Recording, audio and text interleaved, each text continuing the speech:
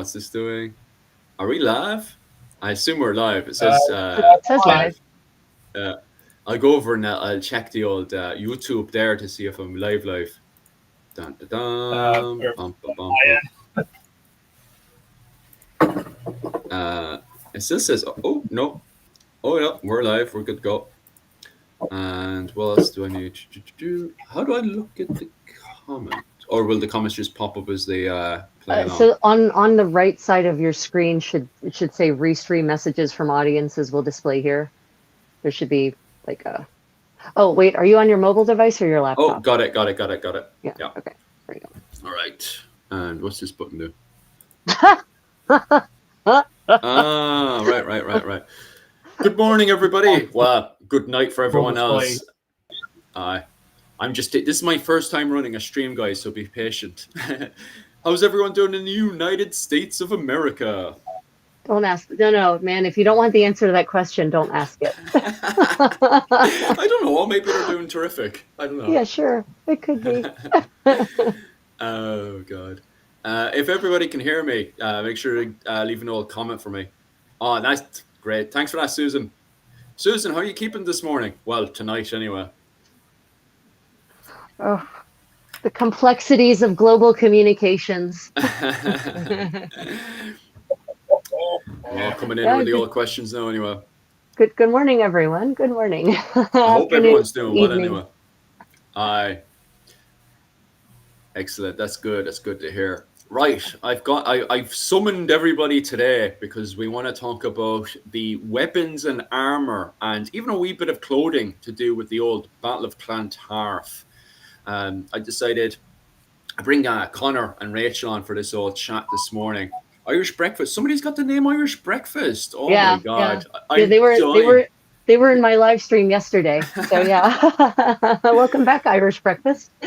My wife is going. You're teasing my wife. I tell you that she'll be there now for the rest of the morning, dying for some rashers and sausage. Yeah, I'm assuming that's not easy to get in Okinawa. Rashers. Yeah. Rashers. It's on the possibility link. It's really the black and white pudding. You know, you're never going to get the black and white pudding over here. No, nor should you. That stuff is garbage. No one should eat that. What? Oh my God! What's socially wrong with you? The greatest thing on the planet, like. Jesus. Black and white pudding is absolutely gorgeous. Actually, you get that? I thought you said blood pudding. What is black and white pudding? Blood pudding. Oh, yuck. Okay, then it's garbage. No one should eat that stuff. No way. What is wrong with you? Have you been to a good medieval event? Yeah, no one in the 15th century is eating blood anymore. They've moved on. No, we're still eating blood, especially us in the Scots. Absolutely gorgeous. I still prefer haggis. Oh, haggis is gorgeous as well. Yeah, haggis is fine. Haggis is tasty. Oh, it's absolutely gorgeous. Haggis is. I remember the first time I had haggis. Actually, what's that, Connor? Hey, nowadays, though, if you bring that to the States, immediately like, ew, it's like, grow a pair. Well, I mean, most people, so people think you're supposed to eat the stomach itself. They don't realize that the stomach is just a cooking vessel, right? So they don't understand that haggis is basically just another kind of sausage, really, if you think about it. Exactly. Because, my mother used to cook haggis, because I used to be part of the cemetery pipes and drums, and every once in a while we did eat it. It's gorgeous. It's fine. It depends on how it's prepared, like any dish, right? There's good, bad, and awful. That's very, very true. What is it you guys couldn't stomach? Is it the haggis or the black and white pudding? So wait, why is it called black and white pudding? What's the white part? Well, I think it's what is the difference? I should know as an Irishman, but what was it called? They don't have white pudding in Britain. They just have it in Ireland. Oh, here comes freaking clans and dynasties. Lurking away as he's busy out. What's the difference between black and white pudding? I'm sure it's down to the blood and the way it's made. 1 second. Black and white pudding. I mean, the white part, I'm struggling to imagine how you get blood to be white without doing weird, very odd chemical things to it. So I probably have a theory of what it might be, but I really hope it ain't. Oh, you naughty boy.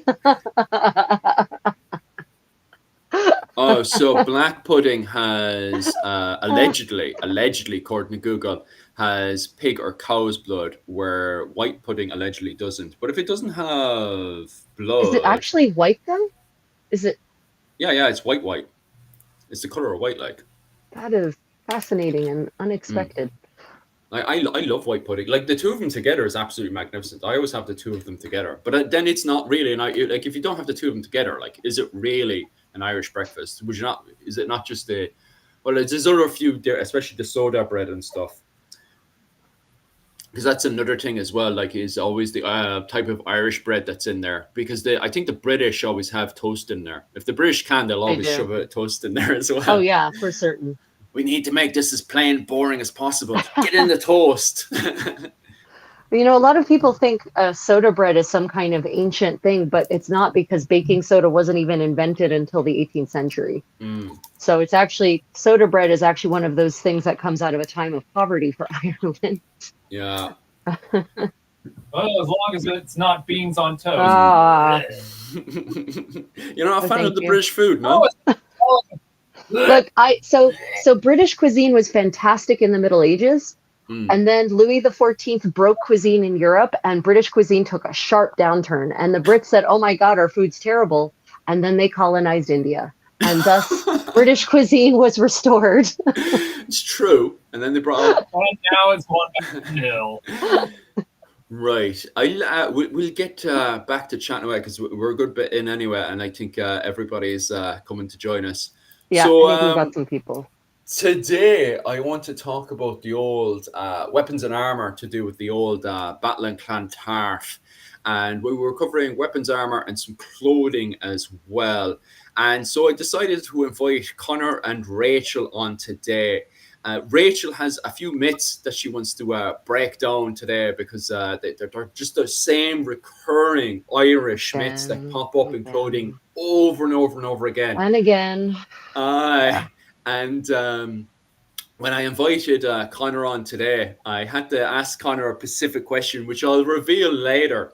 But thankfully, he answered the right question, because no, Rachel won't get a ticket Connor later on in the stream when she has to break an old myth that she's been breaking for a while now. So yeah, that's a good thing. Connor will be on the good side of Rachel for the rest of today. So that's always a good way to start. So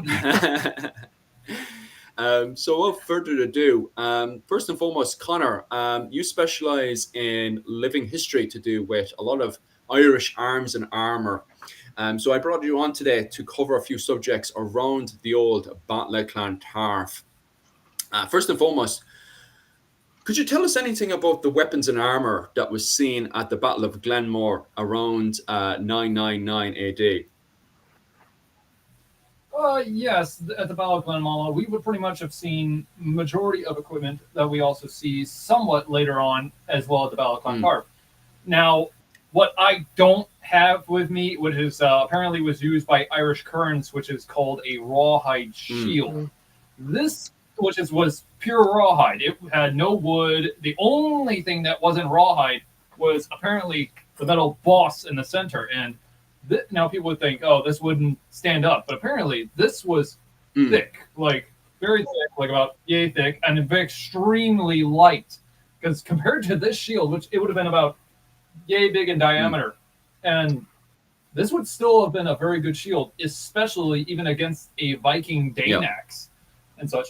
But the one major thing that people don't understand is how good was it at stopping arrows. Apparently, Mike Loads, when he, this is an old, if anybody is watching this right now, here's the thing: Mike Loads had a good old series, which I recommend people when it comes to watching historical documentaries and such about equipment and such. Please watch older ones. Don't watch these modern. I don't know what word I can call for them. Bombastic is the word I would use. It's like some kind of I call it But yeah, my clothes on now, before anyone thinks, oh, it's going medieval. No, it's not going medieval. It's weapons of Britain. And in such, he does show several shields. Apparently, one of them was a full rawhide. And he even tested it against a Dane axe. And it actually did perfectly. But as well, as I said, the only thing that was not made of rawhide was the metal boss and as well the wooden shaft to grip it with. Because most people think, oh, this would have been a strap-on shield. No, it was not a strap-on shield. We don't get that until later centuries and such. And the reason why this would be perfect for an Irish carny is, one, it's light and effective, and it's perfect for cavalry raiding. And as well, it's also perfect for one-on-one fighting. So, shield walls, I'm not 100% sure, since technically it did flex.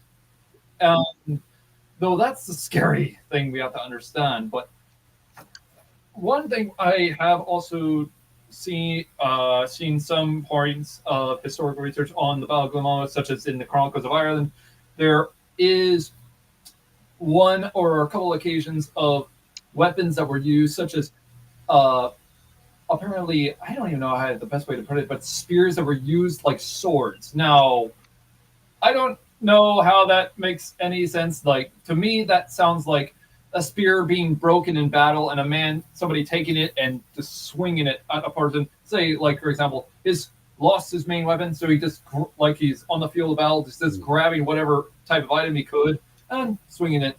I mean, yeah, you could choke up on a spear, but spearheads are limited. I mean, okay, so in ancient, like in the Bronze Age, they actually did have some really long spearheads.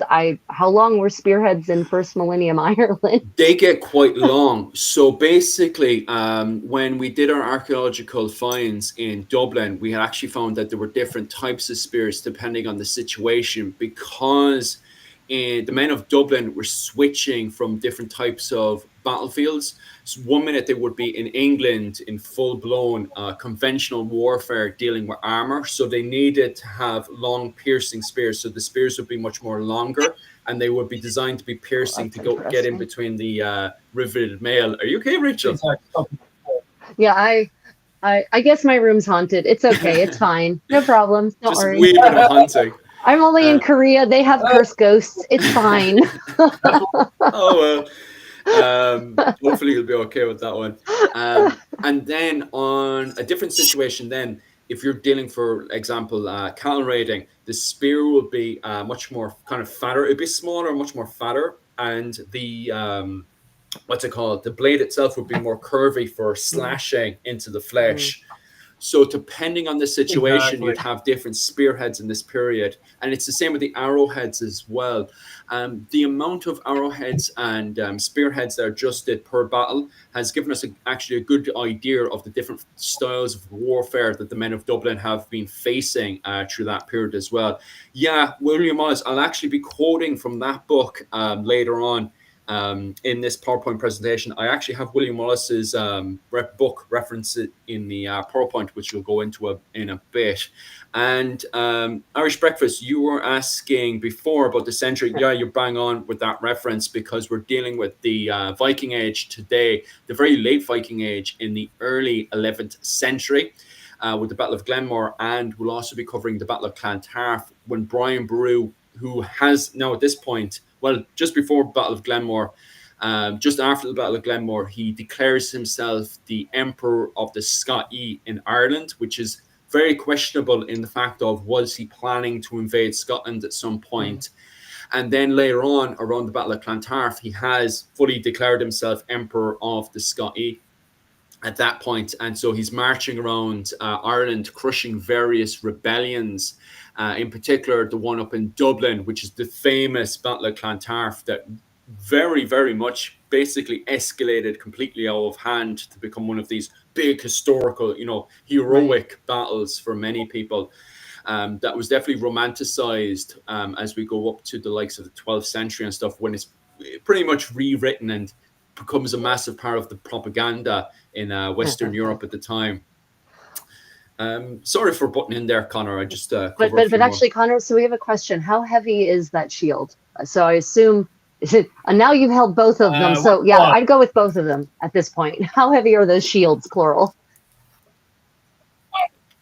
when it comes down to it, this one is slightly heavier. Now, this was one I did myself, and a lot of people will do this themselves when they actually do the research, but they accidentally get the width of the Viking shield sometimes wrong, because these are supposed to be slightly thinner, and this will make them lighter and more effective. This one, though, I made for purpose reenactment when I was a long time ago, and unfortunately, I never got a chance to use it. So, yeah. But this one, though, is a lot heavier. But there would be a lot of times you would account of hearing heavy Viking shield that break into men's jaws. So, which this could pretty much do that. But this is way heavier compared to how this smaller version, which is supposed to be of the size the Irish were known to use, and this one is way lighter, and it makes it all the more perfect. Sadly, though, as I said, I don't have the rawhide shield, because then this would be really lightweight. Yeah. I have some friends in Sweden who made a rawhide shield, and it was light. It was crazy. It was like you lift it and you almost throw it because you actually use too much effort to lift it up. Yeah. Because you're not expecting how light it is. So exactly. I know you give relativity, but like in terms of pounds or kilograms, how heavy would you say each of those shields is? Like, can you actually estimate the actual weight? Let's see. If I had to estimate the actual weight, about, I want to say 6-7 pounds on this one. And with this one, it's about 3 pounds. That should be about right. I'm not a scale here. Right. I wish I had a scale because I could answer that question. It's perfectly fine. No, it's perfectly fine, Connor. Yeah, it's interesting how you pointed out there as well, and just going back into the questions in the comment section as well. So before Christian Ireland happens around 410 to 550. So between 410 and 550 is the Christianization of Ireland. So Ireland is Christianized around 550 with Diarmaid MacCurbal, who kind of ends up completely changing all of Irish society, because Ireland had just suffered from the Gregorian, Justinian, that's the one, the Justinian plague, which came in and ravaged Ireland at the time. Yeah. So Diarmaid MacCurbal had changed society from the old kind of classic kind of Celtic fortification era of those big, massive Celtic forts, and then had divided Ireland into those little Irish ring forts. So everyone got themselves around about 10 to 30 ring forts, small ring forts dotted around the place, and they were each broken into their own little tiny Tuat groups. So it was a massive change for Ireland as well. And he also started to convert over to Christianity from the old Celtic pagan ways. The old Celtic pagan ways would start going into the old folklores and saints and stuff. That's where it starts to get converted into. And Ireland would start getting properly into Christianity from 550 onwards. So by the time we get up to this era, around the 10th and 11th century, with the arrival of the Vikings in, they too have got kind of started to put the old Norse pagans into the whole category of saints and folklore and stuff as well, because you can kind of see icons of Odin being switched over to Saint Olaf. Saint Olaf starts to become a major thing in the likes of Dublin and Waterford and stuff, but you still see the kind of Norse gods still being put into the category of folklore as well, because they're still running around with a raven banner and stuff as well. So you still see those elements of Norse paganism in Ireland as well to this point. So it's still in that kind of funny area where it's still kind of treated as kind of folklore with the fairies and stuff as well. And so technically at this point, it's still Christian Ireland, but it's Christian Ireland with a bit of, folklore flair that you see for a very, very long time afterwards as well. And to be fair, you see that sort of a creative development all across Europe. Wherever Christianity takes hold, they always retain their old folk tales. Yeah. And sort of incorporated into their religious practice. Latin America is famous for that stuff. I mean, Aztec gods completely become saints, and Jesus for goodness sake. So yeah, it's not Ireland's not alone in that practice, and it makes sense. So we've got some good questions here. What was footwear like? Were there different levels of footwear dependent on your role? So which century? I'm assuming you're talking about if you're talking about the subject today, which is the 10th and 11th century. Connor, you've got shoes on there, do you? Yes. Do you have 10th and 11th century shoes, or have you been cheating?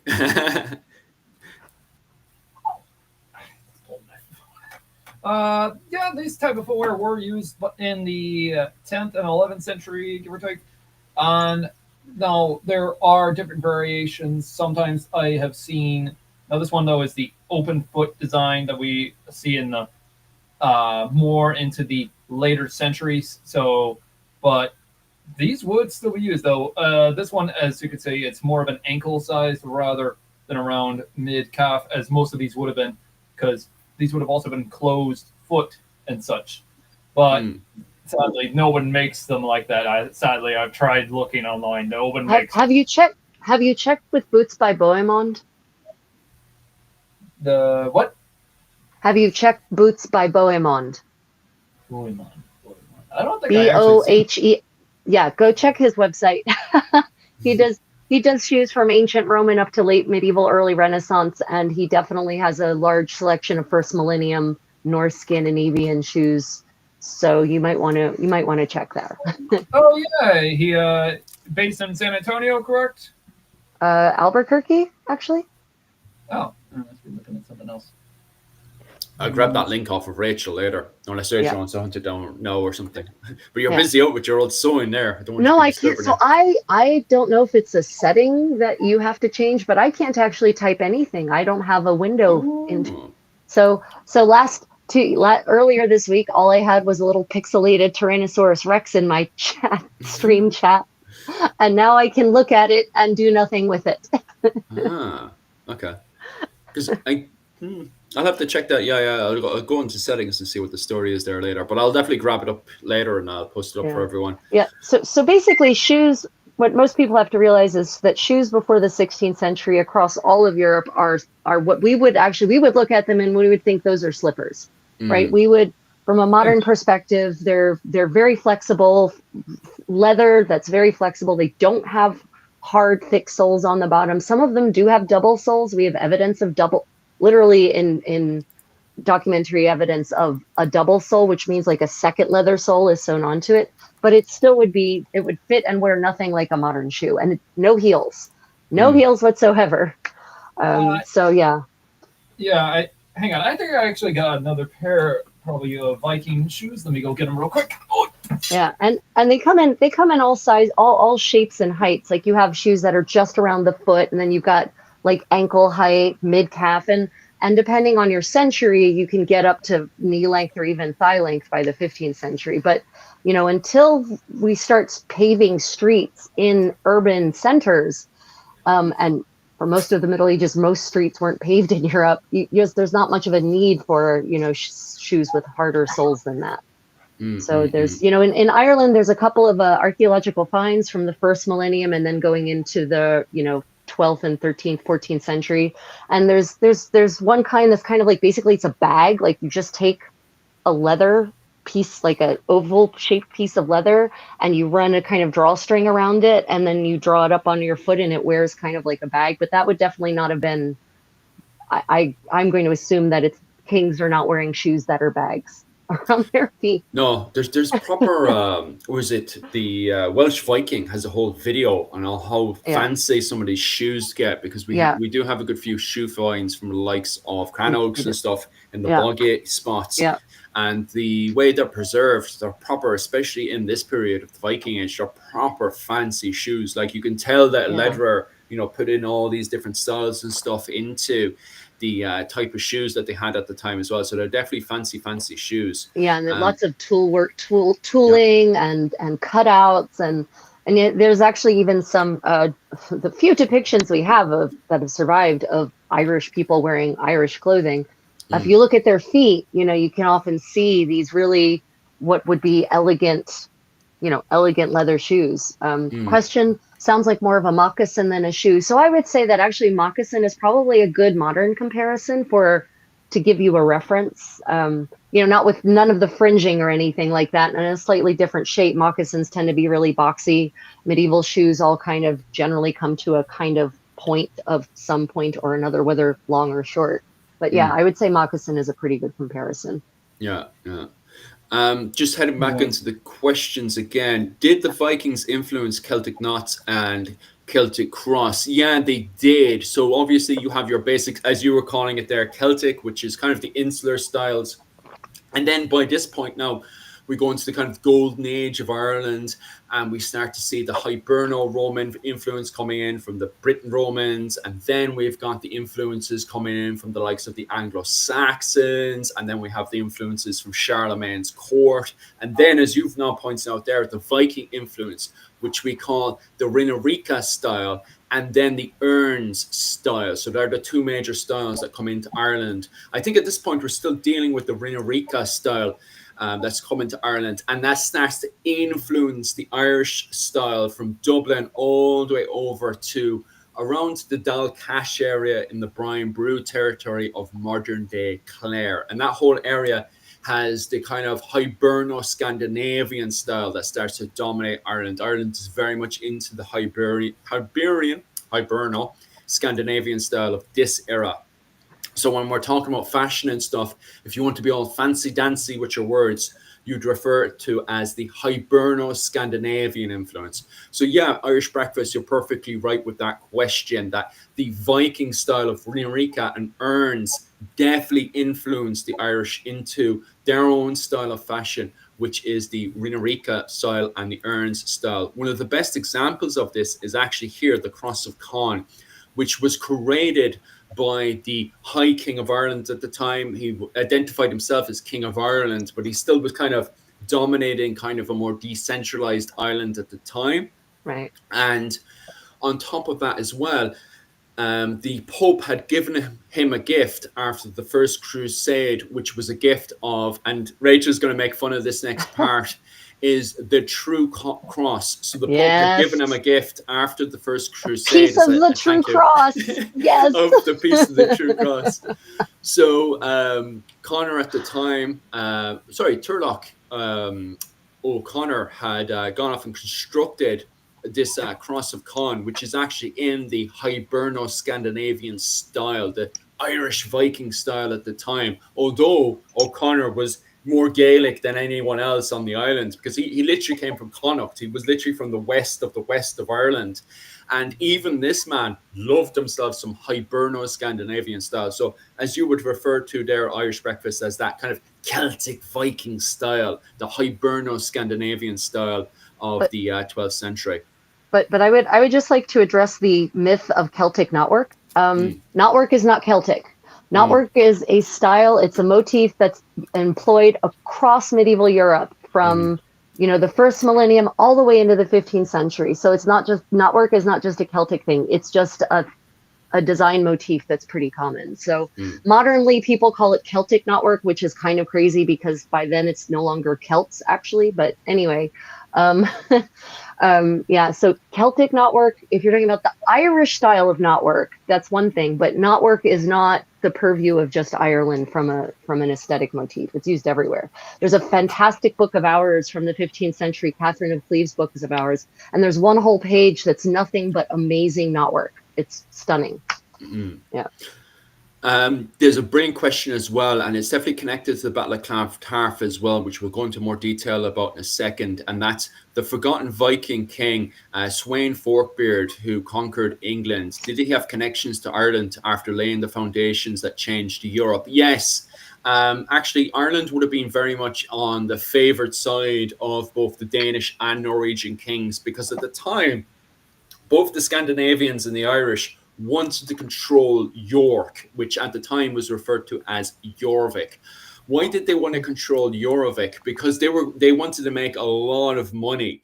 You see, at the time, if they controlled York, they could go through England, because there's a river, and in the middle of all that, you know, the river network that goes through England, there's York. So whoever controlled York controlled that river. So instead of going around Britain, both the southern side of Britain or the north side of Britain, they could just go through it from Denmark or Norway through York and then over from Dublin. And then from Dublin, they could connect themselves then over to Brittany, and then from Brittany into the Mediterranean Sea. So they could bring all that trade around from Constantinople up to Kiev, Kiev up to Scandinavia, and then go through York and then on to Dublin into the Mediterranean Sea and make a lot of money. So pretty much, there would have been a huge influence, and there would have been a massive connection between the two, because there was so much money for everyone to make when it comes down to that massive trade.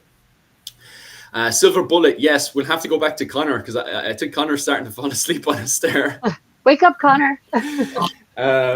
Sorry about that, Connor. We had to go in and do the few questions there as well. So the Battle of Glenmore, you were saying about how the biggest difference in that battle compared to the Battle of Clontarf is the cattle raiders who were gone in there and definitely opened up various opportunities and stuff. Is there anything else you want to elaborate with that, with the cattle raiders?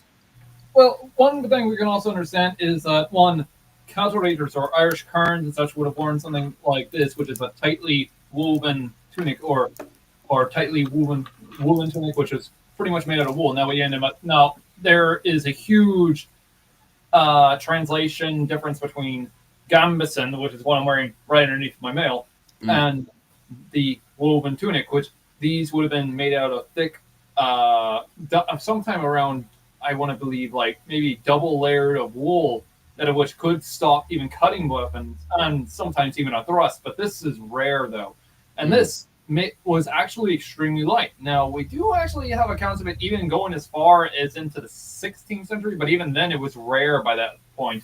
So maybe it was an old family armor that would have been made for the, well, lowliest of warriors, or pretty much those that preferred, hey, I want to be lighter, but I want good armor. Can you give me that? And it's like, sure. And it's like, that's a shirt. And it's like, it's not a shirt, you idiot. It's armor. You want it or not? And immediately be like, fine. And then they'll realize, hey, wait a minute, this is good armor. It just stopped the weapon. Sure, it leaves a bruise on my leg, but it did stop a weapon. But that's the thing, though. But we don't, we kind of only got like very few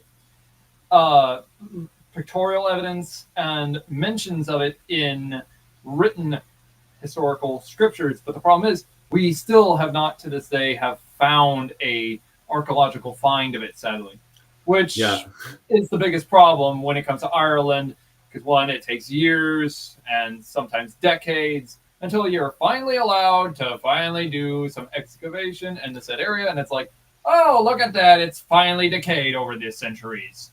Yeah.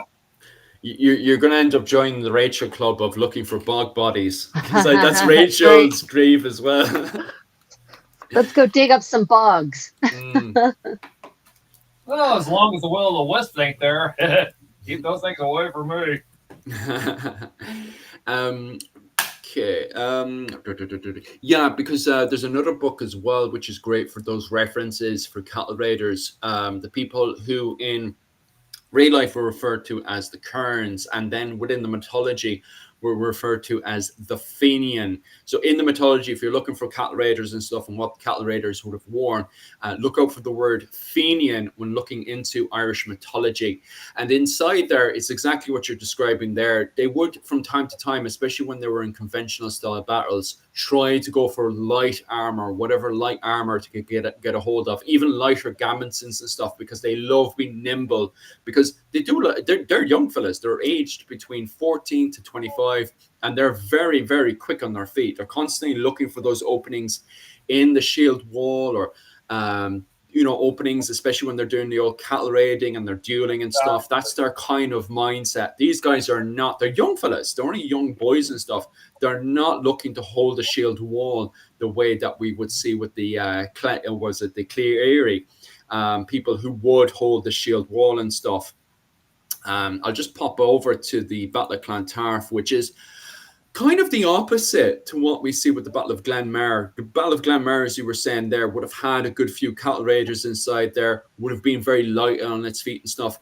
The Battle of Clontarf, as I was saying to Bertie a few months back when we had the old conversation on the anniversary of Battle of Clontarf at the very start of the summer, is that it's the complete opposite. It's very shield wall on shield wall.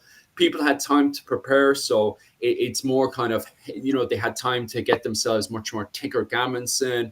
They had time to get themselves the bigger, heavier, riveted mail, not chainmail, guys. As Connor is wearing there, Connor is wearing today, he's wearing his riveted mail. So it's a much more heavier battle. And so therefore people would have been able to hold the shield wall, and you don't see the same opportunities being created the way you see with the Battle of Glenmore. So Battle of Clontarf turns into this horrible grind that goes on for the entire day, where 4,000 men went against 4,000 men, and it just grinds and grinds on and on and on until eventually there's actually an opening in the mercenary side of the wall where the mercenaries that got hired over from the Isles and stuff weaken, and they're able to break through and finally start flanking over from the right side of the battlefield. So actually, I'm going to pause. Can you just briefly explain what the Battle of Clontarf is? Because a lot of my people are not familiar with Irish history. So, why are we talking about this battle? Is a good place to start. What is happening? What has led to it? And what takes place? So the Battle of Clontarf is fought in 1014. And at this point in Irish history, you have a man called Brian Boru. Now, Brian Boru is different from all the other previous leaders. Why is Brian Boru different? Well, the reason why Brian Boru is different is because Brian Boru has a Charlemagne education, which is very important for this Irish leader and the entire administration of how Ireland is ran at the time. Because previously, we had more of decentralized Ireland, which is great for the early medieval period when you're dealing with the likes of war bands and warlords and all that kind of stuff that you see throughout all of Europe. However, as we are entering into the High Middle Ages, we start to see, not fully, but we're starting to see signs of a little bit of centralization starting to happen, especially within Charlemagne's court. I think for Western Europe, not so much in the rest of the world, but in Western Europe, we're starting to see with the rise of Charlemagne, a little bit foundations of those centralizations starting to happen.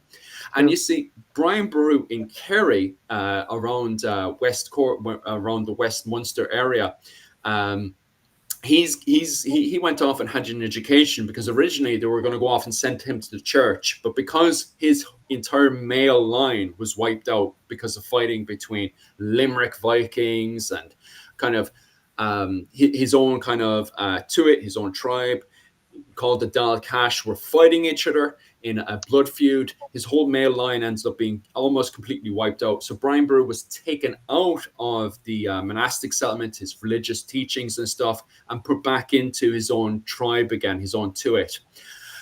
But because he had that Charlemagne education, he understood that foundation of centralization. So eventually, because of all these wars that are happening in Ireland, it creates opportunities for him to start rising up and start becoming what we refer to as High King in Ireland. Basically, the man with the biggest stake, the man with the most war bands, and the man who's, the warlord. But the difference being is that Brian Boru sees himself more as a kind of European Charlemagne emperor rather than a decentralized High King, right? So that's the biggest difference between Brian Boru and all the other leaders previously before him. So although we do have a form of unifications that were happening beforehand, these unifications were very much decentralized because it was more or less like the coming together of all these war bands and warlords and stuff rather than having them kind of centralized all together, right?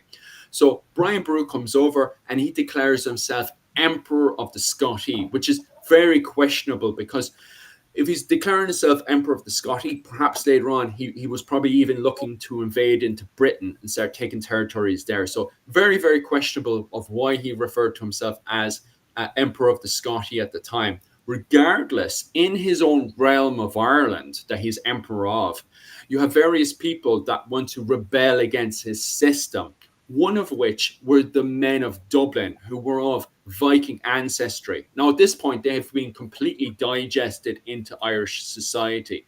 They have Irish wives, all their children are Irish, and they themselves were raised in Irish settlements. Citric Silkenbeard, for example, who is the main kind of Jarl of Dublin, referred to in the sources as Ree of Dublin, King of Dublin, who is subjugated by Brian Boru. He himself grew up in an Irish monastic settlement. So he was pretty much fully a part of Irish society. He was also, his mother was Irish. And on top of that as well, he was actually married to Brian Boru's daughter. So he was more Irish than Norwegian, Scandinavian, okay, at this point. And so he basically didn't like paying all this tax over to Brian Boru, because Brian Boru's centralization meant that you had to pay higher tax. And he wasn't a big fan of paying higher tax compared to decentralization, where then he would have to just pay a very small amount of tribute over. So Citric Silkenbeard, he didn't like the new system of centralization. So he wanted to rebel against this. And so with that rebellion, he linked up with other Irish nobles that didn't like the system as well, with the men of Leinster and stuff. And so they themselves also rebelled against Brian Boru. And so this rebellion would end up leading to the big Battle of Clontarf, where you had the men of Leinster, the men of Dublin on one side with their mercenaries. On the other side, you had the men of Ireland, basically the big massive force, this centralized force of men that had been raised up and had marched over to Dublin. And just on the north side of the Dublin walls, the men had marched out of there, and there was also mercenaries coming in for the Isles and stuff in various other areas of the Viking world that had landed up around Clontarf area. And so this became the main meeting point for this big, massive battle that we see here on the map here. You can see that on the very kind of south side, kind of the middle part of that map there, we have Dublin, and just north of that there, you can see two formations of lines, and those two formations of lines are the men of Ireland, led by Brian Boru, and the rebels of Ireland with their mercenaries all lining up there to fight each other. Is there anything else you want to add on to that, Connor? Quick. Now, I'm probably gonna. I think I got this right, but I'm probably gonna get this one wrong. If I remember correctly, his son-in-law was originally his stepson because he married his son-in-law's mother at one point. If I remember correctly. Yeah, it was very, very mixed at that point. Like, these were not the early raids of around 793 to around 836. Like, if you want Viking raiders versus Gaelic, Celtic people, then you're looking for the very early raids of around 793 to around 836. That's where we get these kind of romantic kind of raids of kind of warband against warband. So if you're into that kind of stuff, I would definitely say look into the era between 793 to 836. That's where you get that kind of romantic Irish versus Viking fighting and stuff, you know, fighting just outside the walls of monastic settlements and stuff. Philip, I'm sorry. I'm going to pause you. Could you please ban or block whoever Terry Fino is? He needs to go. He needs to be booted. Yeah, just give us a second there. Yeah, unfortunately, I can't boot anyone. I can't do anything. All I can do is watch in frustration as brigands and miscreants misbehave in the chat and engage in rude behavior. So there, we got that one anyway. So anyway, what was I saying? Oh, how are you keeping doing? So anyone who rocked up there, good morning and good afternoon, depending what time zone you're on at the time. And we got other few troublemakers in there as well, so we'll get rid of them. So Connor, I have a kind of like a fashion historian question for you. Actually, when I'm studying history of anything, clothing, material culture, I'm always interested in the different sources that are available. So what is the documentary, what is the archaeological evidence, the documentary evidence, the iconographic evidence that we have for the armor? And specifically, I'm particularly interested in the soft bits of armor. So, the soft parts of your kit. So what do we have then from this era? We're talking epics that talk about the kinds of things people were wearing, or are there actual, God forbid, inventories that have survived? What kind of sources do you have?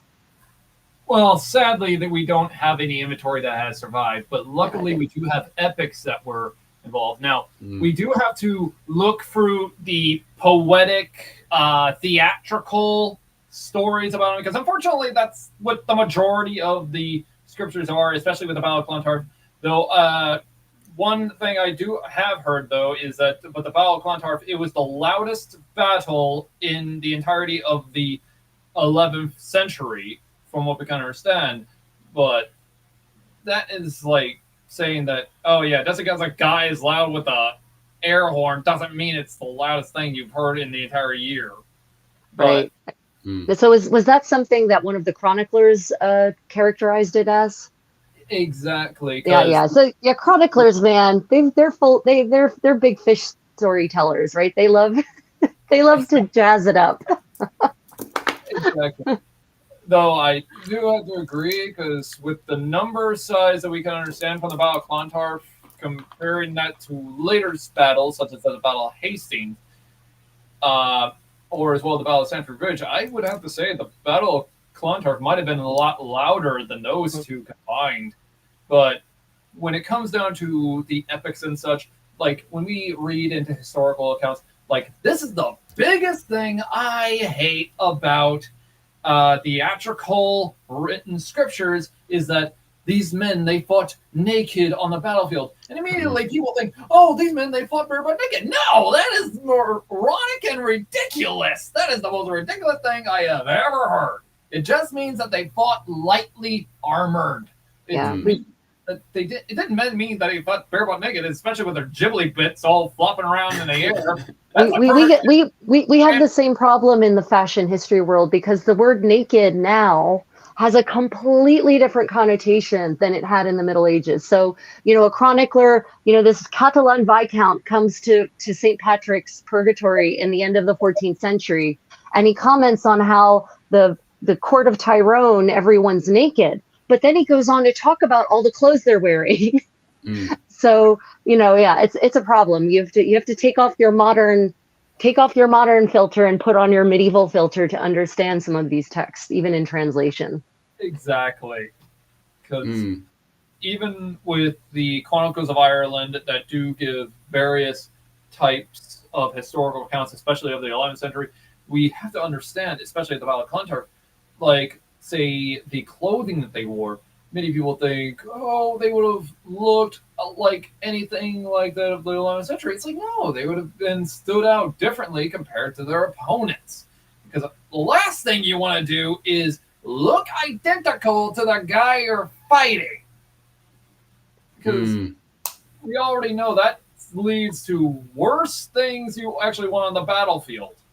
Because, like, for example, here in the States, with the first Battle of Bull Run, for example, in the during the American Civil War, both sides were wearing the same colors, and unfortunately, Semele actually had the same type of flags, almost, because there was the Confederate national flag and there's the Union American flag, and they looked identical on the field of battle. And what's made things worse, smoke and all that made things worse. And the uniforms on both sides, they were black, gray, blue, green, and it's like, you do realize that all your colors look the same, right? How are you not supposed to accidentally misfire on your own guys? And that's the thing. Which they did fix that later on, but it's like, y'all do realize friendly fire was in the mix, right? And that's the thing. Even, I believe it was even during a medieval battle, I can't remember because this is during the War of the Roses, we hear accounts of this. I think of the Battle of Towton. Yeah, I was going to say, you're talking about the Battle of Towton. You've got to be talking about the Battle of Towton. Because they mistook a star with a sun, I believe it was. Yeah. Well, I mean, the Battle of Towton, it snowed. So, shit. Because apparently, from a distance, they mistook a star for a sun, or maybe it was a sun for a star, which was the enemy, and they ended up killing their own allies. So, yeah, the sons of York. Yeah. Problems. Yeah, you can also see that even with the Irish. The Irish wanted to stand out, and one of the biggest things that stands out is the belts that they are wearing, because they're wearing the belts, and this also shows who's friend from foe on the battlefield as well. Because one, it's like, hey, I'm a friend, don't kill me. But how? So when wearing even a nasal helm like you're wearing, I mean, in your thick of battle, you've got sweat running into your face. There's probably dirt on your face at this point. There might be blood spatters in your eyes and around your face at this point as well. How likely is it that you could actually recognize one of those belts? Because I mean, we're not talking belt, right? We're talking belt. So Exactly. how actually useful is that for determining friend from foe in the thick of battle? I guess is my pragmatic question. Well, honestly, that's it's very hard to answer that one, because yes and no, but luckily, as long as you're immediately go back to your own side. Now, there are accounts that even stated that the belts were double woven over. In other words, like the belt I have right now, it's double woven, so that way I can cover it up just in case. Say, for example, if it gets muddied and such, only one side, the outer side, can get muddied. Now, though, there is also the case with a shield. Now, people think, oh, yeah, the coat of arms and such, it was put on later medieval shields like we see during the Crusades and such. No, that's like saying that these people had no form of showing off their family house. It's like they want to show it off. They want to be like, hey, my family was at this battle. Look at my shield. That's another way. But as well, other accounts are also say the design of their helmets as well as another example, because the helmet I'm wearing is what we see from the Isle of Lewis chessman set, which would have been used at this time as well. The thing is, this would have been used by the people of Ulster and sometimes even the people of Dublin. Now, this is a very little iffy on that one, though. But we do have accounts of men of Ulster wearing such helmets, as apparently it was stated that they dressed with a pin helmet with cheeks that were made of metal. So interpret that to this, it pretty much looks identical to what it sounds like. Yeah, it's I think, and I really appreciate you like giving little quote citations like that, because I think especially people who don't study material culture, historical material culture, they don't understand how sketchy some of these sources can be, how difficult it can often be to align a description with an actual piece. So they describe this helmet. Well, what does that actually mean? Then sometimes you're lucky enough to have a description and an extant piece, and then you can see what they mean, right? So, yeah, I also think a lot of people misinterpret history in general as something that's set in stone, and they don't understand that new sources are constantly coming to light to either add nuance to what we already understand or change what we understand entirely. So, yeah, that's very, very true. And Connor, just to dig deeper as well, with people poking and prodding with the whole uniform on the battlefield side of things as well. You also said as well, Will, you were kind of indicating last time that it definitely gets worse as well, especially leading up to the 15th century, where we do actually have examples that you've used before as well with the Gallo Glass mercenary companies, where the likes of the McSweeney's would get mixed up with another McSweeney company and end up chopping each other up. Because by the time we get up to the 15th century and stuff, I don't think the Irish are using heater shields anymore, any form of shields and stuff. They're more or less onto the whole thing of pole arms and pikes and stuff and spears, rather than having that heater shield up for front. So it seems that they're chopping each other up more and more. And you actually used sources last time to highlight the fact that the McSweeney's are getting mixed up with each other and chopping each other up. if I remember correctly. Exactly, because unfortunately, when it comes down to it, you could accidentally mistaken your own friend to a foe just by accident, and unfortunately, especially this is very, very like rare chance this ever happens. Is if you lose your shield, which one is the last thing you want to do, or worse, it breaks. Your best option is to, hey, I lost my shield got broken. I'm gonna get behind the rest of the ranks to get another one. Or as we see with some accounts, some would actually switch to using two-handed type weapons, like such as, well, what we can understand with Brian Boru's son, Murchad, who drew two swords. Now this is an axe, so better put that down compared to how it would have been. I don't even know what I did with the. But fair enough, anyway. Like the idea that to replace his shield at the time, he used the second sword to kind of parry and use that kind of martial art. He said, because we were actually talking about this just before we went live today, and also a few months back as well. We were talking about the same thing where Murchad seems to have a high stand. No, he gets killed on the beach, by the way. When he does this, he chases after the Vikings who are fleeing onto the beach, the men from the Isles and stuff. And there he is actually killed while chasing after them, trying to hack them up and stuff. And we just found it was very, very interesting that he pulls a secondary weapon out. And it seems like he's using it, especially if you look at later on in the 15th century, where there seems to be a martial art in that era. Now, that's another 500 years away from the Battle of Clontarf. But we do see buckles at this period as well, which also seem to indicate the fact that the Irish do seem to have some form of a martial art that consists of blocking, parrying that, and then using a sword or spear then to attack and kill. So there definitely does seem to be indications from that of a martial art there. Exactly. Because we also get accounts of this with 300 years after the Battle of Clontarf with James Douglas, who had reportedly used sword and axe, or even elongated knife and axe and sword and such. He used various styles of two-handed weapons, and by that point in time, he was using a heater shield for protection. At that point, when he ended up drawing his sword and his axe, or even a secondary sword, which was apparently shorter, because in multiple accounts, the sword would have the secondary sword would have been about yay long, which in such is way shorter compared to my main sword. Ah, yeah, that makes sense. That one, my left hand is lighter, and doing so, it's a lot more quicker. I'm a lot faster with it. But that's about it, because in doing so, it's because if somebody gets the idea, it's like sees me on the battlefield fighting with like this, they're like, hey, that guy actually is completely open. Let me just put a couple arrows in him.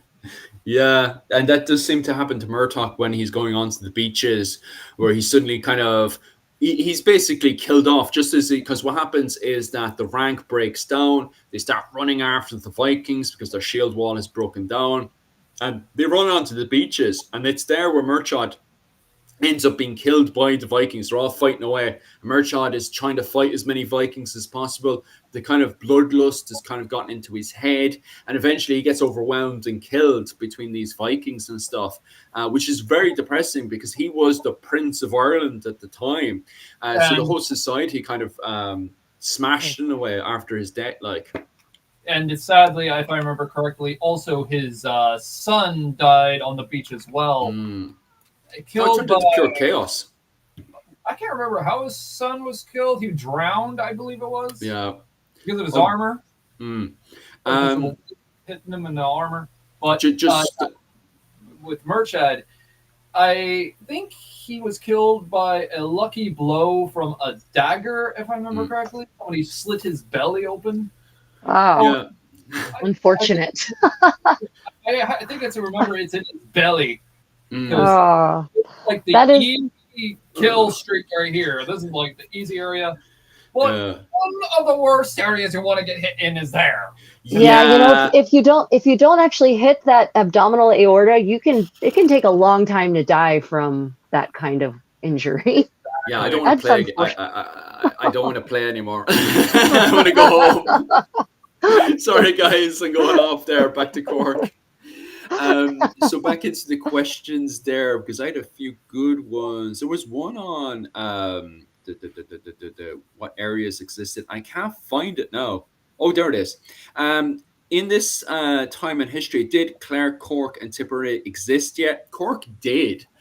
So at this point, Cork fully exists. It was originally St. Finbarr's monastic settlement, and then they were continuously attacked by the men of Cashel, which is Tipperary. So Tipperary at the time is referred to as Cashel, and at the time they were attacking St. Finbarr's monastic settlement, and so they invited Viking mercenaries in, and the Viking mercenaries built a stone fortification, allegedly called a cashel, which becomes the word castle in Irish.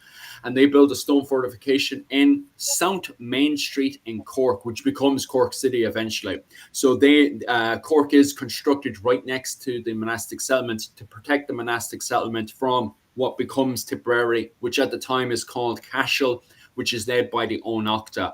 Now, Clare at the time is Dalcash territory, which is Brian Boru's territory. So eventually Brian Boru ends up, Brian Boru is allied to the men of Cork, the Viking mercenaries of Cork. This is how mixed it is. It's not a case of Viking versus Gaelic Irish. It's very mixed at this point. You can see everyone marrying each other, hiring mercenaries on both sides. It's very, very mixed. Like even the idea that Cork was built because Irish Christians needed to protect themselves from other Irish Christians goes against this whole idea of Vikings coming in and Viking pagans attacking Christians. Like in Cork, where I'm from, completely out of the norm, like, to be quite honest with you, because in the rest of Ireland at that time, Vikings were attacking monastic settlements to make as much money as possible. That's not the case where I'm from in Cork. Cork hires Vikings to protect them from other Irish Christians who are trying to burn and attack them.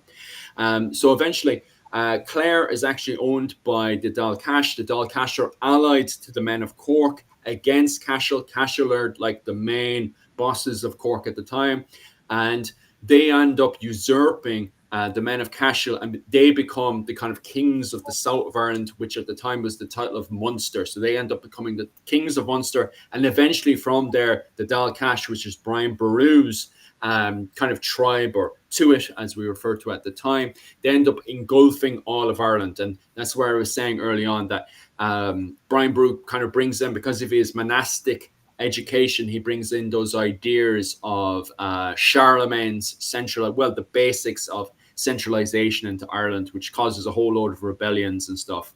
Right. Just popping back into the comments. Oh, do you want to say anything, Connor? Oh, well, another thing I had to put out here is that when people immediately think, oh yeah, when it comes to the Irish, they only had these type of weapons. They didn't have any weapons identical to the Vikings and such. I'm like, what are you talking about? They actually tried. In fact, Brian Boru copied from facing the Hiberno-Norse and even other Viking raiders, and said, hey, you know what? In order to face these guys, why don't we actually take their equipment and use it on ourselves, and then use it against the enemy? And sure enough, they kind of did use them like this. Now, immediately people think, what the hell is this thing? Well, this is an everyday utility axe. Yeah. Now, it may just be used for cutting down trees, felling logs and such, but this can do a lot worse to a man. And the way this one is it's way smaller compared to the Viking style Danax. Now, both in size of the blade and as well shaft. Now, the shaft will depend on the user. Sometimes they want it as the length of the Danax. Sometimes they just want it just regular like this. Because one, that means that it's actually a lot more easy to maneuver. And in doing so, because of its shaft length, I can easily jab at somebody. Like, say, for example, I'm in a shield wall formation. I lost my shield. I grab an axe, and I'm helping the guy right next to me. like the shield wall formation is bashed together, and what I can do is bash over to head like that. Just imagine how horrifying that would be for the guy on the other end, because he's going to get right in the eye, or right in the jugular, which that will be a lot worse, because then he's going to pretty much be like. Yeah, I think people often underestimate the impact of blunt force trauma. Yeah, I fully agree with that one as well. Especially when you are that like as we'll go through the PowerPoint as well. I'll definitely cover more detail into that one, because I actually have pictures of the arming cap that goes under the helmet that Connor has on today, and it actually prevents a lot of that blunt trauma going into the head and stuff, because when you're dealing with armor and stuff, once that riveted mail goes on in the armor and stuff, you have to kind of switch from stuff that either pierces the armor or something that causes blunt trauma, and that's where you start putting on that padding onto under the armor itself. But I'll go into more detail about that in a bit. Just popping back into the questions and stuff in there, guys. If I end up skipping over your questions, I just apologize for that one. I'm just trying to pick in the ones we can cover while still trying to get back into the PowerPoint presentation as well. There was a brilliant conversation there on the Nail and how involved they were at the time. The Nail at the time in this period, there's two main factions, which is the Kennel Owen, which are based way up in the north of Ireland, who support Citric Silkenbeard, the Kennel Owen do, because the Kennel Owen were looking to usurp Brian Boru and put themselves back into the kingship as well, which I do believe Citric Silkenbeard was not pushing to become King of Ireland himself. I do believe he was supporting the Kennel Owen and wanted the Kennel Owen to become Kings of Ireland again. The reason for that is because the Kennel Owen up in the very north of Ireland supported decentralization. And if Ireland became decentralized again, that means Dublin would have to pay a very low tax. So I do believe the men of Dublin were supporting the men of the Nail at the very north of Ireland, which are called the Kennel Owen. So the Kennel Owen were looking to be pushing to become High Kings of Ireland again, and with that bring in decentralization back into the island of Ireland once again, from my opinion and my interpretation of the literature, compared to Brian Boru, who, as I was saying earlier, wanted to bring in more of that Charlemagne kind of foundation of centralization, but not the centralization we have today. On the other side of things, we also have another branch of the Nail, another very powerful branch, which are the men of Meath, which are in the centre of Ireland. And they were kind of playing the fence here, because Mael Shocknall II, who was the previous High King of Ireland at the time, he was, let's be honest here, he was playing the Game of Thrones because perhaps maybe he was looking to take his title back, but he had been subjugated by Brian Boru, and he wasn't really in the strongest position to suddenly usurp Brian Boru once again. However, it is interesting that once Brian Boru has passed away, Mael Shocknall II is so quick to take that high kingship again and to start kind of playing the politics that is in Ireland at the time. So that's quite interesting. And obviously you guys were debating, did Mael Shocknall rock up for the battle? And as you guys have pointed out, different sources say different stuff, because in the initial battle that morning, Mael Shocknall II, who was King of Meath at the time, the Meath branch of the Nail, he was not there that morning. So we have various rumors to say, hey, look, he trickled in later on. Once that fence had become clear that Brian Boru was winning that battle, he allegedly started trickle in, or he came in, or some people said he didn't even rock up at all. So you guys are perfectly right by saying we have different sources saying different stuff, because in my opinion, and I say my opinion now, he was definitely playing the fence. That's very Lord Stanley of him. Like that's such a War of the Roses move. Oh, big time. You know, that's the point we're at, where we're playing that sort of politics where people are jumping on the fence like, I'm not sure, I might be busy that day, have to do the attic, the wife wants me to clear out the attic. You know, that's the kind of politics we're playing at this point. Jesus. So we actually had a good comment that it can be hard to know how people operated their gear, because weapons and gear would have been used like another body part. Shields would have been used as weapons. Police use them offensively. So yeah, I know that. I know my friends who do, various centuries of medieval combat. When they're allowed to, they have shields, they will definitely use them as offensive weapons. Do we actually have evidence of, is there any kind of solid evidence in any direction about how people in this battle were using their weapons in unobvious ways? I mean, obviously an axe has an obvious use, but it could also have an inobvious use. So, is there evidence, or is this all kind of conjecture based on practical considerations of what the human body can do and what this object can do? Well, when we actually take a look at historical evidence as well, especially any type of bones that we have uncovered, not just in Ireland, but as well in England and such, that date back to the time of the 11th and even to the 10th century, there are finds of even damaged parts of the bone, especially to the skull, neck, and such. And we also have accounts even from Viking sagas that actually write on how the shields were used. There are accounts that actually should point out that the shields were even used to bash into one's face. Right. As well, even some accounts, like, say, for example, I draw my sword like such, and I hold it like such. Now people think, oh, you're going to use your sword like this. No, what I am going to do is immediately come up like that. Right. Now, pretty much to trick my opponent. But another account also shows of even a man who lost his sword on the battlefield. He will use his shield not just as a form of defense, but even as a form of offense. Kind of like a Viking or Irish version of Captain America, if you would. Right. But other accounts also, but this is actually one major thing I actually have looked up, is that in the form of the shield wall, like when the shields are so close together, like they're like this, and you can't lift your arm up to do this, what you got to do is use the pommel of your sword and bash into the man's skull. In fact, this will really wreck someone's day. Like, think of getting hit. It'll wreck someone's day. Pretty much, it's kind of like getting hit with in the face. Like, I don't know if anyone's anybody who's y'all that are watching right now, if y'all have ever played baseball before and you got hit in the head by accident with a foul ball or whatever, like it just right into your face, like makes a beeline right for you. That, but twice as much more powerful, because this downward bashing is very gruesome, and even worse, it will wreak havoc to your head, because one, it's causing trauma to your brain. Your brain's rattling around in there like, well, not the best of days.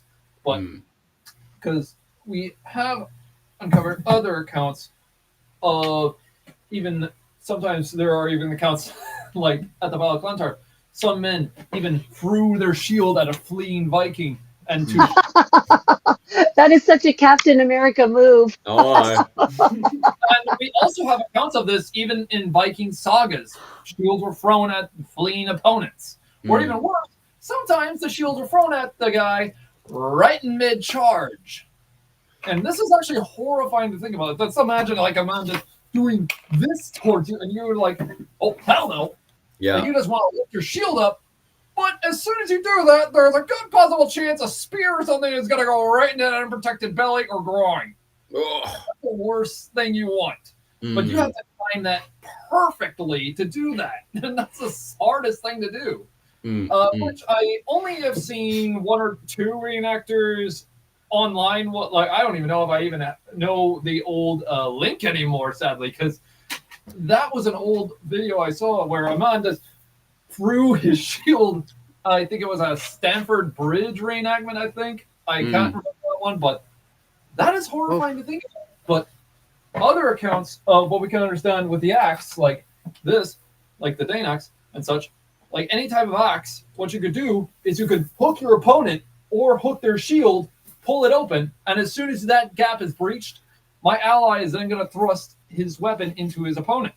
Now, because like, oh, the Dane axe, it's meant to do this. It's like over the shield wall. It's like, how are you supposed to do that when there's a shield wall that's pressing your guy perfectly against a shield wall? Because literally, I can't do that with a shield.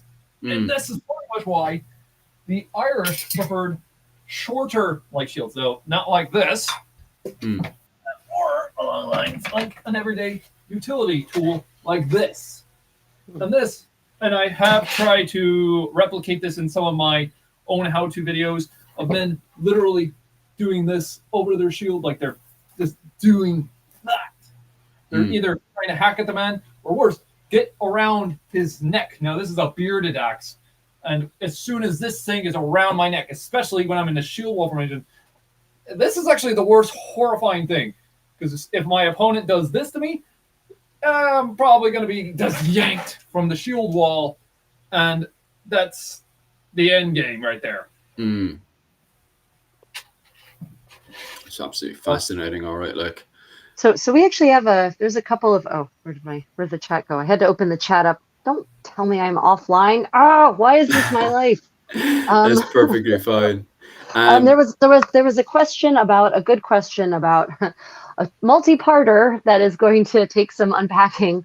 One was, did the Irish have an Irish identity at this point? And let's start with that.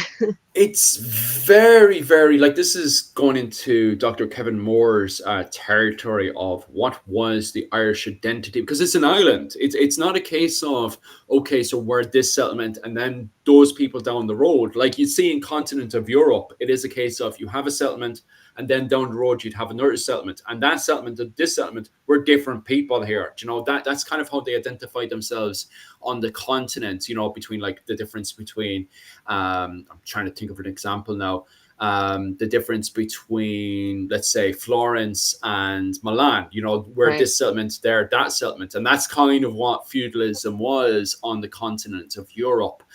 The island of Ireland can be quite difficult because they recognize themselves as an island people. And I don't think modern people in Ireland, especially when people start talking about their ethnic groups and stuff, they don't understand what the Irish are trying to convey when they're trying to trying to say that not only are they an island people, so they identify, and you've got other island people identifying them as an island people. So they're from that island of Ireland, we're from this island of Iceland. You actually have references like that in the Icelandic sagas, where it's like, well, I'm from Iceland and they're from Ireland.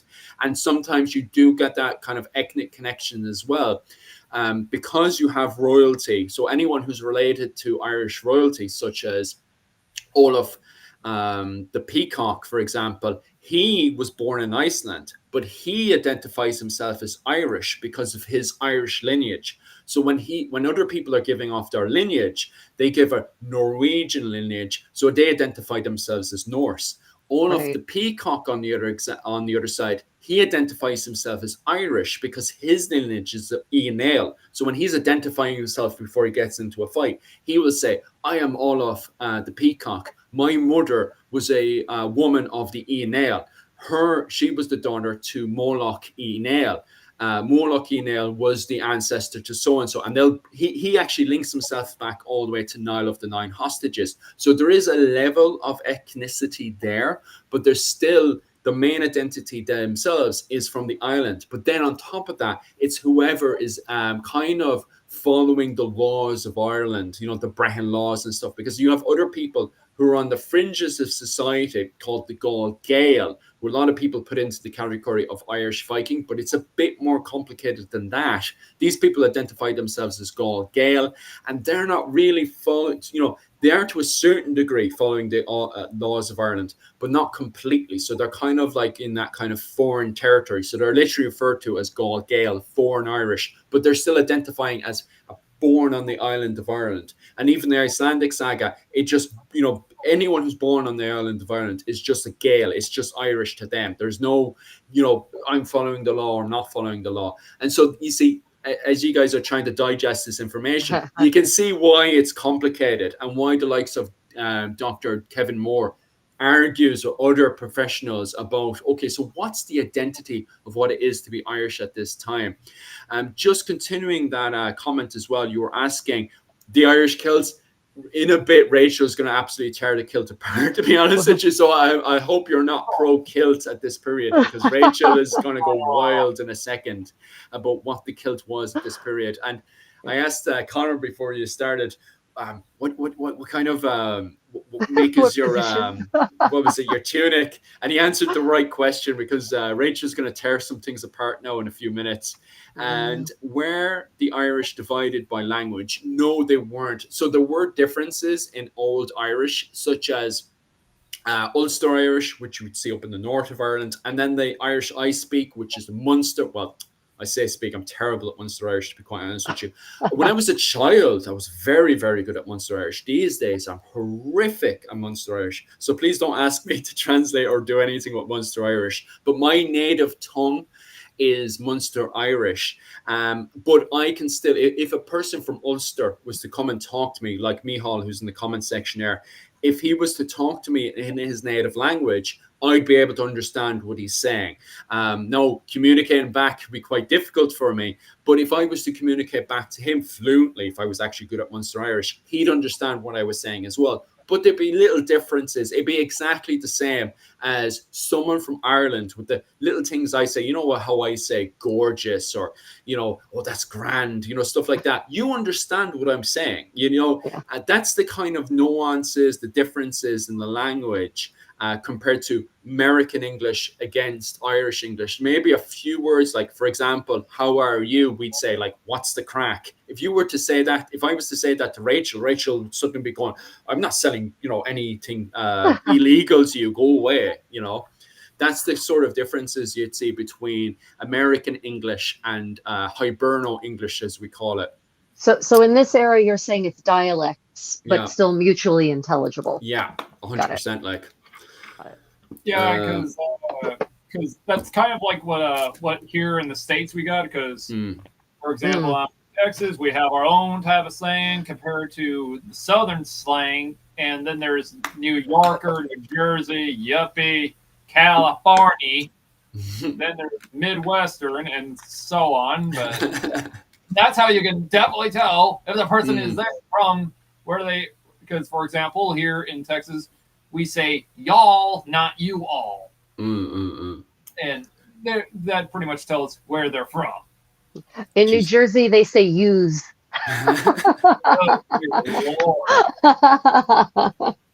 Okay. Moving on. I'm well outnumbered in the comment section, because I suddenly had a whole load of men of Ullid, the Ulster men, suddenly popping up in the comment section when I was talking about Irish. I recognize all you guys. How many Irish Americans do we have in the comment section as well? If you're Irish American, definitely leave a comment. And what's your interpretation of the Irish language as well, if you're Irish American? I definitely want to know that one. What else is there? I'll actually jump into the PowerPoint there, just so we're slightly pushing through, and I'll get back into the comments there in a second, because I want to slowly but surely make our way through. Yeah, and definitely, Irish breakfast, we will get to the topic of Irish clothing and the kilt. Promise. Oh yeah, 100%. I just want to, just before I get any further still, the little presentation I have up of these three pictures, in my interpretation, this is, and Connor and Rachel are more than welcome to go against me, but this is kind of my idea of what they were wearing at the Battle of Clontarf, starting with the man on the left, who basically has a really bad budget. He has barely any. Yeah. He's when it came down, the Battle of Clontarf was announced. He decided to spend most of his money, his cattle tribute. Maybe he was on the bad side of the cattle tribute being handed out and stuff. But basically, he's got himself a spear and he's got himself a shield, but he wasn't able to get himself a helmet or a gammonsin, or at least a gammonsin armor or riveted mail. So the man on the left gives you an idea of if somebody was in a very bad situation, basically, sorry. Oh, God. He's regretting his life choices at this point. He basically traded. His mom, I guaranteed his mom probably made himself some gammonsin armor. Don't you worry, pet, I'll make you some gammonsin armor. His mother probably made him some gammonsin armor. And he decided he'd trade that now for some alcohol, So if he's in a situation where he decided to be a good idea to trade his gammonsin armor, which is the padded armor you can see in the middle, this is the situation we'll be at, where he just have his little spear and his shield, leaving him completely because what's going to happen now is that he's rocked up for the Battle of Clontarf. people have gone spear and shield wall on spear on shield wall, clashed together. And I don't think he'll be lasting the full day, to be quite honest with you. But the man on the left gives you a good idea of what you would have been wearing if you had no armor whatsoever. You basically traded whatever light armor and stuff you had. Now, the man in the middle is wearing a Gammonson armor, which I'll go into more details in a bit. His main body armor there is made of Gammonson. It's a whole load of padded wool, kind of all put together, pretty strong, pretty thick. And then under that, so you can clearly see he's got his nasal helmet on. And then finally, he's got his capped, what was it? His cap, his armoring cap, as we call it, which is also padded armor. So it's more wool padded armor. Which is basically used, you can see Connor has it as well, but it's used for kind of that blunt trauma. When any weapons you have there that cause blunt trauma, especially the Dane axe is their biggest fear. So if he was to be smacked by a big Dane axe, big massive Dane axe, his padded armor would be able to basically take all that kind of blunt trauma. And then finally, the very last man we can see here, he's got himself a big, massive Dane axe. He's got his sword. So we know he's got plenty of money. The moment you start seeing swords, wealth starts coming into your mind. He also has his shield. Obviously, the most important bit there is riveted mail. So he does not have chainmail. He does not have buttered mail. He's done exactly the same type of mail Connor has here, which is riveted mail.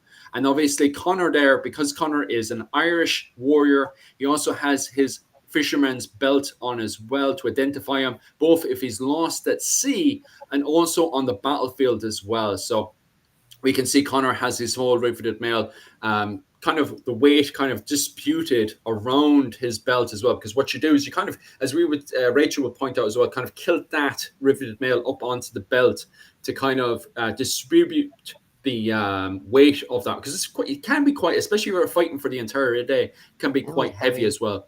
Exactly, because the mail, like people think, oh, mail, it weighs like about 100 something pounds. It's like, no, that's ridiculous. The mail is just a heavy shirt. That's all it is. And that's the thing, because I have actually ran under this problem before when it comes to ordering mail, and unfortunately many people, like any of y'all that are watching this part and such and are trying to figure out how do you measure and such and all that, here's the thing. When it comes to mail, don't view it like a t-shirt you throw in the wash and are worried that it's going to shrink. Just do your measurements as well. If you want to do it over a Gamazon, be my guest, but for the love of almighty, don't get a size too big, otherwise you'll regret it. And unfortunately, I originally did that with my older male shirt, which is different compared to this model. This one is the correct size. But the guy you got in the middle, very correct for like the Hiberno Norse, especially with I was going to say he looks very Norse to me. Like that's that captain kind of thing that the Norse imported from the East. Yeah, it's jerkin, as it's also called, or as it's also called, especially to a lot of people, fans that are fans of Kingdom Come Deliverance know it best as a kaftan. Yeah, can easily be worn like such. Wait, why is this thing making an appearance in Kingdom Come Deliverance? That is like 500 years too early for Kingdom Come Deliverance. Oh my god. I can't wait to play this game and tear it apart. Oh yeah, we're doing that this week as well, aren't we? We are, on the 11th. On the 11th, we're playing Kingdom. I think it's the 11th anyway. Sometime this week anyway. We're playing. Myself and Rachel are going to try to organize a game of Kingdom Come. I know it'll pop up on Rachel's channel, no problem. I don't know if it'll pop up on my YouTube, but we'll try something anyway. Jesus. Yeah, we can also see by the guy on the right, we can definitely tell, yep, that guy is definitely a Viking or a Hiberno Norse and such, especially by the helmet he's wearing. One being the optical helmet.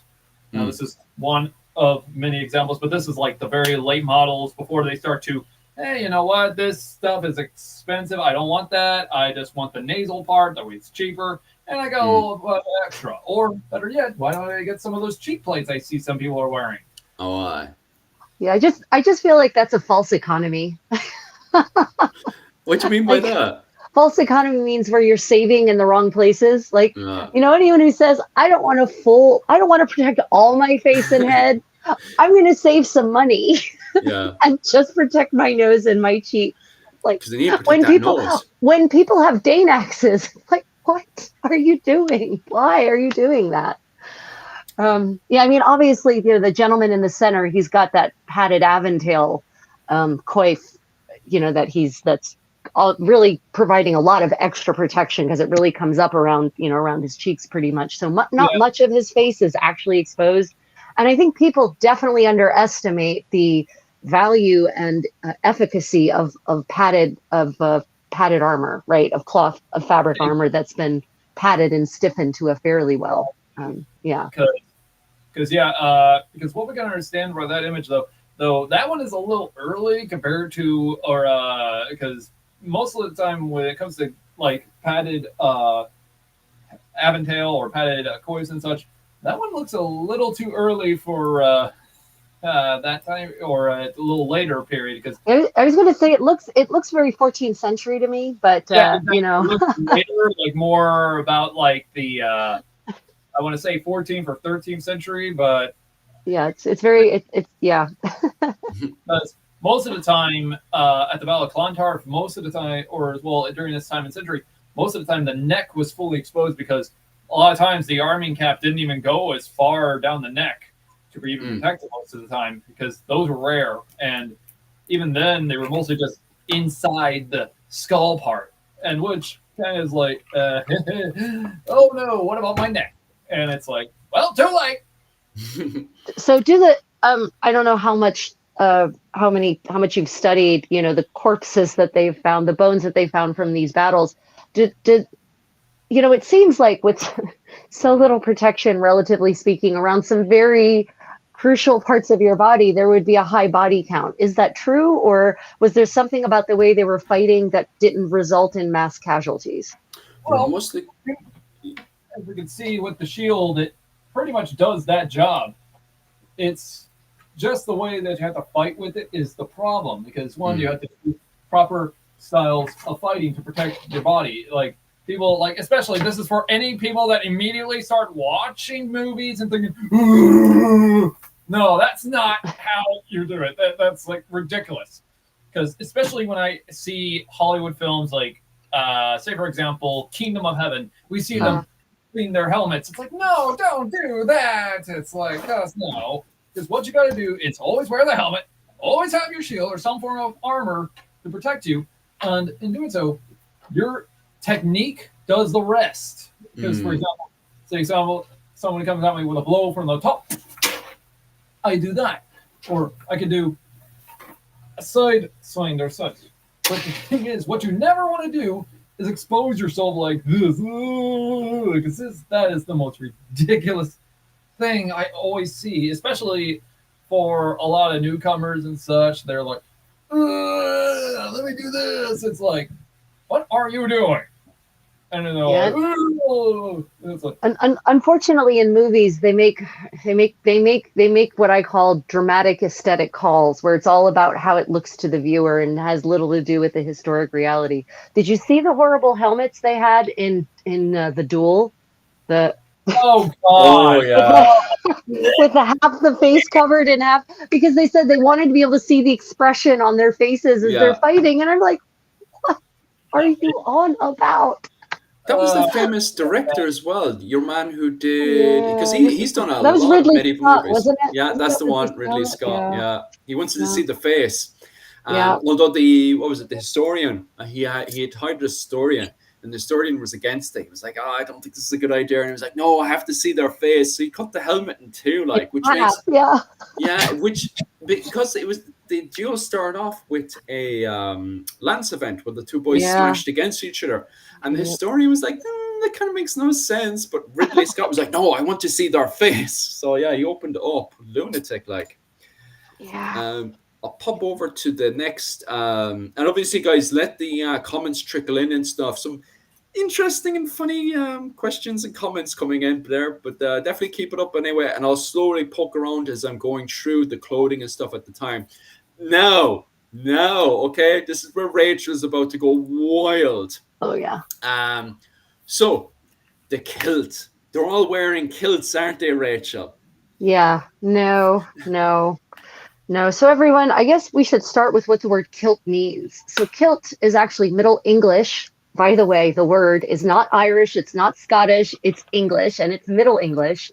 And it comes from Dutch, actually, kilten. It means to truss up.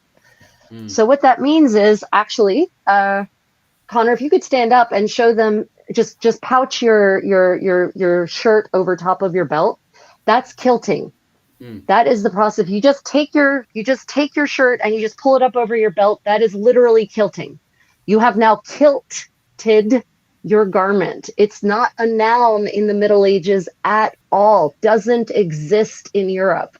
No one in Europe is wearing what we call a kilt.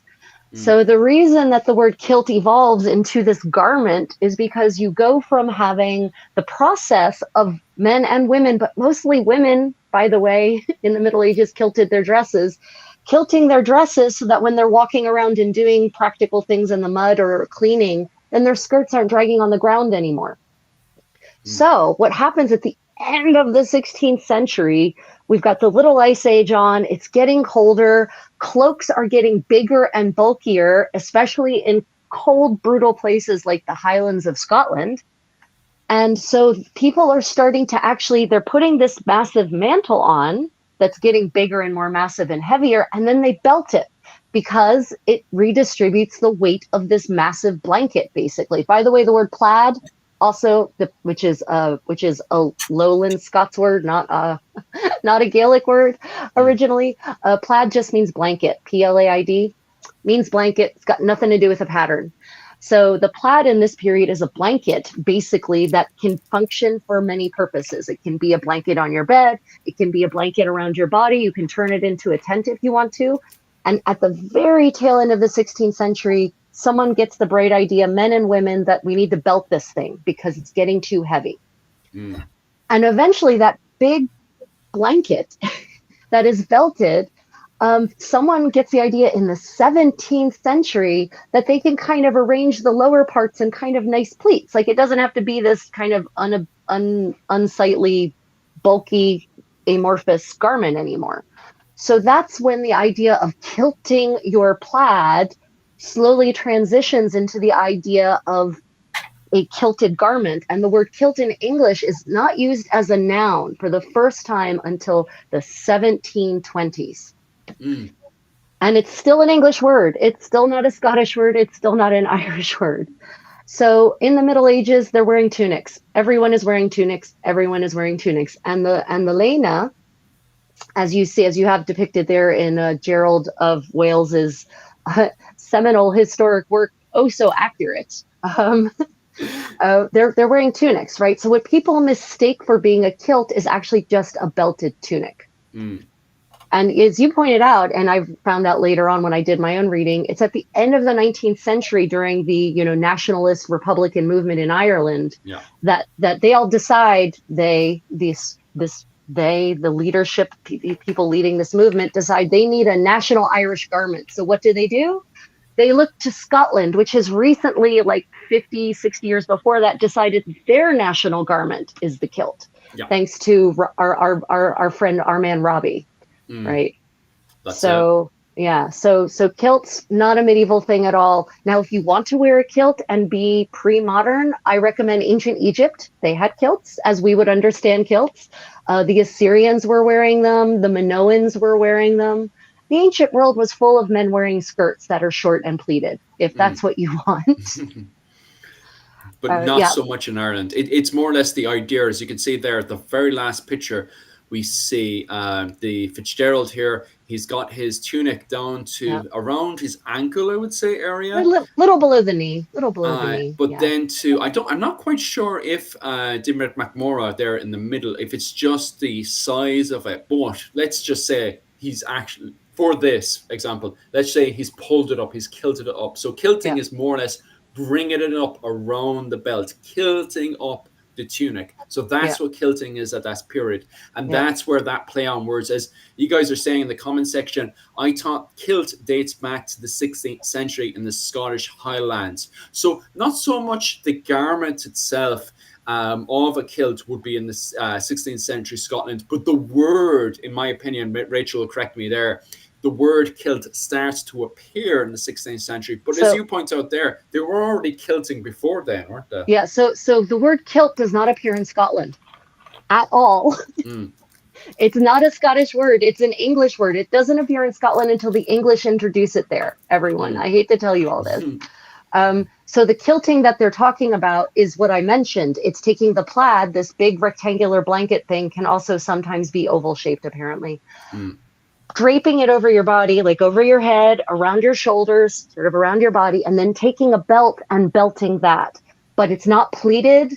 It's not a skirt. It's not a separate garment as such. And it's an over garment. Like it's worn over everything else. So you're still wearing a doublet in Scotland in this era. You're still wearing a doublet or, maybe a tunic or a coat, COTE, underneath of that big belted thing. So it's still in the 16th century, the word is still absolutely a verb, and it's an English verb. It's not a Scottish verb. It's not it's not a Gaelic word at all. Yeah. So yes, the idea of kilting in the sense of belting the blanket and pulling it up over the belt so that it's not just hanging straight. Because here's the reality. Everyone, I'd like you to give this a try. Get the blanket from your bed, drape it over your body, and just straight up belt it, and then start walking. And it's going to slide through the belt. But if you actually kilt it up over the belt so that there's this pouchy bit over the belt, it will stay in place. And then you can walk around, and then you have freedom of your arms to do things like kill people if you need to, if they attack you, for instance. I'm just thinking aloud here. Yeah. I fully agree. Yeah.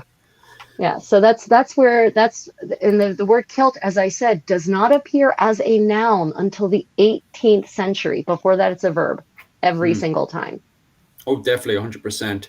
And just continuing the conversation as well, those tunics, the lena, which eventually in the Irish side of things becomes the kilt by the time we get up to the 17th and 18th century, was that made of saffron or other dyes in the 10th and 11th century? Was that made of saffron in the 10th and 11th century?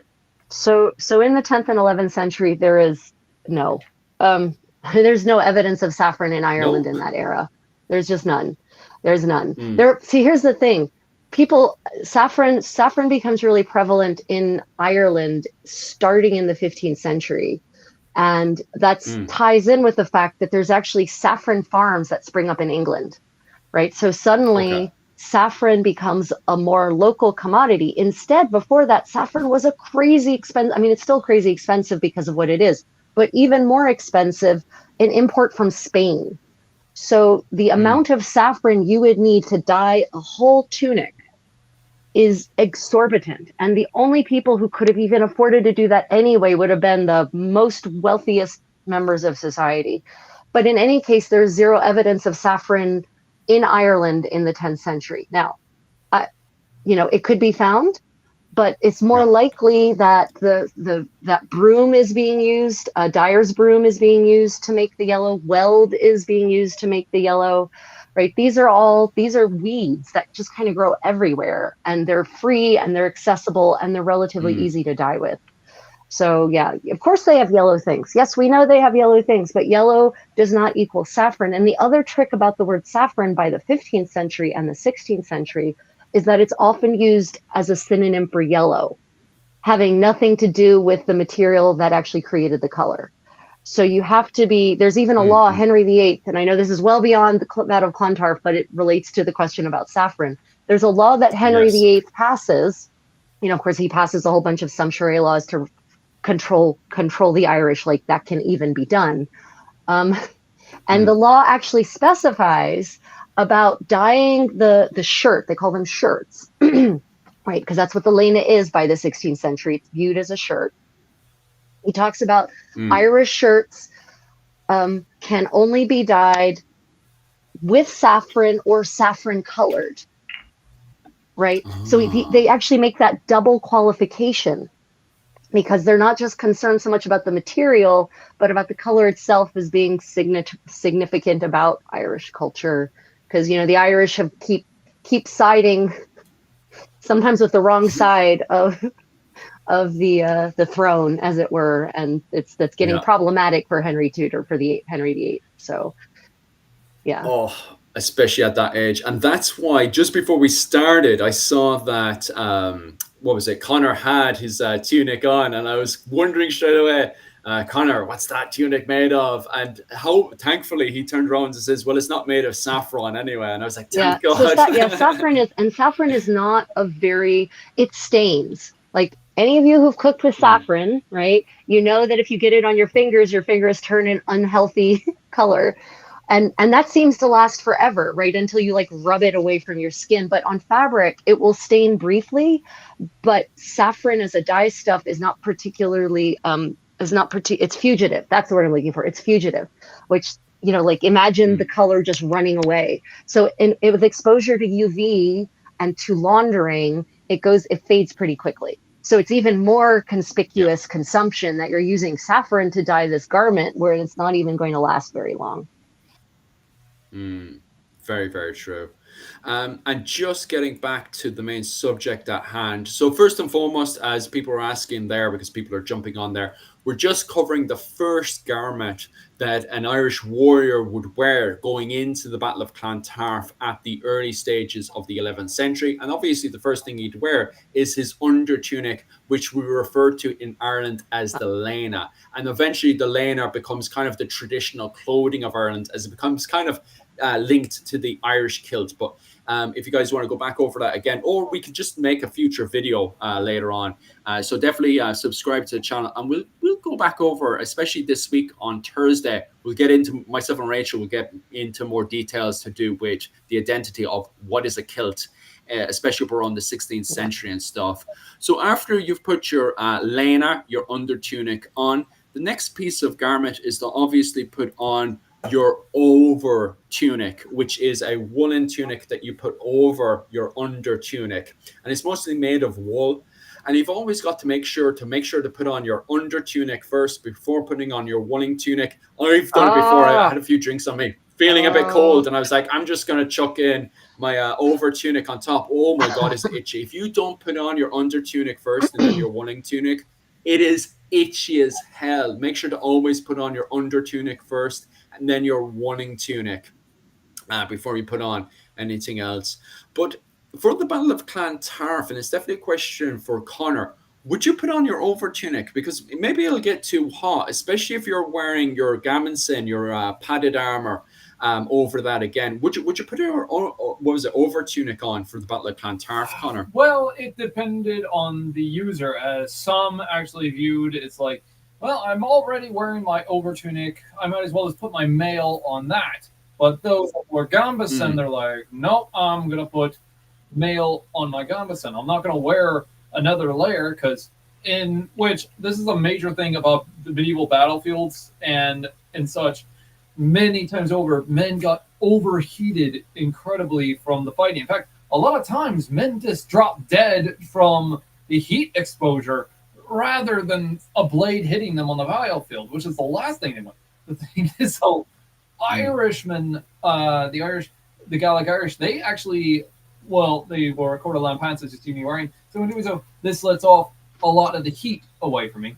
And in doing so, while the Hiberno-Norse and the Vikings, they're wearing elongated trousers, which are most likely made out of wool. And this is where it's going to be pretty bad in the long run for them, because one, they're going to start sweating. And right.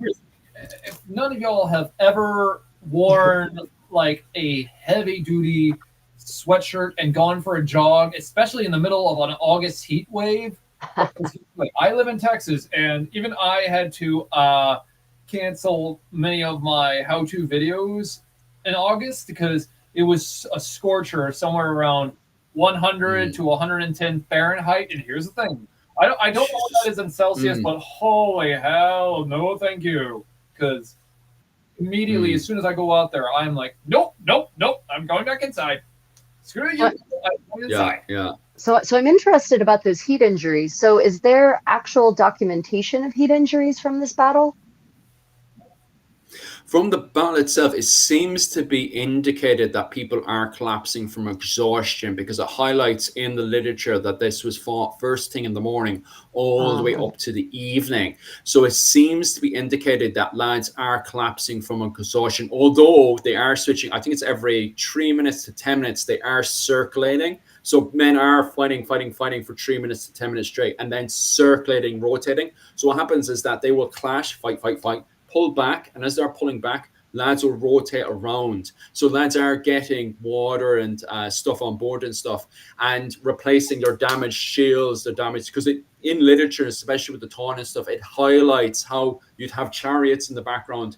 Chariots would come up. You still have chariots, by the way, in Ireland in the 11th century using roads. And this is why it's so important that the roads would be cleared and stuff. So in Ireland, we have, my wife actually did a good bit of this as well, paper on this one, looking into roads and how roads had to be cleared. Roads were not used when the battle was on, and chariots would go up and down in the background, bringing in fresh spears, fresh water, fresh shields and stuff onto the battlefield to rotate with the men. So the men would rotate out, fix their equipment as quick as they could. They would also bring carpenters, blacksmiths down onto the field. They would set up a little camp and stuff, and lads would rush in and they would fix what they could before being sent out again. However, it seems to be indicating that lads may have been collapsing because this was on April, which is a very hot month.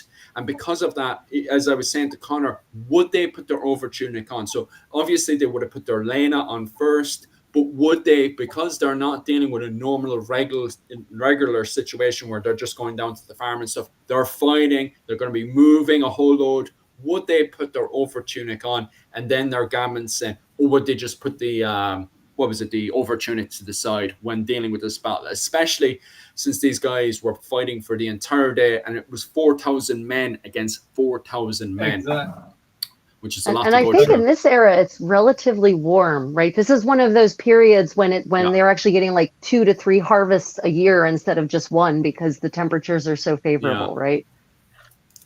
Because you definitely see that in the Norwegian sagas as well, because it talks about how much food Ireland was producing at the time. So Ireland was definitely reflecting of that, because there was a lot of Norwegian and Icelanders telling their children, immigrate to Ireland. Ireland is the land of not just great trade going on in Dublin, but the food is plentiful in Ireland. They never worry about a lack of food in Ireland because they're growing so much of it because of the wheat and stuff. Because, as you said, they're very hot temperatures at this time of year. It's not until we get over to the Scottish War of Independence that we can think of cold Ireland. That's when things start cooling down everywhere. Yeah, especially with the later on Scottish invasion of Ireland, which a lot of people sadly forget about. Well, no, not just forget about, don't even know about in the first place. Exactly. Definitely needs to be covered. Yeah. Okay, so just moving on to the next bit there. A few guys, don't go too wild now or I'll have to get removed. Okay.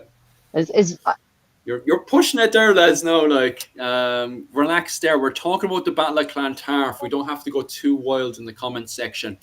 Okay, just popping back over. We covered a tiny bit of this before. Just getting back into shoes again.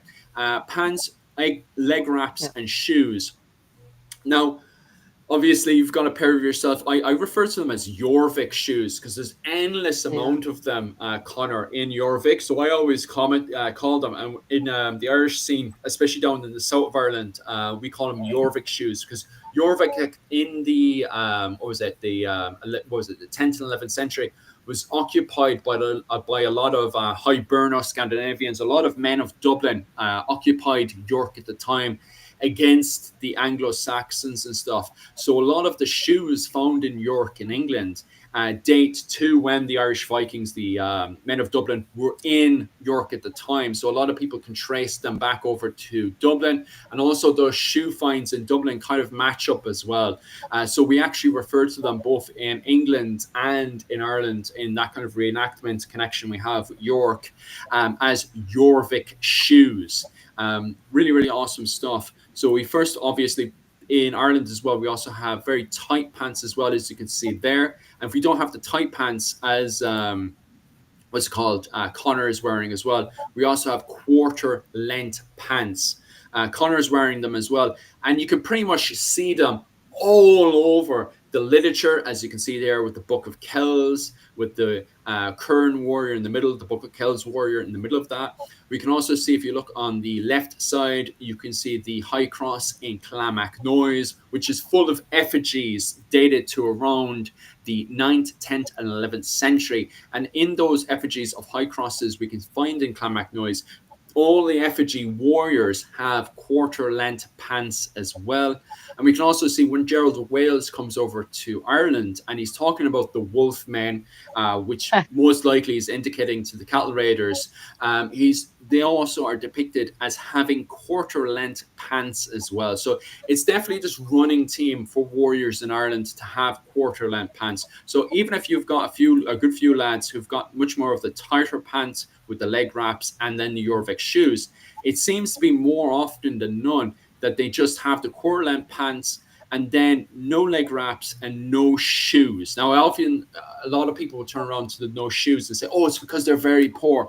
And I say, no. It's because the shoes at the time were very, very slippery. So if you go onto mud or grass or anything like that, there's a good chance that you might slip off. So to get a better grip on the ground, a lot of these Irish warriors, both in Dublin and various other places in Ireland, would go into battle with no shoes on, so they can get more of a grip of the ground at the time. As we see, this is this.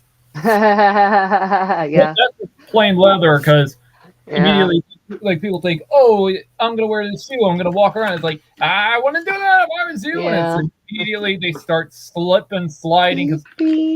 Slippery. This is not rubber. This is not rubber. Yeah. This is pure leather, Yeah. and this will not end well for your day.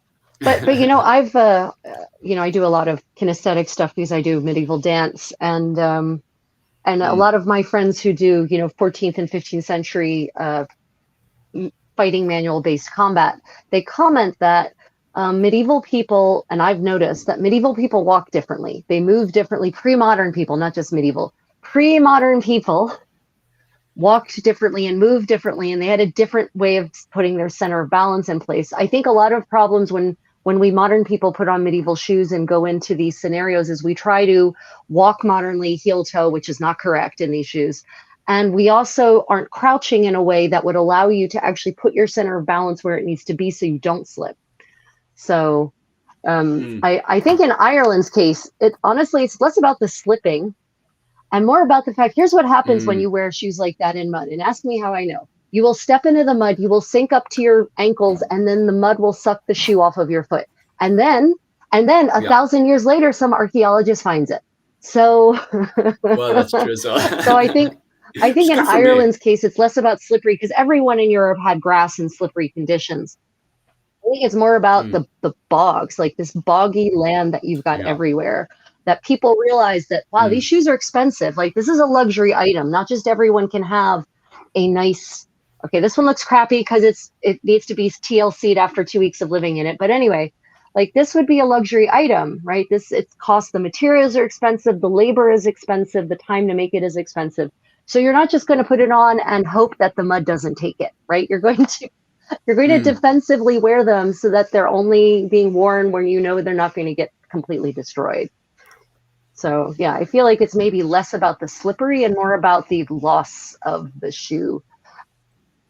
Oh, definitely. I definitely agree with Michal is agreeing. Clans and Dynasties, who's in the comment section as well, it definitely agrees with us as well, because he's done a good few reenactments as well. And he would definitely tell you your foot will get stuck in so fast when you do living history in Ireland. It can be very, very nasty that way. Just moving on slightly, what do I have next? Yes. This was actually Connor. You sent this on forward to me, and I thought it was a very, very good example. Just to highlight, as we were saying before, the men of Dublin at this stage were very much digested into Irish society. And you've got a pin as well. That's a find from Dublin as well, is it? Yes, Connor? and such. I do have another one. I don't know what I did with it. Is the problem. Because, this one was crafted off of a design near Dublin, if I remember correctly. Yeah. And these are, these would show off of who's the wealth, because the brooch is a symbol of, everything. Because if somebody wears this, you definitely know that, hey, that guy's a nobleman and such. Because look at how much artwork, look at the jewelry that's on it. While a person that said this has a plain version of this, like no jewels whatsoever, because as we see, all that right there, that symbolizes nobility. Remove the detail, remove the gems, that symbolizes non-nobility. Well, and of course, different metals that are used have different value, right? Like people, you've got gold. Obviously, gold is like the pinnacle, and then you've got gilt silver, and then you've got gilt bronze and gilt pewter, and then you've got just plain bronze and just plain pewter. So that's also a definite. There's your sign. Because noblemen, lower class, huge difference. Oh, massive difference. Definitely a great way to show off your wealth, especially if you're coming from Dublin and you're making endless amount of money, because this is kind of one of the things that the men of Dublin were fighting for, was to make even more money, because they didn't want to pay a large tax over to more centralized emperor of the Scotti, Brian Boru at the time. And so you can really see the level of wealth, as we were covering earlier on about the Irish tunic and stuff. Most people perhaps maybe had different forms of dyes and stuff. You can see a lot of yellow in Gerald de Wales's work and stuff. So, what dyes they were using. Maybe yellow was just the most common one to use at the time, perhaps. But regardless, the men of Dublin, on the other hand, they constantly highlight the fact that even their warriors went into battle covered in silk, which really highlights the fact of how much wealth was going in and out of Dublin at the time. I remember Rachel was shocked and appalled at the idea of when Mael Shotland I in the Annals of Ulster, going into the Battle of Tara in 980, just before the Battle of Clontarf. He comments, he is shocked and appalled as well, Rachel, don't worry, that the men of Dublin went into battle with, first and foremost, by putting on their silk lena, their silk tunic on first, and then over that they put on their body armor and also their riveted mail, which was shocking that they went into battle in silk, because as Rachel pointed as well, the idea of the armor rubbing against the silk while they're fighting is shocking because of the amount of destruction they might be doing to the oil from the mail just seeping into. Oh my God. But also, and I didn't think about this before, a silk lena, dear God, silk is wonderful, but it's an insulator. And so you're putting on a silk thing against your skin and then a padded thing over top of that, and you're then mail on top of that. Yeah, heat stroke is your friend, baby. But what they could have done, because there is finds from the Varangian Guard of them just having the silk at the very bottom of it, which would have been, and also at the cuffs of it. So I do theorize that perhaps maybe it wasn't the entire lena, the entire tunic that was completely silk. I think it was just the parts that were visible that the Gaelic, the men of Mead would have seen at the time. So I think the men of Mead had seen the silk seep kind of like poking out and stuff from the bottom of the riveted mail and also from the corners of it, and thought the whole thing must be covered in silk. I think that's maybe what they're thinking, and I think that's how the Irish were recording at the time, because the Irish go on and win that battle. So maybe they were covered in full silk and overheated and died. Maybe that's what happened. I would have to go with a full shirt type of silk, because we actually hear accounts of that even into the times of even the Crusades, where Seljuk Turks and such were wearing silk robes underneath their armor and were still overheating themselves. Now, don't get me wrong, silk is good at certain type of environments, but you don't want to wear it when you're in battle. Yeah, so silk is honestly best in a dry climate, not for in a moist climate. You're going to suffer. Yeah. But you know, even men suffer for fashion, right? So there it is. Well, that's it, yeah. Especially if you're looking to look glorious while you're trying to win a glorious victory. Like, I think there'd be a lot of suffering there. Not just wearing the silk, but a whole load of different kind of suffering as well. But regardless, my main point here was just to highlight the fact that by the time we get up to the Battle of Clontarf, because the main fashion that seems to dominate Ireland at the time seems to be the Hiberno-Scandinavian fashion. As you guys have pointed out in the comments section early on, that Viking influence that comes in from the ports of Dublin, Cork, Waterford, Limerick, that had gone on and influenced, as you guys had said, Celtic style, which at the time is referred to as Hiberno, Gaelic style, and started influencing the style that we have, which is referred to by academics as Hiberno-Scandinavian style. So both, by the time we get into Clontarf, because we're, Brian Bruce somewhat trying to centralize everything that's going on, and between these marriage alliances, the fostering that's going on, and also taking of hostages. So they would also take hostages from various different groups. There's a lot of mix and match going on. Even Citric Silkenbeard, who fights on this battle, he had spent a good chunk of his life as a child living in Clonmacnoise, the centre of Ireland. His wife was also Brian Boru's daughter, and his mother was also married to various high kings of Ireland. So Citric Silkenbeard, the king of Dublin at the time, the main rebel, was very Irish. He knew very little about the Norwegians. There were Norwegians, Norse people, that arrived into Ireland, but the way they dressed, the fashion that was in Norway, would have been slightly different to the main fashion trend that was in Ireland at the time, which we refer to as Hiberno-Scandinavian. So I just wanted to use those two examples there to show you this is what we're wearing in Ireland. And you can see that kind of mixture of, as you guys were saying, Celtic and Viking mix, the Hiberno-Scandinavian mix. So before you switch screens, so everyone look at that brooch on the left, the what some people call a turtle brooch. So that style, that aesthetic, that style of metalwork and goldsmithing. So here in Korea, in 5th and 6th century tombs, they have found items that look very much like that in terms of style that were imported from Europe. So in the 5th and 6th century, we've got that style of goldsmithing getting carried all the way across the Silk Road and ending up in royal tombs in 5th, 6th, and 7th century Korea. So that kind of connectivity is pretty crazy. Yeah. Just to go into the comment section there, guys, if you have questions, please relate them back to the Battle of Clontarf. I don't want it to turn into a complete free-for-all yet, not until we've done the presentation yet. Because you guys are going, no question, no replies. Hey, look, I know I was going through it, but the questions were going to, what did I have for breakfast yesterday, to, hey, how much is it for a house in Dublin today? And I don't even know how to answer some of these things. If you want to know what I had for breakfast, I just had some chicken nuggets there. If you really want to know that, like, there you go. Oh my God, that is the least Japanese breakfast I can imagine. Yeah, it is. Sure, it came out of the shop next door. God. Very, that's not for breakfast. That's for drunk food. You're eating drunk food for breakfast. Well, to be fair, it was 5 in the morning, so I think it goes into that category. Yeah. Anyway, the turtle brooch, what was it? As it's referred to in the academic book as the Fingus brooch, is worn by women. It's on the old straps there. I have.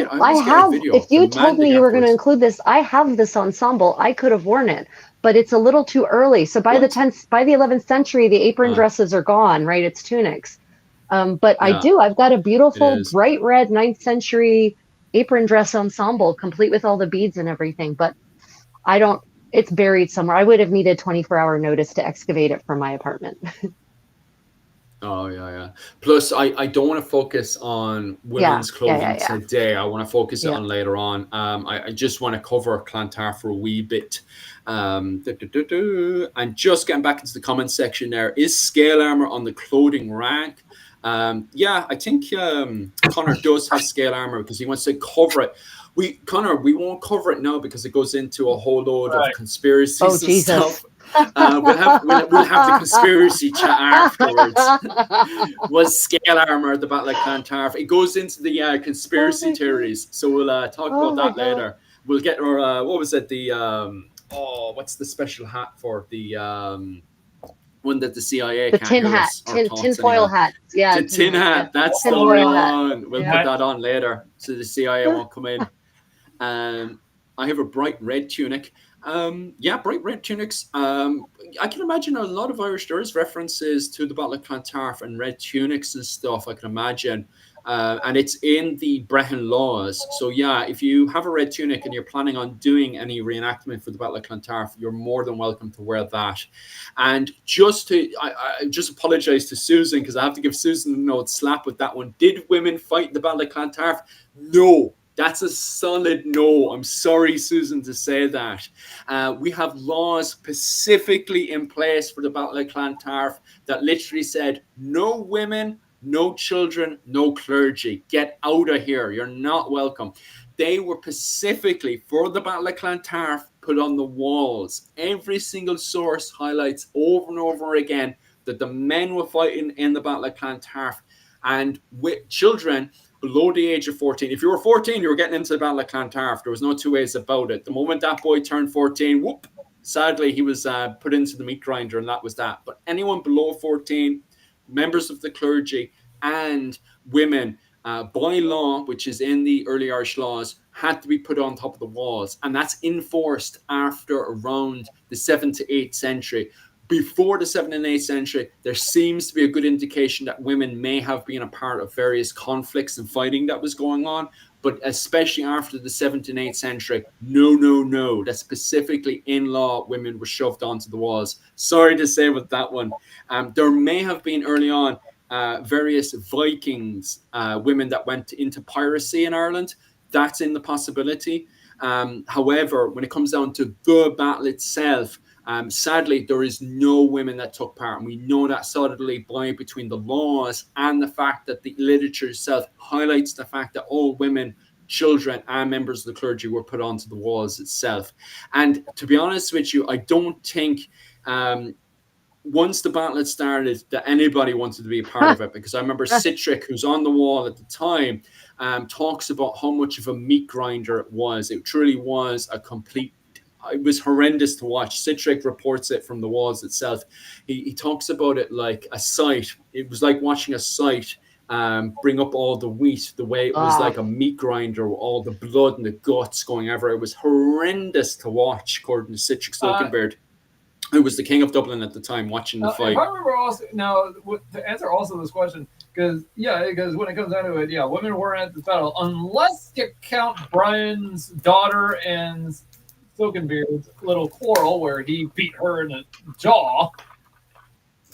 We're not talking about that one. We'll get kicked off. What was it called? Domestic abuse. Domestic violence.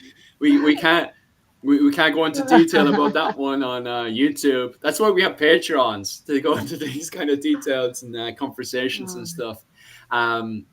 There's a bit of a domestic abuse that happens on the walls of Clontarf between Citric Silkenbeard and his wife, because his wife supported Brian Brew, of course, her own father. So a bit of domestic abuse happens up there, but we won't go into too much detail about that today because of YouTube's algorithm and stuff. Just pushing on, if there's what questions we have. If I skipped one of your questions about that, guys, sorry about that because of the way it's popping up and stuff. On the leash, I would be on the leash because of YouTube's algorithm and stuff. I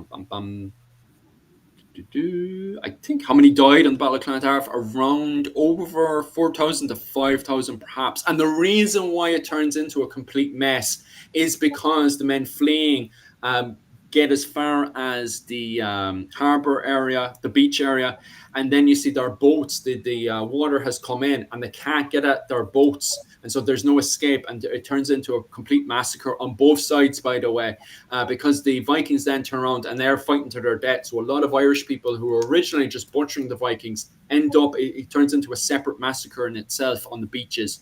So around 4,000 to 5,000 men possibly were, butchered on the battlefield of Clontarf, and also the beach of Clontarf as well afterwards.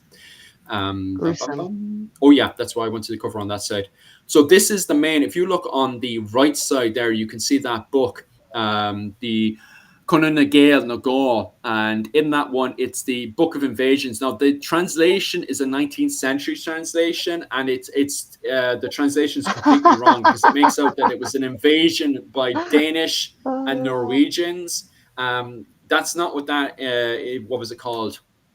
Translation is. The translation is the Irish against the foreign Irish, basically highlighting the fact that this was the rightful Gaelic people fighting against the men of Dublin. They didn't see the men of Dublin as being the rightful heirs to high kingship or anything like that at the time. And this was written in the 12th century when you have Murtagh Ibrahim, the grandson of Brian Boru, who's trying to take over Dublin at the time. So he's basically saying that the kings of Dublin, they're not the rightful rulers of Dublin. The native Irish, not the new Irish that came in with the Vikings and stuff, they're not the rightful heirs. The native Irish, they're the rightful heirs.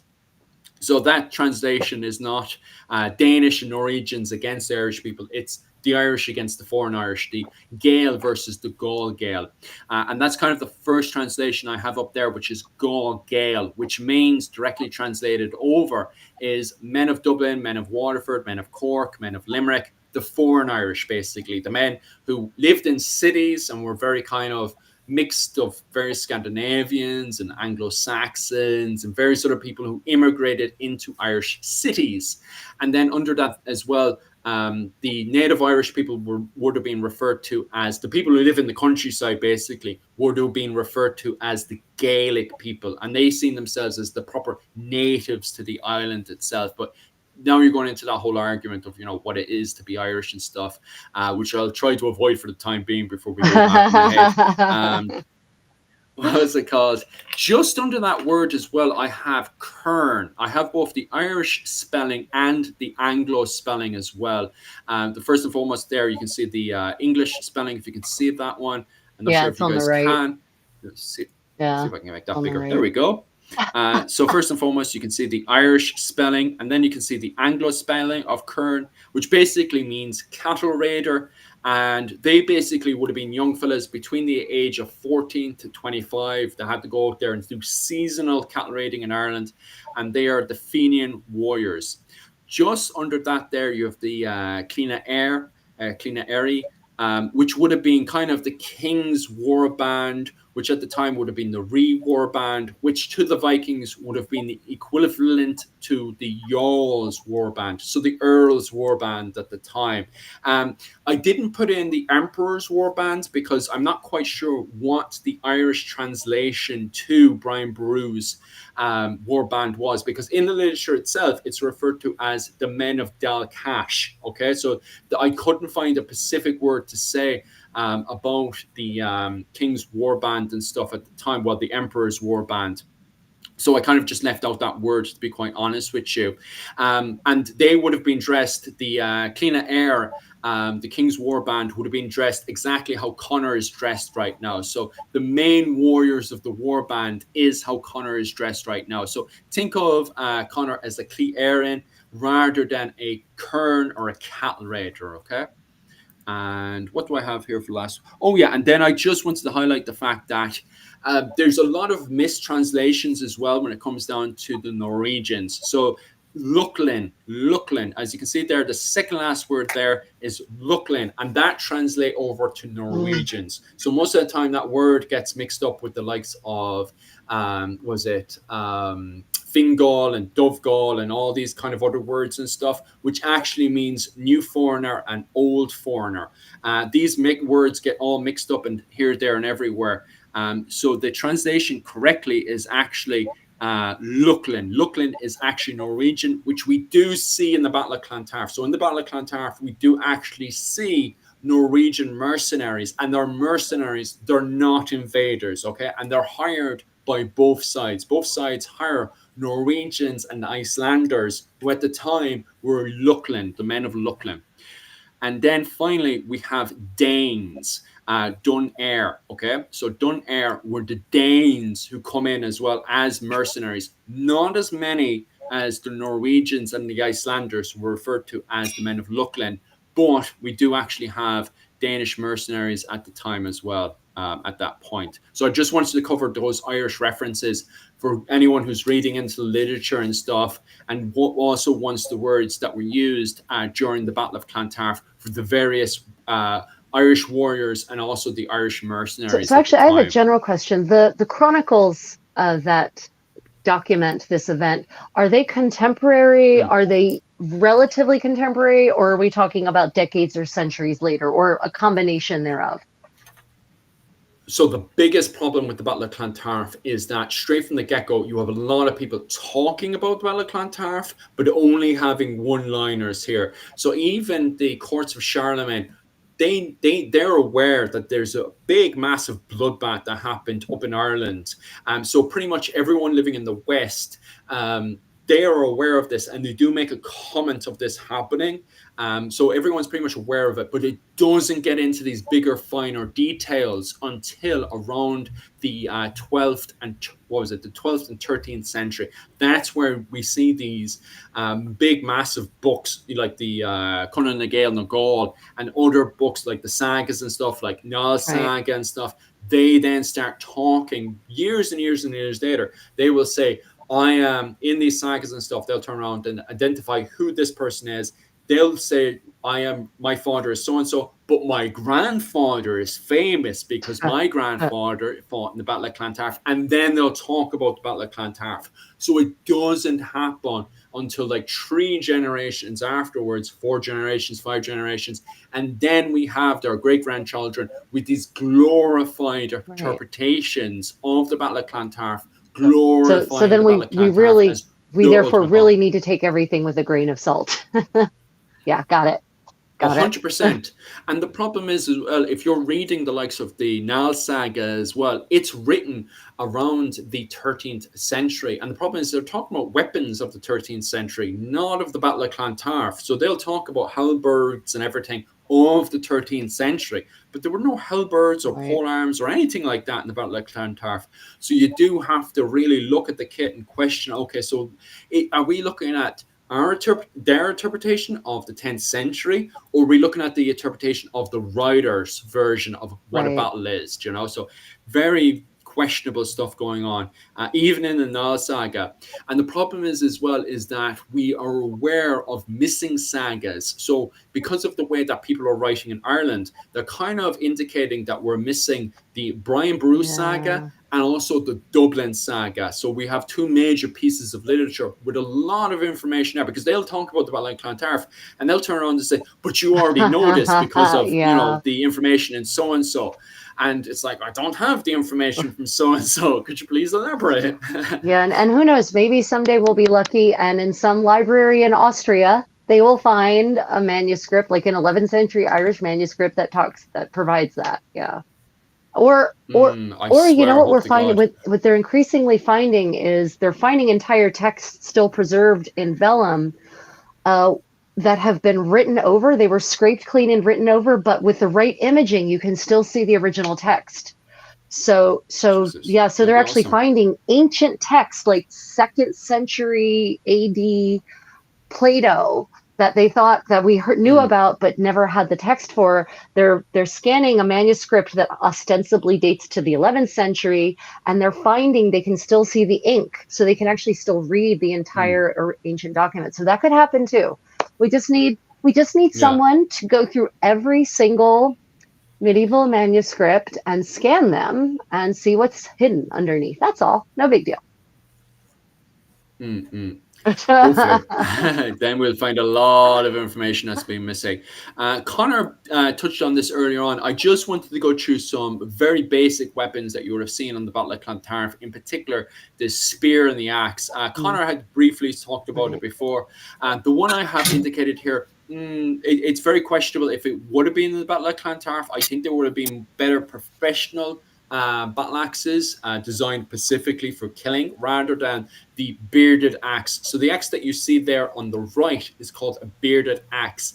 And you would have, of course, seen it around 793 to 836 when you would have dealt with more kind of lower class people going on Viking raids to get rich. Okay, so you would have had the bearded axe at that period. However, it is possible people brought the bearded axe to the Battle of Clontarf, but I don't think it would have been as effective as, you know, if you had gone off and paid a blacksmith to make a killing weapon of a kind of more of a battle axe rather than a bearded axe, as you can see here, which is great for crafting. If you're going off crafting a ship or doing any form of woodworking, the bearded axe, amazing for that job. But I don't think you would have seen you would have seen it here and there, but not too much of it during the Battle of Clontarf itself. However, as you can see there, Conor has two axes which are specifically designed for killing, especially on the Battle of Clontarf that we were seeing. And I think that those two axes there were more likely to be seen for the Battle of Clontarf. So the bearded axe, I reckon you would have seen plenty of it very early on, between 793 to around 836. However, as we go up further, especially up to the very end of the Viking Age in Ireland,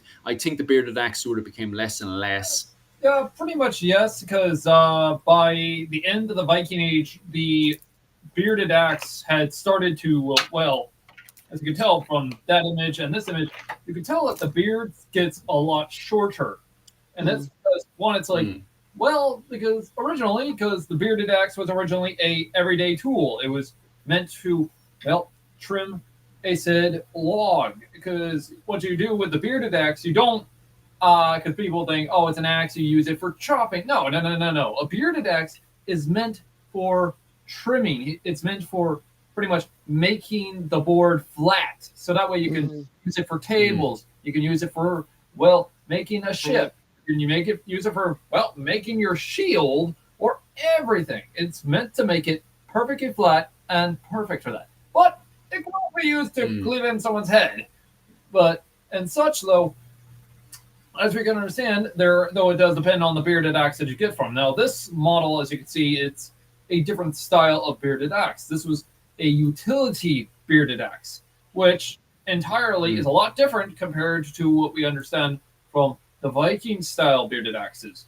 And sometimes these were perfect for not just for everyday household utility work, but also perfect for fighting. Because as we can understand, this one has a pointed type of design, which means if I'm on the shield wall, I can use this as a makeshift sword to pretty much jab at someone's head, and which is very dangerous. Or as well, even hook behind someone's neck. I can hook their arm. I can hook their leg, which is the one thing you don't want to get hooked, because as soon as that's hooked, it's a good possible case that one, as soon as he hooks you and drags you out, your manberries are going to be fully exposed for someone to then jab and finish you off. Or worse off, you can have the guy end up doing that to your manhood. Right. Yeah, and as I said before, I'm not playing life anymore. Just to go back into the comments section there, did Brian Boru die at the Battle of Clontarf? Do you want me to spoil the battle for you? You can, if nobody wants it spoiled, definitely head over to Bertie's channel, which you can find over at the bottom of my channel there if you click on it. But if you want spoilers, definitely comment in the thing below if you want me to spoil the Battle of Clontarf for you, because it's a huge twist at the battle. So if you don't want the battle spoiled, I won't say anything.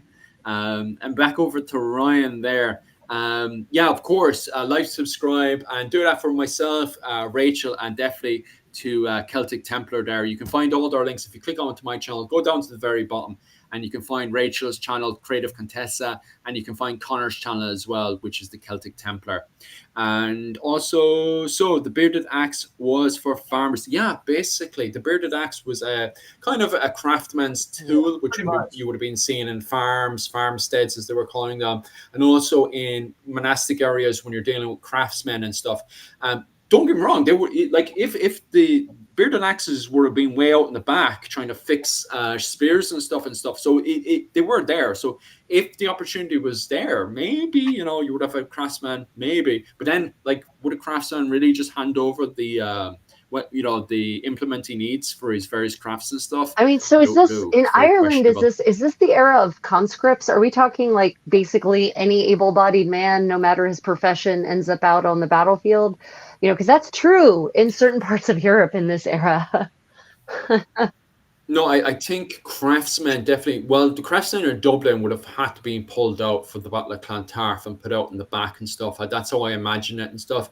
And vice versa for Brian Boru and stuff. He definitely set up camp in the back. There's a camp in all of the literature. It talks about the camp at the back of the battle and stuff. So I think the Dalcash and the men of Onocta would have definitely brought the craftsmen and stuff with them. I don't think they would have fought in the front lines of the battle and stuff, but they were definitely there to provide services, to help, various services and stuff. So they were definitely, especially with the way the camp was set up and stuff. Like, this camp wasn't, I know the battle and stuff happened all just in a day, but originally Brian Boru actually planned on staying there for the whole summer and siege Dublin. Things didn't end up like that. It turns into a complete and utter disaster for the winning side, believe it or not, because Brian Boru wins the battle. But if you want me to spoil it, I can. But it turns into a complete disaster and it collapses. So originally, Brian Boru was planning on bringing everybody over to Dublin and sieging Dublin and making a full show of this as well. It wasn't going to be a case of him just going in there, sieging, taking his plunder. No. He was going to make a complete show of this in front of the world. There were people from Charlemagne's court and everything who had come into this whole thing and was recording what was going on and stuff. So there was quite a big deal made out of this at the time. And if I just fly around there, okay. Just to also make a comment as well, I also highlight the spear. The spear is the most common weapon. You can see that in Connor's hand there, exciting as he is. The spear, obviously, I was saying before, there would have been different spearheads depending on the situation that was happening in front of them. According to a lot of historians that have looked at the archaeological reports in Dublin, dated to the William Wallace book, which I have here somewhere. Is the next slide. It's one of these slides, and I'll come back to it in a sec. But regardless, the spear is the number one most common weapon. So you would have seen a complete, on both formations, a whole load of shields, and then just over the shield down, the majority of people would have had spears. So a lot of spears on the whole sides. And you can see that also in a lot of the literature from the Tom Thule all the way through. They reference over and over again the amount of Irishmen that were exceptionally gifted with the spear. The spear was very romanticized because it was so well used in Ireland at the time. And also you would have had various specialists with various weapons, such as the Dane axe, the regular battle axe, the small single-handed axe, and also I think that's pretty much it. Oh, and also a good few people with swords as well, depending on the situation that was happening in front of them at the time. But yeah, you would only go to your sword as a very last resort. Because if you lost your spear, that would be a big problem. But if you, say, had a secondary weapon like an axe, like tucked away on your belt, which you could always do, then you use that. But if you lost that, then you would go to your sword. And then even as well, there would also be accounts of, especially at Clontarf, there, which is one I have to mention, is that at the battle, some men actually, instead of drawing out their sword, they drew out a dagger or a small. Yeah, because how close they were. Yeah. Now, I'm pretty much already already see in the comments now. We were like, "Oh no, are you using an everyday utility then?" Well, here's the thing: especially if you're pressed up against. Yeah, they're pressed up against each other, squashed. And you have to remember as well, guys, this is a force of 4,000 men pressing up against each other, right? Most likely around 120 men. So at least around 120 pushing against another 120. You're sandwiched up, and the only thing you're pulling out is these daggers and knives and stuff. And as Connor has pointed out a good few times, the easiest way to get around if your hands are trapped and stuff is to start pointing at the groins. So you would have had lads stabbing and I just don't want to even play anymore. The armpits, the groin, the legs, anything that you can get to, especially that the shield isn't covering, that is your biggest target. And my biggest target right now is my legs. My legs are the biggest target right now. But then you can say, oh, but you can go for the head. Here's the thing. Just because my head's exposed, the helmet keeps me perfectly safe. Mostly. So a question from the comments, or no comment. Richard wants a spoiler. Okay, so to answer your question, did Brian Boru die at the Battle of Clontarf? Yes. Afterwards, what happened is that lines had broken down, and a lot of Brian Boru's bodyguards wanted to get themselves some kills and loot. So they ran off and left Brian Boru unsupervised, just with the women. And so, and this is getting very late. Actually, Brian Boru was planning on going to bed. He was actually doing his prayers and stuff and going off to sleep. And just as he's doing his prayers and stuff, a bunch of Norwegian mercenaries had made their way over to the camp itself, and I had actually butchered Brian Boru. Their names are actually quite famous. They weren't just random Norwegian, kind of men from the Isles, Norsemen. They were actually quite famous warriors at the time, and they had made their way into Brian Boru's camp, and they didn't even know who he was allegedly, and they chopped up Brian Boru, who was just an old fella. Got the axe, whacked him over the head, and tried to rob his stuff. But just as they were in the middle of mutilating Brian Boru, other men, Irishmen, came into the camp, got a hold of the two men, tortured them, got the ringleader, tore out his organs, and then made him walk around a tree until he was Broder. That's it, Broder of a man. He was the one that killed Brian Boru. They got him, cut out his entrails, and then made him walk around the tree until eventually he was able to tie himself up with his own entrails and bled out, basically. Horrific way to die. Who wrote that down and when? Because, that sounds like one of these things that's been augmented with the telling over time. That really sounds a lot more like a 13th century thing to do than a 11th century thing to do. Because it's definitely around, yeah, you're right. Like it would have been a period definitely around the period of 1103. It definitely is recorded around 1103 that would have happened. And that's just the period around the Crusades and stuff as well. So the Irish, if you're thinking it's from a Christian reference, there's a good chance that happened.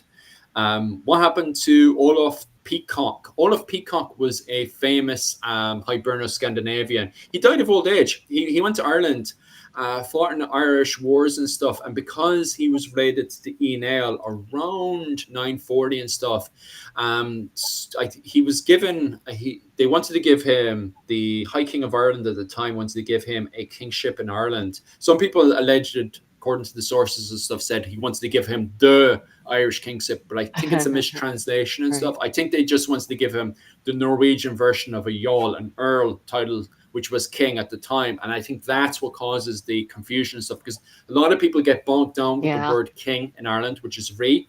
There's actually a lot of ranks just above that as well, which is kind of like, for example, Reroic, which would be kind of like an over-king of like a confederation of various Tuatha groups, tribe groups and stuff. And then on top of that as well, Brian Boru himself was even higher again, and he just outright referred to himself as Emperor of the Scots, So there is, power dynamic that goes up higher than a basic king. Like a king would be in Ireland, which is Ri, which is R-I Fada. That would be the equivalent of, in this period, would be the equivalent of a Jarl or an Earl. So basically, but looking at the literature and stuff, in my interpretation, Olaf Peacock was offered the title of a Jarl or an Earl by the High King of Ireland at the time. And he wants to go back to Iceland at the time. His war band that he brought with him from Iceland, they were tired. They had made all their loot. They had made all their money, and they wanted to go back to Ireland at the time.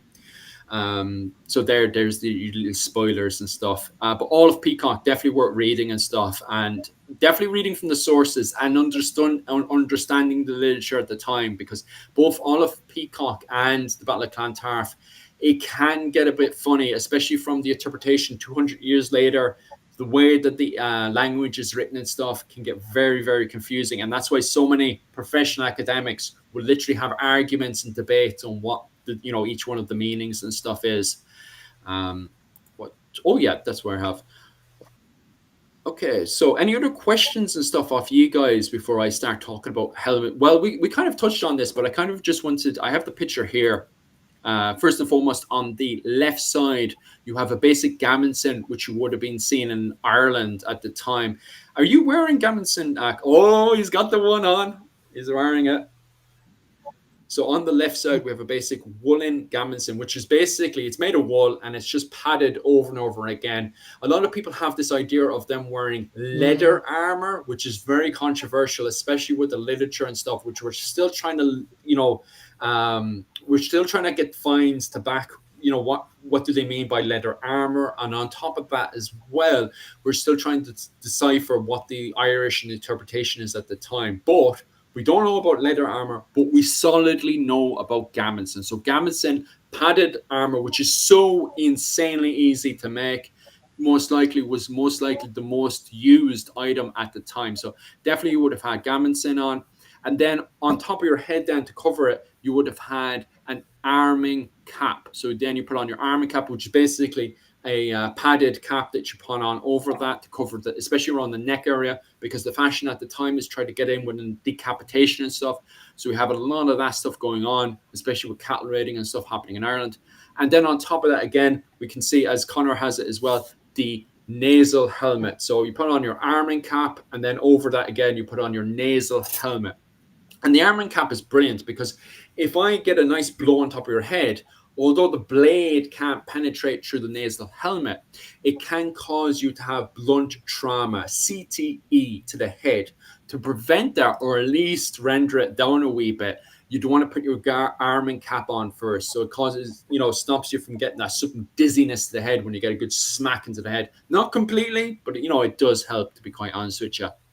Exactly. Okay. But most of the time, though, during that point in time, especially at the Battle of Clontarf, more than half the time, these coifs, they weren't like what we understand, like they covered the face and such. No, they were mostly up here covering the coconut part of the head, not the coconut part of not anything else. Because unfortunately, we don't see that until later parts of the later centuries and such. So because as you can see with me wearing a helmet, it looks like immediately though. Oh, let me hang on. Put that in there like so. Because when I'm wearing it like this, it looks like, oh, you're not wearing any arming cap. But in fact, the thing is, the arming cap was already inside the helmet. This actually adds, and the thing is, these were real good at shock absorbing type blows.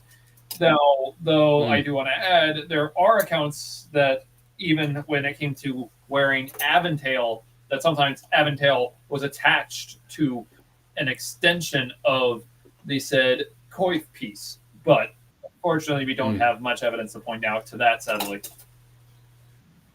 And just on top of that as well, just to highlight once again that this is not chainmail, it is not buttered mail. This is riveted mail.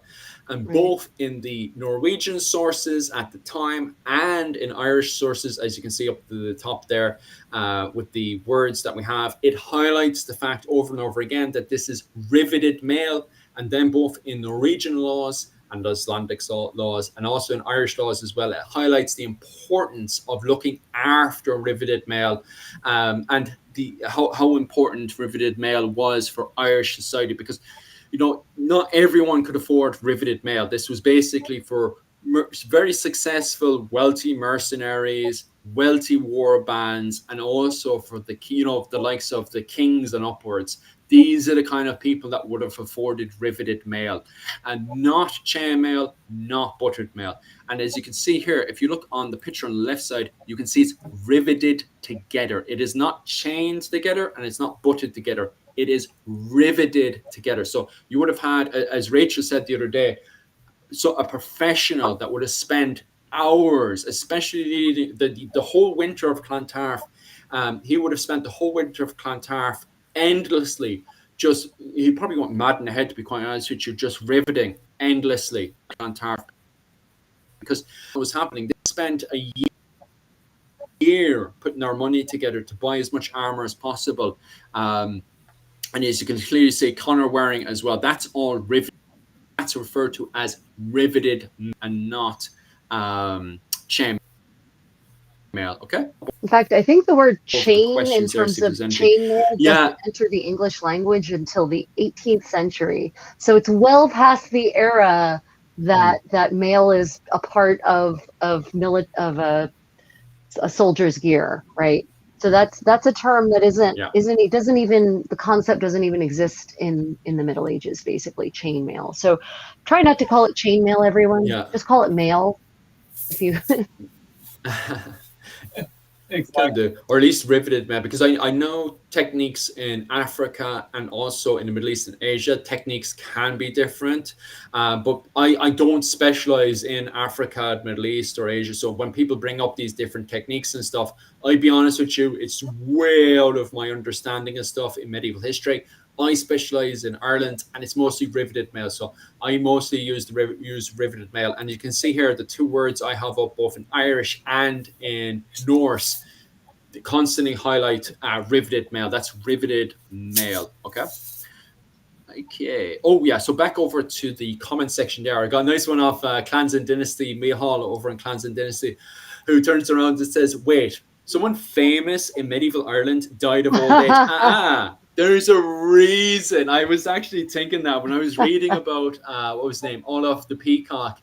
I noticed that he wants to go back to Iceland. And I was thinking to myself, maybe he wants to get back to Iceland because he doesn't want to get chopped. Maybe he wants to go off to the middle of nowhere in Iceland, because this is the point where he is starting to get old. Like the Irish are kind of like, oh, join a piece of land there.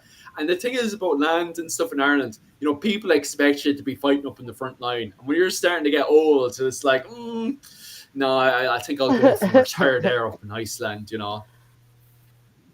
Right. And what else do we have here? Some Dave. Y'all should look at Brehon Academy's recent interview with the man. His free construction. It is Dave the Irish Chariot. That's the man you're looking up there. Is Dave the Irish Chariot. I've done a few shows and stuff in the past with Dave the Irish Chariot. He's a quite interesting fellow. All right, really, really, really knows his stuff.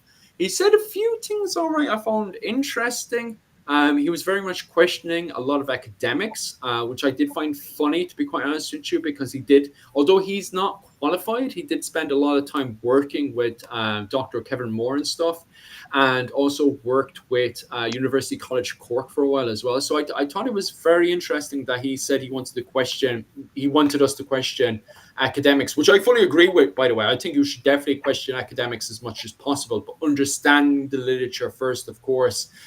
So I do agree with him. I'm just interested to why he was highlighting the fact that, hey, look, we should be questioning the academics more when it comes down to chariots and stuff. So I am interested in what he was saying there. So I'll see what I can do with Kevin with the Brehon Academy and stuff, and see if we can get a chat on to do with chariots. I feel like there's a gap between academics and living historians, right? Practitioners of living history, right? Yeah. Academics often get stuck in their books, metaphorically speaking, or for real, and they forget to actually go out and try to experience these things about which they're reading in as accurate a method as we can, given modern constraints. But and because of that, there can often be a gap in the way that a purely academic textbook historian will interpret archaeology and sources versus experimental archaeologists or living historians who are actually trying to use these objects like for real. So I think that's decreasing. The gap between those two worlds is slowly, increasingly converging and overlapping. And I think there just needs to be more of that. So I don't disagree with him in kind of as a general overview. I wish more historians would actually get into the living history side just so they understand their subject a little more viscerally. Oh, 100%. I definitely agree with that one. And just popping on to the next one before I go back to the comment section and stuff. That's why you shoved on, Connor. I noticed you put on your helmet and stuff. And on the left side, sorry, the right side, we have that find from Norway. And you've put on that helmet to it with the riveted mail as well. So, yeah, Connor was reading my mind with that one. So, guys, if you want to know, basically, if you're a high noble and stuff, the way that Connor is dressed now, that's exactly the way that you would have had the high nobles at the time with that Norwegian helmet on. I wouldn't say that's not the Norwegian find. That one's not based on the Norwegian find, is no, this is actually just a regular nasal helm design. But this would still be used by noblemen. In fact, this would be pretty much show off and such. Now, the Aventail, now this is Aventail and such. This type of Aventail I put up all the way over the nasal guard and such. What could also happen is sometimes there could also leave the face exposed with the nasal guard. Other times they're like, hey, I want this to show off my face. I want to breathe. Or it's like, yeah, I don't want this thing to go right in my face. I want this Aventail as high as you can get, but let me also be able to see.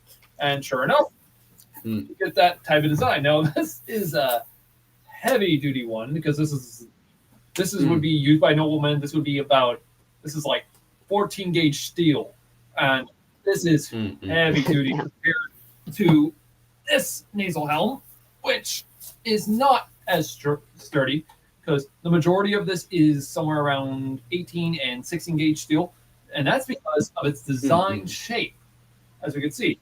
The design is more of a narrow design. This narrow design allows the blade to deflect side of the head. So in doing so, it's like, why is it shaped like this? Each helmet has a certain shape and design. Reason being, if a weapon, say for example, comes at this, it doesn't matter if it's a lower steel quality. The design of it will cause it to deflect to the side. This is why we see a lot of helmets like this in Scotland, for example, that have this narrow design point, especially upward, because one, it's made out of lesser quality steel, but that doesn't mean that it isn't bad. This means that one, it's taking that and they're like, hey, you know what? If this is bad steel, we're going to modify this to the point that, hey, this will help the guys survive, at least, from a downward chopping blow. Because one, from historical images that we find throughout the centuries, there are multiple accounts of people just doing this, especially to the head. And this is the one thing you want to do to the head, especially if you have your head exposed. So because of that, it deflects to the side, compared to this model that doesn't actually do that as well. Because let me get together, because as you see, there's a lot sharper type of steep it's a flatter surface area, so it invites a blow to land more cleanly than to skitter off. Yeah, exactly. Now we do see that even in some other designs and such as with some Irish that preferred to go without the nasal guard entirely, and they're like, yeah, this might be cheaper, and this is also made out of 18-gauge steel or 16-gauge, what have you, because it's mixed, but in such, it's the same type design. It still causes the said blow to deflect to the side, compared to this 16-gauge model, which is rounder. And in such, this will immediately be dead city for anybody that is like, no. Because this one I would wear for like later centuries and such, like as a secret helmet, as it's called. But during this time, it's called a bowl helmet or skull cap, and these were just these were like low quality most of the time, and unfortunately, I've had this for years now, and I myself have gotten hit in the head once while I wear this. Luckily, it was with a blunted reenactment sword, but still, it did leave a ringing a little bit, which that will horrify anybody to realize that it's like ringing. You heard a ringing when you got hit? Yeah, it's that horrifying to know that this will somewhat protect you, but not really. But with the Nordic style cultures and such, but we do start to see them go from this design to a cheaper quality design, which is like, because not every Hiberno Norse or Viking wore this design. Because by this point in time, this helmet is starting to go out of favor. But that doesn't mean that it wasn't still used. In fact, some of these were actually decorated in designs, depending on the wealth and status of the user. For example, this type of model, this explains it also. This would be of a high detail and quality. Now, in such, though, this is another one I do want to point out here. Many people immediately think, why does it have cheek plates? Why does it have all this design? Simple. A nobleman or whatever, he wants to stand out. He wants to make himself be known in the field of battle. He's like, hey, here I am. Come rally to my side. Or it's like, hey, there's the enemy commander. Let's fight him. And it's like, uh-oh. But we also have accounts of this with Brian Boru's son, Murchad, when he fought at the Battle of Clontarf. Now, we've actually discussed, me and Philip have actually discussed this and such. Now, I want to explain this one to you all very detailedly because unfortunately, due to historical written accounts, there are mixed results to what we understand what this helmet looked like. All of us know that it was golden with gems or something like a golden line with gems, exactly as you see the image here. People think, oh, it looked like that. It looked like gold with a central ridge down the line. And it's like, I don't think so, because it looked like because pretty much people think it would look like this Roman style helmet. It's like, not exactly. Because what it would have most likely looked like would have been this big bastard here. Which, now, the reason I'm bringing this one up, imagine it without these cheek guards. Immediately, we see a central ridge, golden trim. Now, all we had to do is add a couple of gems on this, and immediately that would sound identical to what this would have looked like, just without this these side pieces. Because, as we can understand, this would be perfect for Murchad to have worn on the field of battle. Yeah. But the thing is, though, we don't have any surviving examples. Because one, a high king's helmet or something like that, or a nobleman's type of helmet. But the problem is, that would be the best understanding. Because one, we do see some sort of symbols like this in other areas around that time. The problem is, we don't, a lot of people think, nope, it looks like this Roman helmet. It's like, no, that doesn't make any sense. No. Because this find is actually from the 5th century, and don't get me wrong, I do believe that the likes of Niall of the 9 Hostages and stuff would have had a helmet perhaps similar to the one in the photo we have above. But the reason why myself and Connor selected this photo above is because of the jewels that are in it. And we look at the literature, it refers back to, as we said, Murtagh Ibrian, who has, Murtagh MacBrien, who has jewel studs in his helmet, which would have been more similar to, if I go on to the next one, next one again, that's the Lewis helmet. So it would have been similar, because we can see this style helmet from around the 7th century all the way up to the Battle of Clontarf. We can see these style helmets appearing.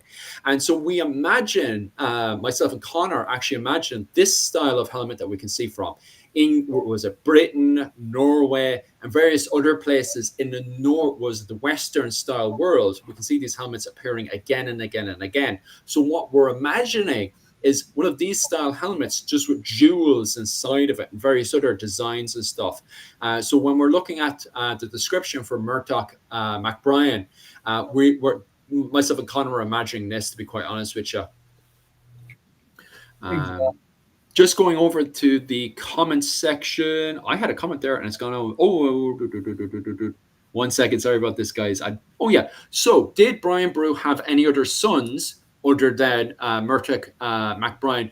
Sadly, a lot of his sons were actually killed on the beach. So, what happened is that you had the Vikings who were running away from battle. They're losing the battle. A lot of them freak out. They start to run. Some of them are getting chopped up in the back as they're running. But what happens is they try to get onto their boats. The sea has come in and their boats have gone out.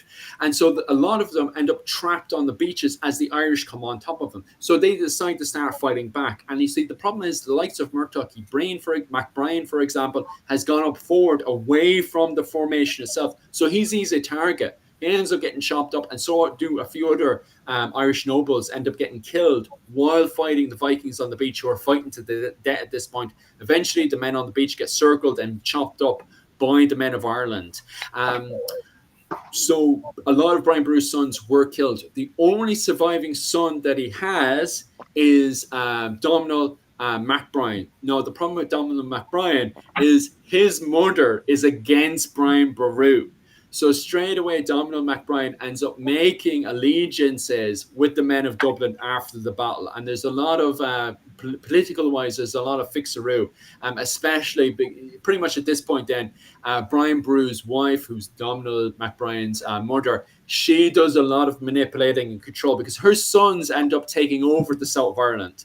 She ends up having sons. She in her lifetime had sons to. She was married 3 times, and she has a good few sons. And her sons end up dominating the politics in the south and west of Ireland at the time. So between the jigs and the reels, she ends up becoming one of the most populous women in Ireland, and definitely a woman that more and more people need to do study and research into. Her name, no, guys are going to be asking who her name is. And her name's gone completely over my head right now, unless Connor remembers her. What's that?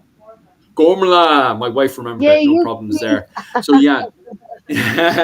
So, Gormla of Leinster, she's the one who's running the show after Brian Boru dies. And her sons end up taking over from Connacht to Munster to Leinster to the lands of Oshuga. Pretty much the entire west and south of Ireland at the time gets dominated by Gormla after the Battle of Clontarf. So she's really the woman that is the one that wins the battle, the Game of Thrones, basically the uncrowned Queen of Ireland, you would say. So yeah, is there anything else you want to build on that as I'm going through the comment section there, Connor, on helmets and stuff? Well, we did skip the Lewis adjustment set, I guess. Oh yeah, just go back there. There you go. Now, pretty much everyone now, people think and take a look at this, they immediately think, wait, this was actually used in the 12th century, yes, but we also have accounts of it also in the 11th century, mainly because we have accounts of said cheek plates that actually deflected sword blades. And this is of a nasal guard that it said that it caught into the said nasal part of the helm and the said guard of the cheek. So we can interpret that as one, cheek plate and nasal. So they do give a good description. They kind of give a very hard way to explain it, though.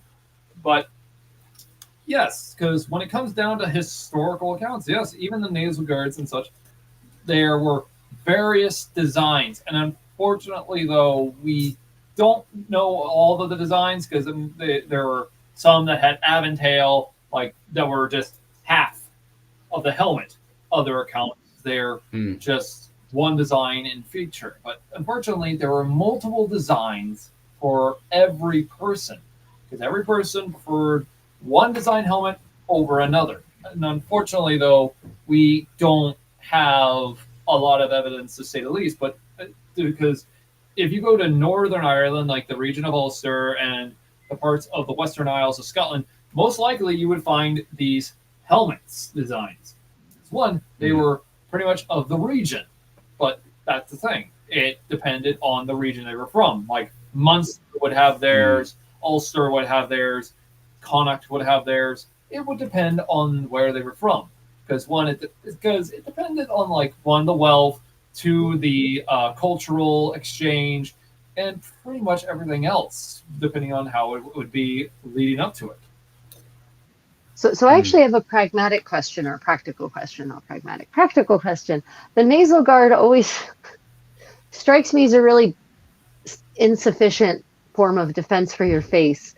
So how effective is that nasal guard at protecting your face, your eyes, etc.? Like why the nasal guard and not something more? Well, this is actually a very good question, because most people think, oh, the nasal guard, it's not there to do anything. Is this meant to look cool? It's like, no, it's a good form of armor. Now, a lot of times, though, some of these were actually widened, or as well even made longer to even go as far as to protect the throat. But the problem with that is when you look down, you'll accidentally just pretty much, well, let's say, for example, my finger is an extension of the nasal piece. Well, what happens is if you look down, you would pretty much probably impale yourself into your skin, which is the worst thing you want. But the nasal guard does do a perfect job at deflecting certain weapons, because a lot of times these were actually reinforced mostly right here. Because as I said, this was of the weaker quality steel, but while here and here would be a lot more reinforced steel to prevent a certain blow to the skull, especially right to your face, which is the worst thing you want, because this is more open, and this is what you got to worry about. The moneymaker is what you got to worry about, because as soon as that hits here, you know you're safe. Even if it's slightly dented in, you're still safe enough to keep fighting. Because if you were one of them people that, like some people of the Gaelic Irish, who did not have a nasal piece, there's a good possible chance that blow would go right for your skull. I mean, yeah, so without is definitely a bad plan, but so basically the nasal guard acts as a deflection, and I'm going to assume then that, most of the weapons being used, as we've discussed, the various kinds of axes, their blades are big enough that there's not enough exposed for them to really get in past the guard, and with the cheek pieces too, obviously. Exactly, because especially with this model, as you can see, the cheek plates add a little more reinforcement, but sadly, my cheekbones stick out, so that kind of doesn't help much. You won't die, it'll suck. It will just suck. I'll pretty much have a loss of teeth on this side if it happens. Whatever, man. Mushy food is a thing. Like, say, for example, with the nasal guard and such, like if my shield is up like this adds perfect protection, especially in the shield wall.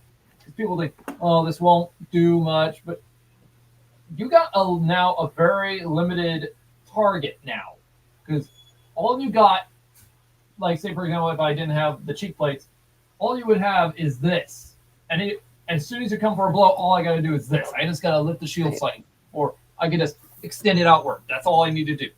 Because I keep forgetting this is a shield era, because, I'm really 14th, 15th century, and knights are no longer fighting with shields, right? Like they've mostly moved away from shields, so they need something that's going to protect their face for them. But you're right, when you combine the nasal, the cheek pieces plus shield, it's pretty protective, isn't it? Exactly. And plus, the shields would not be like this, pressed up against the body like you see in movies. We don't start seeing that until they're pressed up against each other in the shield wall. Like, say, for example, their two shield walls are pressed up against each other. Because that's the only time we start to see that. Like, they're like pushing each guy across. Most of the time, it was mostly a shield sticking out like such. This adds perfect protection, because one is like, now it's like, coming at me, bro, and it's like as soon as you thrust, I just lift, and I can easily deflect and stab forward and such. But that's the thing with the nasal guard; it was perfect for this style of warfare. Right. Right, just popping back over to the comments section there, because there's a lot of questions for Connor there. First and foremost, guys, if you're looking for Connor to zoom in, what specifically do you want Connor to zoom in? Do you want to look at the rivets for Connor? So I actually myself wanted a closer, like if you could come closer to the camera, because honestly, especially on our screen, you're like Yeah, that's There we probably go. that's better. Yeah, and then yeah, so there's the rivets, but they So that's the probably just want to rivets see the there. helmet in more detail too. Honestly, the helmet in more detail. Hmm. Yeah, see, there we go. Yeah, that's the So money shot. There it is. Oh, baby. there it is.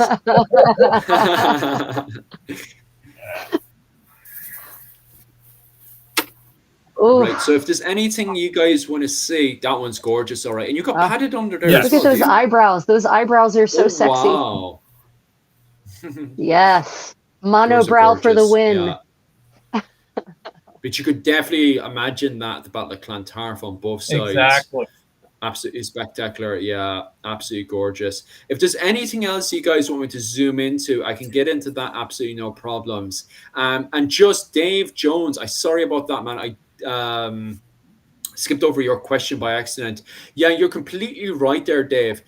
Is the fact that a lot of Irish monks did actually live. Even Brian Boru himself, he was going up to around 70 or 80 when he died at the Battle of Clontarf. Like he was born around the era of 960, around that whole era and stuff. And like Brian Boru, when he was small, like the main focus was actually Irish invasions of England, like Irish of both the ENL Confederation and of the men of Dublin were invading into the north of England. By the time Brian Boru is an adult, the main fighting is happening in Ireland, you know. So Brian Boru lived in different eras. It's literally like going from the Victorian era into the era of World War II, and then from World War II into the swinging 60s and stuff. You know, Brian Boru was a multi-generational man who lived in different eras and stuff. Like he remembers when Vikings were Right. Vikings. By the time he's an old man, these aren't Vikings anymore. These people speak perfect Irish. They're dressing as Irish people. Yeah, sure, there's fashion waves coming in and stuff from Norway, but you know, Vikings just ain't Vikings anymore. You know, that's what Brian Boru is an old man too. So you're bang on right that a lot of people did live up to, especially the monks, lived up to the age of 70 or 80. Right, I'll be jumping between the comment section and the PowerPoint presentation, so definitely keep it up there, guys. Ooh. And obviously, you can see there these are Spurs. finds up Those are in Norway. spurs. Aren't those spurs? Oh, I'm not quite sure. I think they were found as a set up. This is dated to about the 10th century. Maybe Those are Connor can stirrups get and into more spurs, detail aren't about they? that as well. Yeah, those are spurs and stirrups. Yeah. Yeah. This might be late 11th century, so probably not as much as the Battle of Clontarf as we know it. I think this one's it got being multi-generational or something Yeah, because the the sword is itself the sword and is the accurate. helmet. Mail Yeah. semi-accurate because the mail tunic and such, but the spurs and the stirrups, not as much. Now for the spearhead, I can barely make that out, but yeah, I would have to say that's actually probably accurate to the time of Clontarf as well. But that's about it. Yeah. So we're definitely, we're definitely questioning the spurs and stuff as well because I know in Ireland we don't. This is a Norwegian find. And I know in Ireland, people are not being buried with spurs and stuff because of the fact they're dealing with hobler horses and stuff, where you kind of just hop on the back and just go off if they're not using chariots and stuff as well. So none of this has been used in Ireland. This kind of equipment and stuff doesn't come into Ireland until around the arrival of the Normans, and that's where we start to see this kind of equipment. It's mostly hobler men with the horses and stuff. That's what you mostly see in Ireland at the time. And this is even more details and stuff of the stuff that we have. If you look at the photo on the left, this photo was taken by Dave Swift, and it's a photo with me with his sword as well. That's Dave Swift's sword, which is based on the replicate of the clan. What was it? The Clontarf sword. So this was actually found on the battlefield of Clontarf. So was it used on the Battle of Clontarf? We're not completely sure, but there's a good chance it was. Connor, you have the Clontarf sword as well, do you? Yes, I have a design identical Oh, to you it, do? but this Nice. is a model that was actually based in the region of of Ireland, but it wasn't discovered at Clontarf. This would have actually been discovered somewhere near Ulster. I want to bet. I think it was Ulster. I could be wrong about this one. So, but yeah, the sword design, as you see, it's completely plain. There is no because by this point in time, only a high nobleman would have had that design pattern in the said hilt and guard, because one, if you could afford it, then yes, but if you couldn't, then it's like, not so much. But the majority of the swords that we could see on there at Clontarf, Irish swords were a lot different from what we understand, because especially with Brian Boru. Now, Brian, now originally Irish swords, or Gaelic Irish swords, they were shorter than these. Like, they were very short compared to the Viking style swords, as we see with this. Like, this is a proper blade length of an Irish sword, while Irish swords differed depending on the wealth. Now, I'm going to use my sticks here to prove my point, because this would be the proper blade. This would have been the actual blade of Gaelic Irish swords compared to Nordic style swords, as we understand. So why is this? It's kind of because, one, the quality of the metal, some say, some other people say that they preferred the lightweight strikes and blows, especially. But Brian, he says, hey, if we're going to beat these guys, we got to adopt their weapons and equipment, use it against them, and win these fights. Oh, but now you're going into Colin's argument and debate, because Colin recently, in the last 2 years, has been arguing that the Frankish-style swords were already in Ireland by, 750, when you have connections between Ireland and the Charlemagne court with the Hiberno Charlemagne finds, that you have Frankish-style swords already in Ireland. So... yeah, like, there's a lot of people, a lot of historians that do take your side as well, Connor. But it's the Colin debate, which will start getting more and more exciting over the next few years and stuff. Especially when dealing with Frankish swords in Ireland. Like, were they brought over? Because definitely by the time you get up to the Battle of Clontarf, there's no doubt that the majority of the trade coming onto the island of Ireland was coming in from the Hiberno-Scandinavians, the Irish Vikings. So it's definitely from that connection it was coming in. But originally, around 793 to 836, Colin is arguing right now, was it originally a part of the the Hiberno-Charlemagne finds that are coming in between Ireland and Brittany?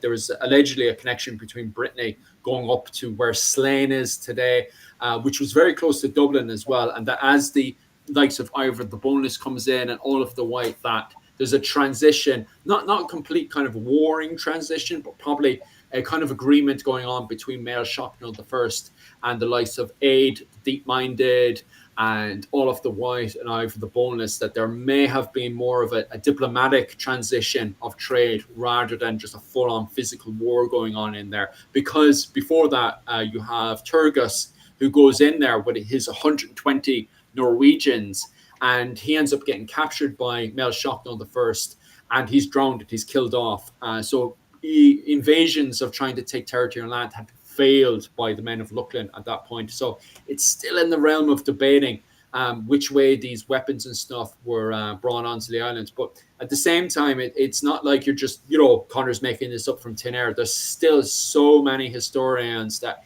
solidly have no problems right now taking Connor's side, that it was more of a Norwegian introduction rather than a Frankish introduction. So it'll definitely be interesting in the next few years to see which way the argument exactly, because this argument has gone on for decades and decades. It's like ever since the swords were found, it's like, hey, these swords are probably Norwegian. Hey, no, wait, these swords are Frankish. And it's like, oh god. And as you get the two of these people in the same room together, there is either one, a fist fight, or two, a bloodbath. And yeah, because they're having the same argument and debate over in England. But to be honest with you, I find it quite exciting, to be honest with you. Which way, are these finds and stuff going? Where do they originate from? Norway or was it the Frankish territories of Charlemagne? So it is a quite interesting debate. Just popping over to my PowerPoint there as well, I have different spearheads there, and I just wanted to highlight that during the Battle of Clontarf, people would have used different types of spearheads depending on the situation that they had in front of them. As I pointed out at the very start, you know, if you're dealing with someone who's too stupid to bring any armor with him because he decided he'd trade his mother's Gammon-sin for a bit of alcohol, you know, he's going to have more of a leaf head spear that you can see there, the third spear there, used to penetrate into flesh and stuff. But as you're getting into more gammon mail, you know, you're going to have more kind of pointier heads until the second last one there, that kind of pretty much a needle pin of a spear that's there designed to get in between the riveted mail. So that second last one there is used for riveted mail. And because we find so many of them in Dublin, it indicates that not only are we dealing with cattle raiding warfare, which is, you know, people running around with pretty much no armor on, to full-on conventional style warfare, it indicates that Ireland does all types of warfare and that they would have adapted depending on what the situation was in front of them, which makes sense to the literature, because we have to remember the literature says that there's people rocking up with chariots with different types of arrowheads that we can see at the bottom and spearheads depending on the situation that's in front of them. So I decided I'd depict that, as you can see there. I'm just going to pop into the toilet there, lads. If you want to elaborate on anything else, you're more than welcome to do so. I know Connor there is buzzing to get ready. So I'll just pop off there just for a quick second there as you guys elaborate on that. Well, you know, you were talking about that, you know, fighting with the spears like they were swords, and that spearhead you have in your hand is pretty sword-like. Yes, this is sadly a pike version, but this is as close as the model I can get for it. So, because I don't have the boar head spear for a regular one-handed use. But yes, ladies and gentlemen, this is a boar head. Now, many people are going to wonder, why is it called a boar head spear? This little device right here, as we see, is one. We would have to worry. Now, many of you don't know how boar hunting is done in the medieval era. You don't go and shoot it with a bow. That's the last thing you want to do. Because one, that's a good possible chance that thing is going to come charging right at you. And the last thing you want to do, what you have to use the boar spear, what you have to do is hunt down a boar with, well, spears. You got to, well, corner it and such. And the boar spear is one of the most horrifying things out there. Now, people think, oh, what's it supposed to do? Bludgeon the guy to death? Not exactly, but that's a close idea. But what you would actually use this, but yeah, I'm getting all ahead of myself. But what would happen is a boar would charge up the spear. Like, say, for example, if I had a spearhead like this and I was going boar hunting, this would be a bad idea. Because one, the boar would immediately go up the spear and down the shaft and still gore you, compared to a boar head like this, which this would prevent the boar from going any further up the spear shaft, which is one thing you need when you go hunting. And they're like, hey, we can also use this in fighting. So many of you are going to be like, how the hell are you supposed to use these in fighting? Well, simple. You would use it to pretty much grab a hold of sometimes the shield. It would grab the shield like such, dragging it open. And as soon as that happens, it makes it a perfect thrust capability. Such as, for example, which don't do this at home, ladies and gentlemen. What happens is, as soon as the shield is open, I would then have enough room to then thrust forward and into the opponent, which is the last thing you would want to have happen to you. Which sometimes this would help, especially when it comes to the shield wall formation. The guy's dead. Now you can actually cause a breach in that shield wall formation. However, this could also be a problem for the user if he's attacking you. So, say for example, I'm in a shield wall. Like, I don't know if anybody's even watched this show anymore or whatever, or even watches reruns. But the series Vikings, for example, proves something like it. I believe it was season 1 of the Vikings. There are sagas that actually state of men grabbing a hold of the spear, like so, and yanking it forward, pulling the man out of his ranks and into theirs and killing him in the process. And most of the time, the boarhead kind of seems like that would be the best option because one, this would prevent the thing from the spear from going back and slicing your fingers off, which is the one thing you don't want. So yeah. Now, also sometimes when it came to the battlefield, especially when the ranks are broken up, sometimes spear shafts were broken on the field of battle, and you're crawling away trying to grab whatever item just to save yourself. It's like you just stab at an opponent. And sometimes there are accounts of even men throwing the broken end at their opponent of their spear, and it's like as a last ditch effort just to scare the guy to lift his shield up before you jump on him. But I couldn't get past the makeup, bad hair, and leather in Vikings. So now, like the first 2 minutes, I turned it off. And it's so annoying because it was Barry Gaynor and Fingal were hired for the reenactment for the first season. And Barry Gaynor turned around and said, hey guys, do you want us to wear our Viking kit? We won't charge anything extra. And they turned around and says, oh, they won't look Viking enough.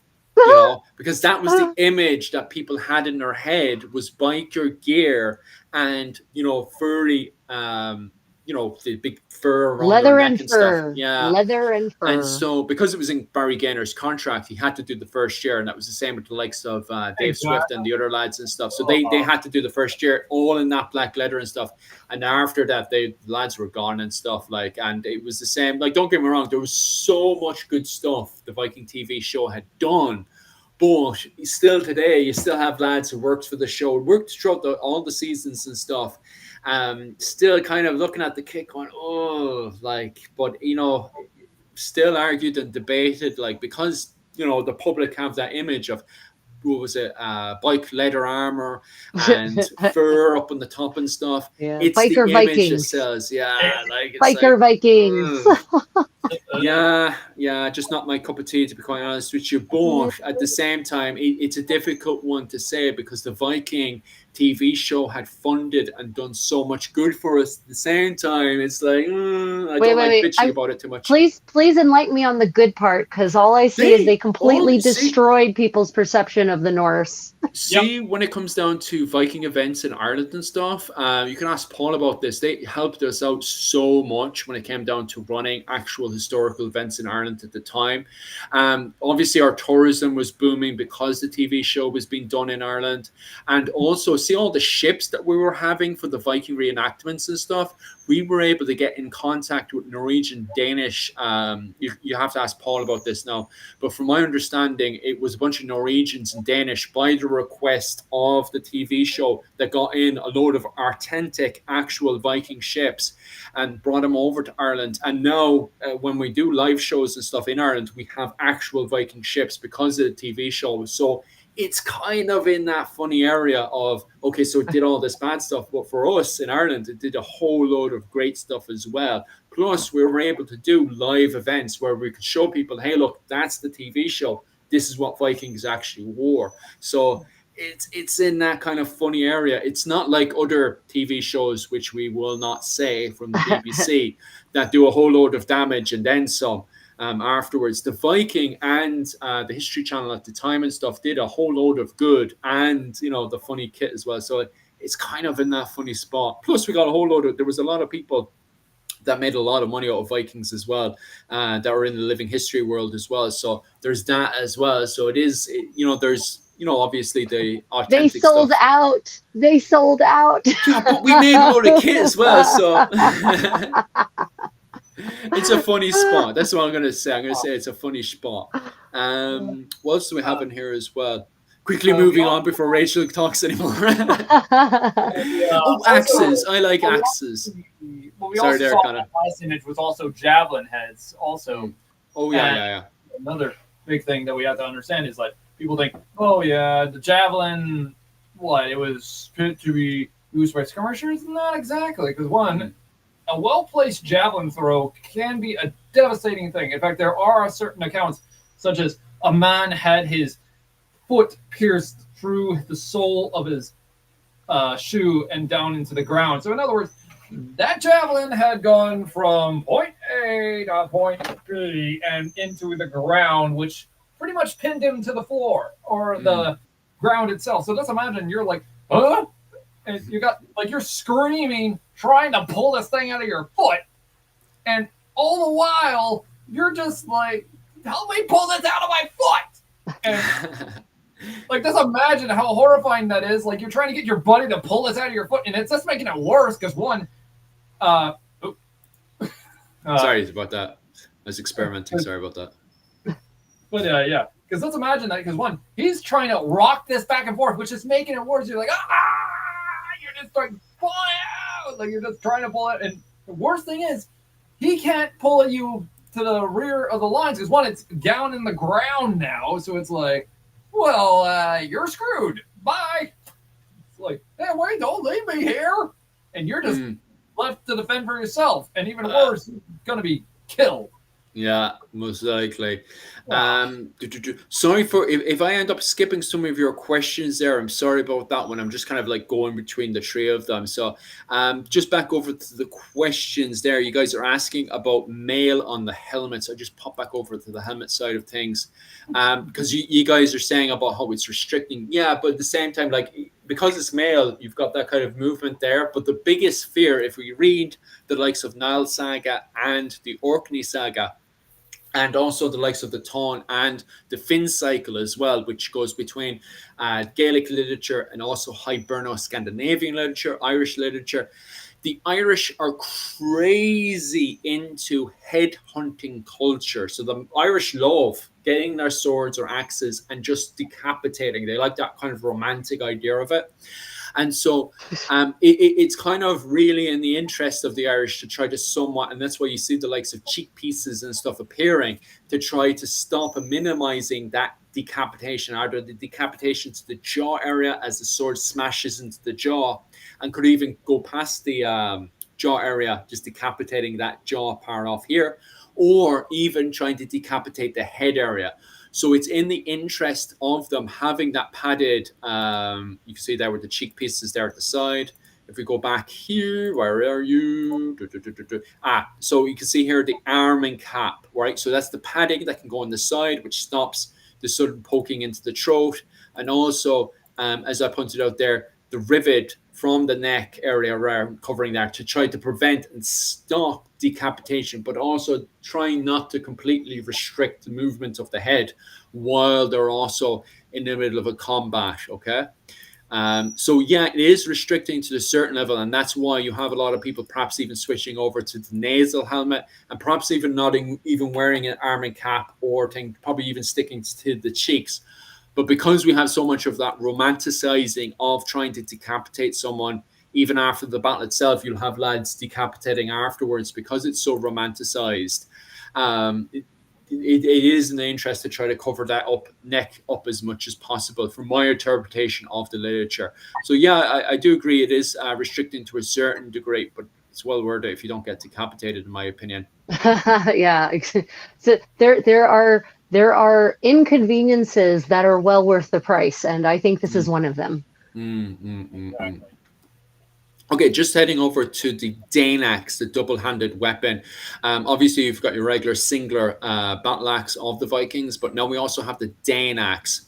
The thing is about the Dane axe is that it is a terrifying weapon in the right hands to be in front of, because you have many Hiberno-Scandinavians and Irish going into the Battle of Clontarf that fully know how to use a double-handed axe weapon to both grab onto the shield of the enemy and pull it down, or even just break up the shield, or even having a quick old jab to someone's face or an opening that's there.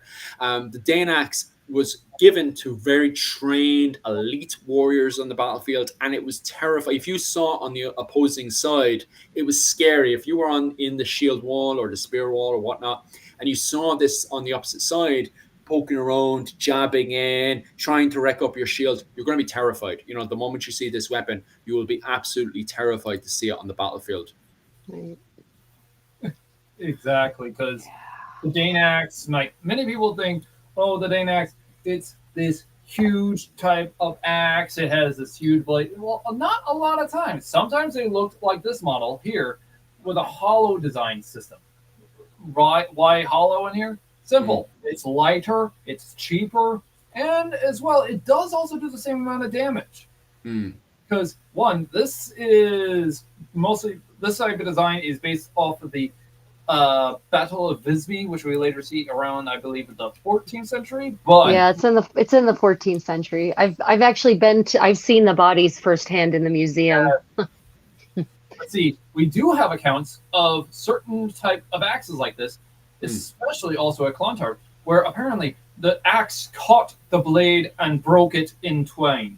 Oof. In other words, a sword blade went through here, got caught, and broke in the process. The foiling effect.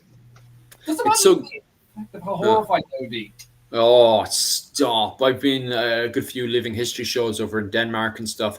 And when you've got that many people and something like that happens, the fear suddenly kicks in, that sharp fear in your chest of losing your weapon and stuff. And I wasn't even in any form of Mortal Kombat. I was in a nice, friendly living history event. And even I felt that sudden fear come in when my weapon was lost on the battlefield and stuff. So you can imagine being a warrior and your life is now on the line and you've got nothing in front of you to defend yourself with, when you've got one of the most terrifying elite soldiers in front of you with the Dane axe, jabbing away at your face and stuff. Exactly. Not nice, yeah. Because you can easily thrust, you can hook the shield, the legs, anything you want. And the worst thing is, if you see a guy have an axe that has a hole in it, here's the thing, don't make fun of him. Worry the living hell out of yourself, because there is a good possible chance he's going to catch your weapon. And that's the worst case scenario. In fact, now, sometimes, though, these were decorated like with a cross, as we see in this one, like if you're a Christian and such. Or sometimes there were even accounts of a fishtail design in these sometimes, which are very rare, if you ask me. Okay. Or some was a needle, as it's called, or what it would do is it would just be a line that's straight from this point to this point, adding extra reinforcement, but leaving a good twin teardrop design in the axe. So it depended on the user. But in such, that would be the most horrifying thing, because a skilled warrior with a Dane axe, which here's the thing, a guy with a Dane axe is very skilled with his weapon. He is not a foolish idiot barbarian like you see from a Dungeons and Dragons book or whatever, that's just wildly swinging it. He is perfectly going to use that thing to probably murder you and probably hoist your corpse over his head while he throws it at your own guys. This is only one version of the axe, while there is also the bigger model. This is a lot more horrifying. And this is still devastating. This is a slightly bit heavier, but this is still a gruesome one. Now, though, this is actually based off a historical model from Denmark. And this is based around the same timeline of the 11th century. Okay. And this is horrifying to think about, that an axe like this existed. Something this big, this wide of a blade. This was actually originally meant for breaking shield walls. But later on, when cavalry started to become a thing, they started using it against horses. And just imagine how horrifying this would be, especially on the field of battle, because this is one of the most gruesome things, because you can probably see said Viking warrior using a Dane axe like this, or the lighter version, which I prefer, like this. This breaks a shield wall, while this breaks the morale. Well, yeah, that would get the job done all right. Absolute two very, very, very terrifying weapons. If you look into the Icelandic saga, it goes into more detail that these were the elite weapons at the time. Obviously, as well, you can see a lot of Irish people that were specialized within the double-handed spear to be able to penetrate and get them kills in as well.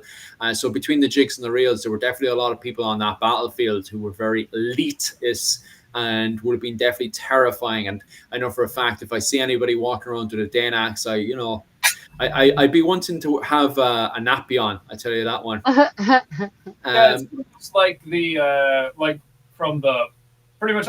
Whenever I see a guy with a Dane accent and such, I'd be like the I can't remember that guy's name. O'Connell from the first Mummy movie when he's meeting like all those other mummy warriors. I'm like, yeah, I'm just running. Exactly. And just popping back over to the comment section as well, there was a comment from early on about the arrowheads. Sorry guys if I miss your questions and stuff. I'm just trying to poke and prod and trying to get a few of those answered as we're going through both the presentation and you guys as well. And there was a one on excrement. Did some of the arrowheads during the battle get put into excrement and fired off? I'm unaware of that, to be quite honest with you, Richard. I do know of accounts around the 100 Years' War of longbowmen purposely putting the arrowheads into dirt. So that way, when it was fired in and it tore out chunks of flesh from the body and they pulled the arrow out and stuff, it would have caused people to get sick. However, for the likes of the Battle of Clontarf and these battles, I could imagine people doing it, to be quite honest with you. But do we have any solid evidence of it happening? Not that I'm aware of, to be quite honest with you, Richard, unless you guys do. I mean, how prevalent was the bow as a weapon at this battle? Was it there at all? Yes, it actually was there. We do have accounts of volleys of arrows being fired, and even behind the shield wall. But we also have, what was it? Sean Duffy commented about that as well, with the archaeological finds. Is that book? 1 second there. I get that book up because this is coming to an end, so it's bound to be around here. There she is. There's the archaeological book, which is so important. Viking Dublin, the Woki excavations by William Wallace. Patrick Wallace. Sorry, someone else was saying William Wallace early on. I was stuck in my brain. What? We all mean Patrick Wallace. That's what we all meant. Isn't that right, comment section? We didn't mess that up at all. It's Patrick Wallace. That highlights the fact that there was a lot of arrowheads found, which indicates that there were a lot of bow and arrows used on the day of the Battle of Clontarf. So we do have that for the battle itself. Let me just pop over to see if there's anything else we need. We just covered the Dane axe, and we wanted to talk a wee bit about bucklers. Look at that little buckler. It's so cute. What a cutie. Aww. There's always debates and arguments if bucklers were used on the Battle of Clontarf. And I know, Connor, you were saying that it's in the realm of possibility that they may have had bucklers. To be honest with you, on my side, unless they were used for the dueling at the very start of the battle, where they would have had, rivals and stuff, or the duels just before the battle itself started and stuff, I could imagine bucklers being used there for duels, just as the battle was starting up and stuff, and lads were throwing javelins over people's heads as a part of, an FU and all that kind of stuff. When all that, and the chanting and people making fun of each other, because these war bands, they all knew each other, except for the mercenaries coming in. And even on top of that, the mercenaries would have known a good few faces there. They would have had blood feuds with each other because they're revving up to go and, killing one another. And because of these blood feuds, you would have had people making fun of each other, having duels. Duels would have been happening. I could imagine bucklers being used there. But once it's shield wall on shield wall and spear on spear, I'd be honest with you, because of the way the Battle of Clontarf went, where it was from the morning all the way up to the evening, I just can't imagine the buckler being used, to be honest with you, Connor. Well, at first, yes, we could actually imagine this, especially as you said, with skirmishes and dueling at the very start of the battle. Because we do have accounts of javelins and arrows being thrown. Hell, in fact, some people are brave enough to actually, this is actually very messed up, but unfortunately, it's pretty much true, especially for the Irish. Even into the 16th century, they will go up, literally a brave Irish kern or a brave Irish warrior will immediately go up with barely nothing and with nothing more than a shield and javelins and hurl insults and javelins at his opponents, calling, "Your mother was a milk-subbed cow," or something like that. Or one of the most famous insults that actually is used by the Irish or Gaelic Irish on any Hiberno Norse, calling them a Dublin Dane. Now, this is apparently a huge insult, apparently, for them to call them that. Apparently, it's like a I don't know why, but it's like calling somebody, which I can understand this because immediately, like, say for example, you're like, it's pretty much saying like, hey, all you bastards are the same. It's pretty much like saying, hey, you're all the same people, and or like saying that, in other words, they're a bunch of but ugly idiots. I don't know. I kind of interpret that more as you're a cheap knockoff of a Dane. You're not even a real Dane. You're a Dublin Dane. Like you're That's another example because, but yeah, it's because my interpretation of it is like saying like you're either all the same or you're just a cheap knockoff compared to how what the originals are.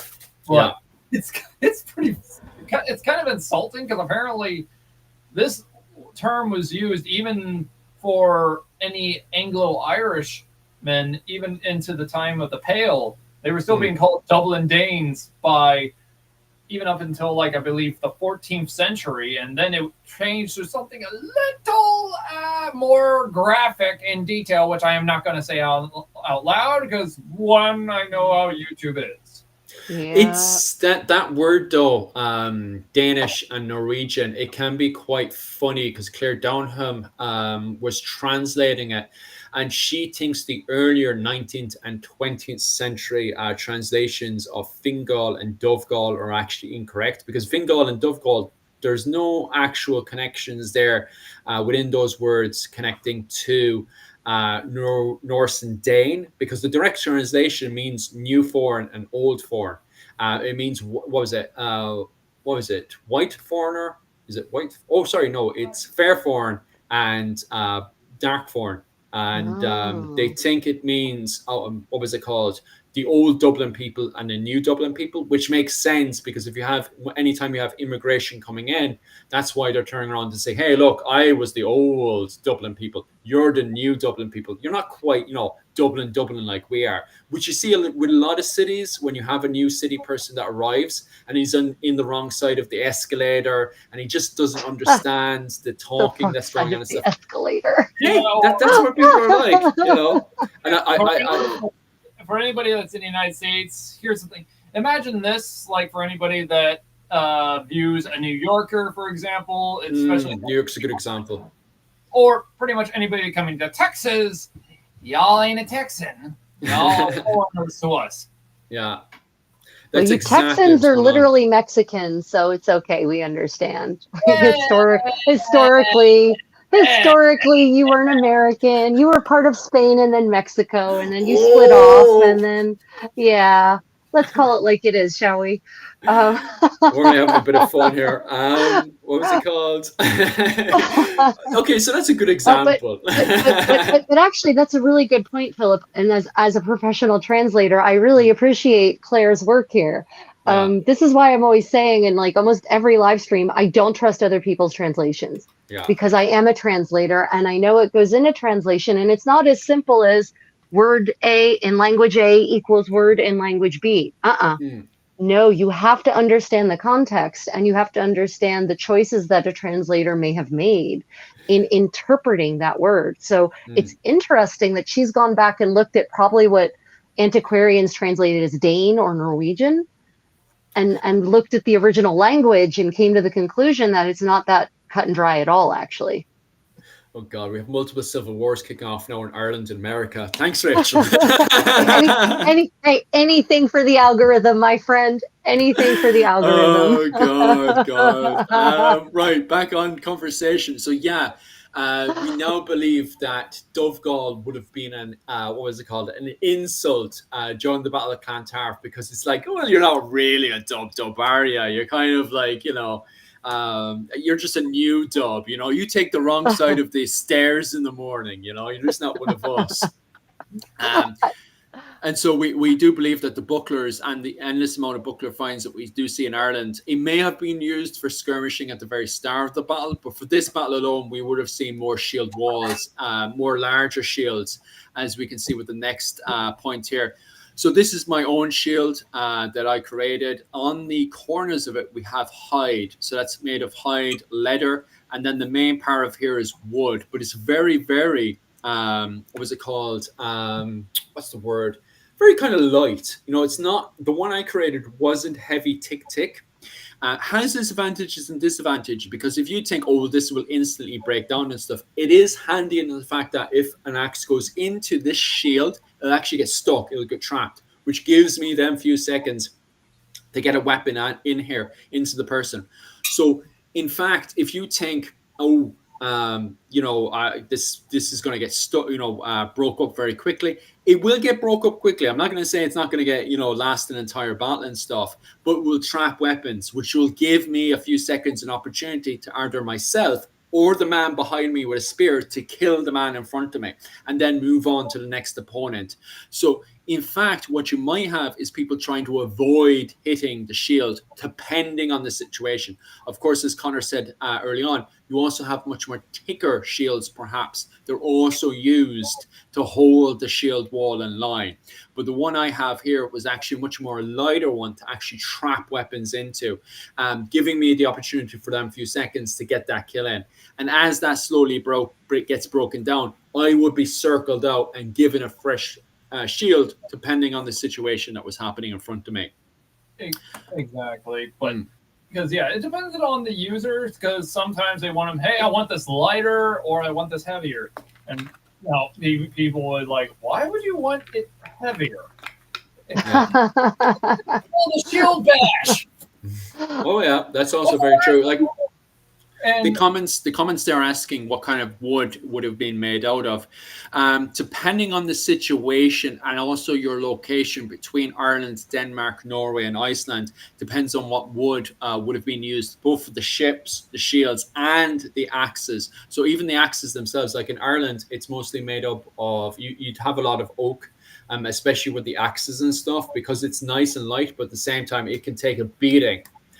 So it really depends on the location, where you're at, and also the situation that you're on. Because a lot of these, especially the professional mercenaries, war bands, and nobles, will have had different types of shields, axes, depending on the situation, and spears as well, and made out of different types of woods, and also designed differently depending on the situation happening in front of them during the fighting that's happening. So this is before Ireland is denuded, right? So Ireland still has forests at this point? Big time. It's not until around the 1700s that the British Empire is cutting down loads and loads of trees to make loads and loads of ships. Now, don't get me wrong. In around the Slane area, just north of Dublin, and also in the south of Dublin, you do have a lot of trees being cut down because of this massive demand of long ships that happens in Dublin at the time, which we can see in Denmark. A lot of the ships that were dated in Denmark, to their shock and surprise, were not built in Denmark. They were built in Dublin. These were Dublin ships that were found in Denmark, which highlights the demand for amount of ships that were being built. So we can see, we do see a large defroster, not a large one compared to what we'd have to, later on with the British but still industrialization. significant, nevertheless. It's a lot for the period. So there is a massive demand in the Slane, which is north of Dublin, and Wicklow, which is just south of Dublin as well. We have a lot of trees being cut down to be made into longships. So that demand is there in Ireland. Anything else you guys want to expand on? Probably not. Oak would be heavier than pine. The oak is really handy because it not only is it light, but it's also got, if you were to beat that oak up, it takes a final beating, because I'm sure it's also used in the hurley sticks as well, unless ash. I'm wrong. It's not oak. It's ash. Ash wood. I was going to say it's ash, right? Yeah. Ash is like the magic wood of the Middle Ages. Wow, that's going to get us banned. So you're right, because that's used in the hurley sticks that we have. So in Ireland, we have a sport called hurling, and it's the exact same wood that's used, I'm sure.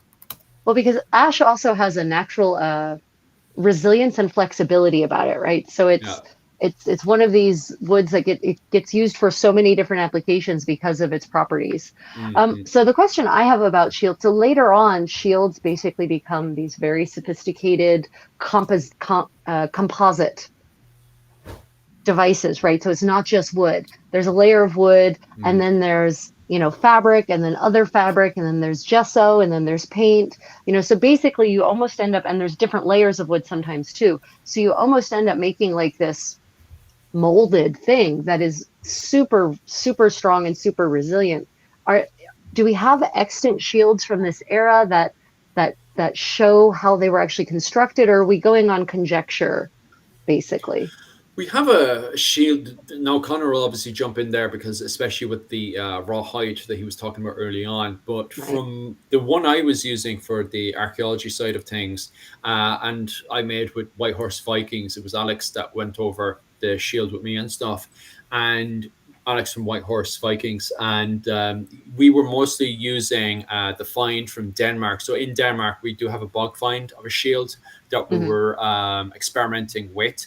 And so the one I have in this photo here, and also the back, this is not my photo, that's someone else's photo, but he was doing exactly the same experiment that Alex from White Horse Vikings was doing with me.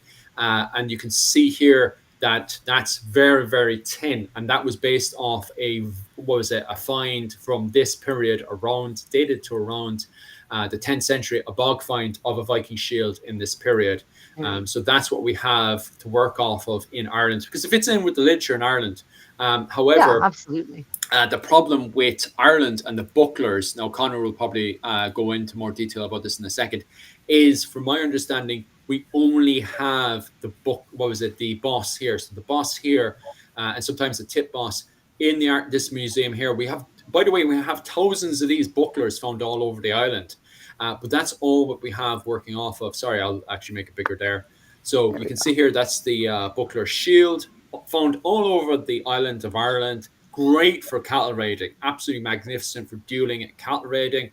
In my opinion, I don't think it's the most magnificent weapon to be using in a conventional fighting, unless you're trying to skirmish the sides in a battle, which you do see later on in the 15th and 16th century. However, I don't think it's the greatest thing for conventional fighting. But they're found all over the island of Ireland regardless. We don't know, because the only thing that's surviving here is the boss. We don't know how the shield itself was made, from my understanding, unless you want to look at the Book of Kells and find something there, which I have on the left side there. But that won't even, the Book of Kells will give you a picture, but it still won't, inform like the layers and whatnot. So there's still, conjecture is fair, like absolutely. I don't think people understand in the living history world how much conjecture we must utilize to fill in these gaps. I'm just always curious what is known, because to me, as from the material culture perspective, I love understanding how things are put together from the craft perspective, Now Connor's dying to jump in there. Well, yeah. But yeah, when it comes down to the material and such, we got to understand it's like people think, oh, yeah, they were always made out of wood and such. Well, not exactly, because my clothes which I discussed earlier, had actually tested this out, especially against the Danax and such. It did survive. Now, the thing is, though, this is a rawhide shield. It would have been made out of full rawhide.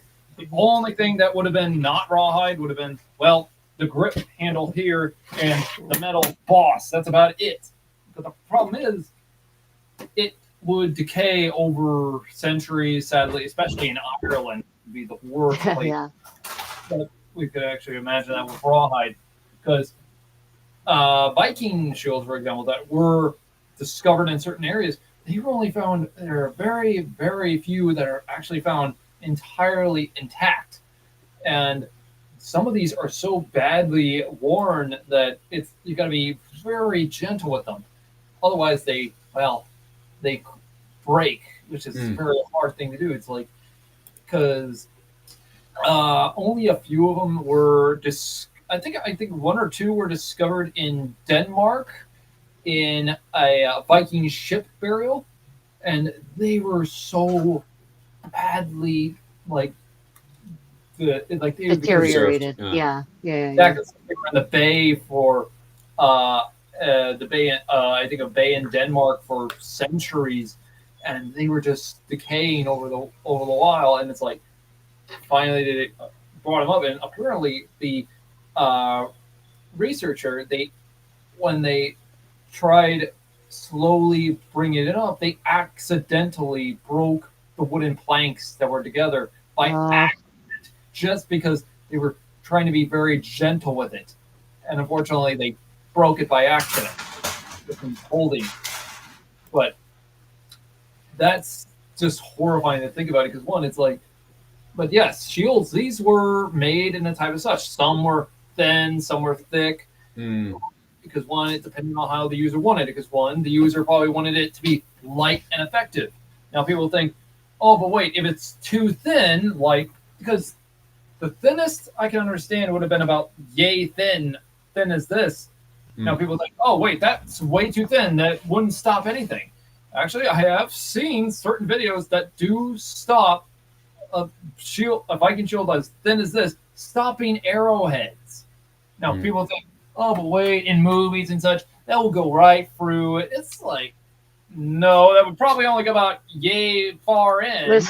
There's also friction. Like, people forget friction. I mean, I hate movies because friction. So it doesn't work like that. In fact, even if the shield is thin like this, because the video I did see, apparently the arrow only went about that much in. And still, there's also the fact that, one, you're holding this as a center grip shield. It's not a strap-on shield, meaning your hand, your arm isn't going to be affected. Yeah. Because as we pointed out early on, guys, like these guys knew martial arts. They knew if you as you're blocking parry, you can move your body in such a way. So you have the attack coming in, you're blocking it, and then as you're moving in, you're parrying, and you're moving the shield, and the shield is moving around your hand because it's the boss. The boss is protecting your hand itself. The rest of the wood, depending on what type of wood you're using a different martial art. As Connor's showing there, you move the shield around, blocking, covering, and then getting those stabs in. It's not a case of you just, unless you're in a formation. When you're in formation, you hold the shield up to cover, not just yourself, but the others. But if you're dueling, skirmishing, calorating even, you're moving that around your body, that's the style of war that you're in dealing with in Ireland, and that's why they use the smaller bucklers to get in there with their different forms of martial art depending on the fighting style that was happening at the time.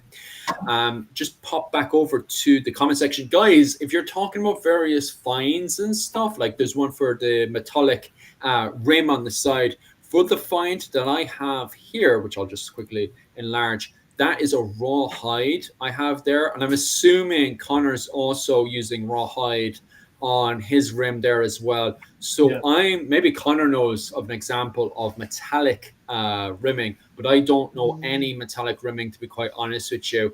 The only thing, these are very, very rare though, but because by the end of the Viking Age, metal rim shields, that is like a king's ransom, a lord's ransom type of shield. It would have been fully decorated. Major example, Sutton Hoo's shield. You see metal trims and metal rimming all across that. Here's the thing, that's a little too early for that type of time period, because by this point in time, that was rare to see on a Viking shield. Now, during the middle period, you saw a lot of that. And when I mean a lot, I mean a lot. Because it's like, I'm going to show off my wealth. You realize your shield is going to get damaged, right? And 100%. It's like, immediately, it's pretty much like one of those people that thinks that it's a good idea to show off. Like, showing off. And it's like, what happens when your shield breaks? Very true. At least some of you got a second shield. Okay, lads. Also in the comment section as well, definitely use references and stuff as well, so we know exactly what you're talking about, and it doesn't turn into this thing of I feel it should be A, B, and C, and oh no, I feel it's A, B, and C as well. If you can, even better still, open up a second channel and shove in some of those references and stuff as well. So we're not going back and forth and having this like, I feel it's A, B, and C. No, I feel it's Z and E. Like, feelings could go on all day, to be honest with you. Feelings could go on all day. They could, like, I've had endless conversations and chats about feelings and all that kind of stuff. And unless there's references and stuff, feelings work all day. But as Richard said as well, like longbows, the bow itself would penetrate into the shield, but it gets stuck into the shield. It wouldn't, like if you were holding the shield out as the arrow is coming down, you knock that shield up to protect yourself. It's going to get stuck in, but it's not going to kill me because I had that distance up. And that's why people are, as we said earlier, rotating the shield around. Also, on top of that, just a question there on, I'll just zoom into, what was it called? Connor there, because the questions are around Connor. How thick is your shields, Connor? How thick are your shields? Well, this shield, it's about, say, less than half an inch thick. And this was my first attempt at making a shield, and unfortunately, I didn't do so well because I was originally. I think it's good for a first try. Much better than what I have. That's true. Originally, I was wanting to make it thinner, but I put double the amount of wood. Now, with me, I use plywood when it came down to this. You had to use historical planking. Me, though, I wasn't planning on using this for any reenactments and such. So yeah, but. Like, this is like double layer plywood, and this is technically what most Viking shields, well, depending on the user, would have probably been like. In fact, this would have been perfect for the heavy hitter type person. He wants extra protection. He wants to be extra protected. He wants to fight perfectly, and as well, he wants to use his shield to pretty much break someone's jaw, break someone's foot, break someone's shin, their ankle. Hell, sometimes there's a count of people throwing their shields on the battlefield. And as well, we do get this at the Battle of Clontarf, especially when the Vikings were running away. There are accounts of Irish throwing their shields at their opponents just to knock them down. That way they can come at them and finish them off, which is very horrifying. In fact, we also hear accounts of this even in the Viking sagas. In fact, there's an account of a saga of a Viking warrior skidding his shield across the ice. Now, just imagine how horrifying that would be, just seeing that coming right towards you, and it tripped the said Viking in the process. In other words, he got hit in the rear of his leg before he was later finished off. But most of the time, though, like a shield like this would be like about somewhere between a little over slightly above a centimeter. Now people think, why would a shield like this be good to use? Well, here's the thing. One, this is this regular plywood on there, but because I had to order this one, I didn't have the material at the time or the tools, sadly. But yeah. Anyways, what happened was with this shield, this would have said cloth, like say this would have a mixture of glue and cloth on this, and as well sometimes even on the secondary end, and as well a reinforcement of rawhide on top. Now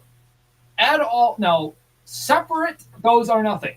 Together they are something else, because one, this would have been 10 times lighter. In other words, this would be still light and effective as you see me working with. In fact, if I had made my shield the way this is, like with that type of like only one sheet of plywood compared to this, which is 2, there's a good possible chance that this would have been as light as this. I could easily just move and such. And that's the thing. The Irish preferred that style because we have accounts of them swinging their shield to the left and to the right, hacking about and slaying the said Vikings left and right. So in other words, it's kind of like saying like, hey, they made it do like this and like that easily, compared to some other people who preferred a heavier shield that was more meant for crashing into their opponents. But as well, with the shield like this, it was perfect for a shield wall formation. In fact, this type of shield is perfect. Now, I want to put this out here, though. When it comes down to it, people think, oh, these shields, they were huge and such. Not exactly, because this is like a 30-inch in diameter, but we do have accounts somewhere around 20 or 25 inches in diameter as well. So these would still be perfect, especially for blotting out stopping arrows from coming at you. Because one, this is like easy. It's like, oh, you're going to shoot arrows at me? Okay, that's it. Okay. But, yeah. But, yes, these shields were perfect for stopping certain weapons. Now, I do know a reenactment group, I think a couple of years, like a year or 2 years ago, I believe, who they did this at the Highland Games, which they showed the destructive power of a Dane axe to a said shield, and it broke through the shield perfectly.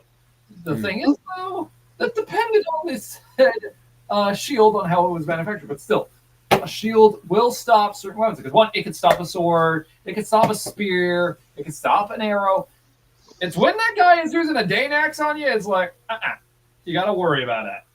Because, but yeah, also, but as I said, I made this with plywood. I did not do this with sheets or boards like you're supposed to.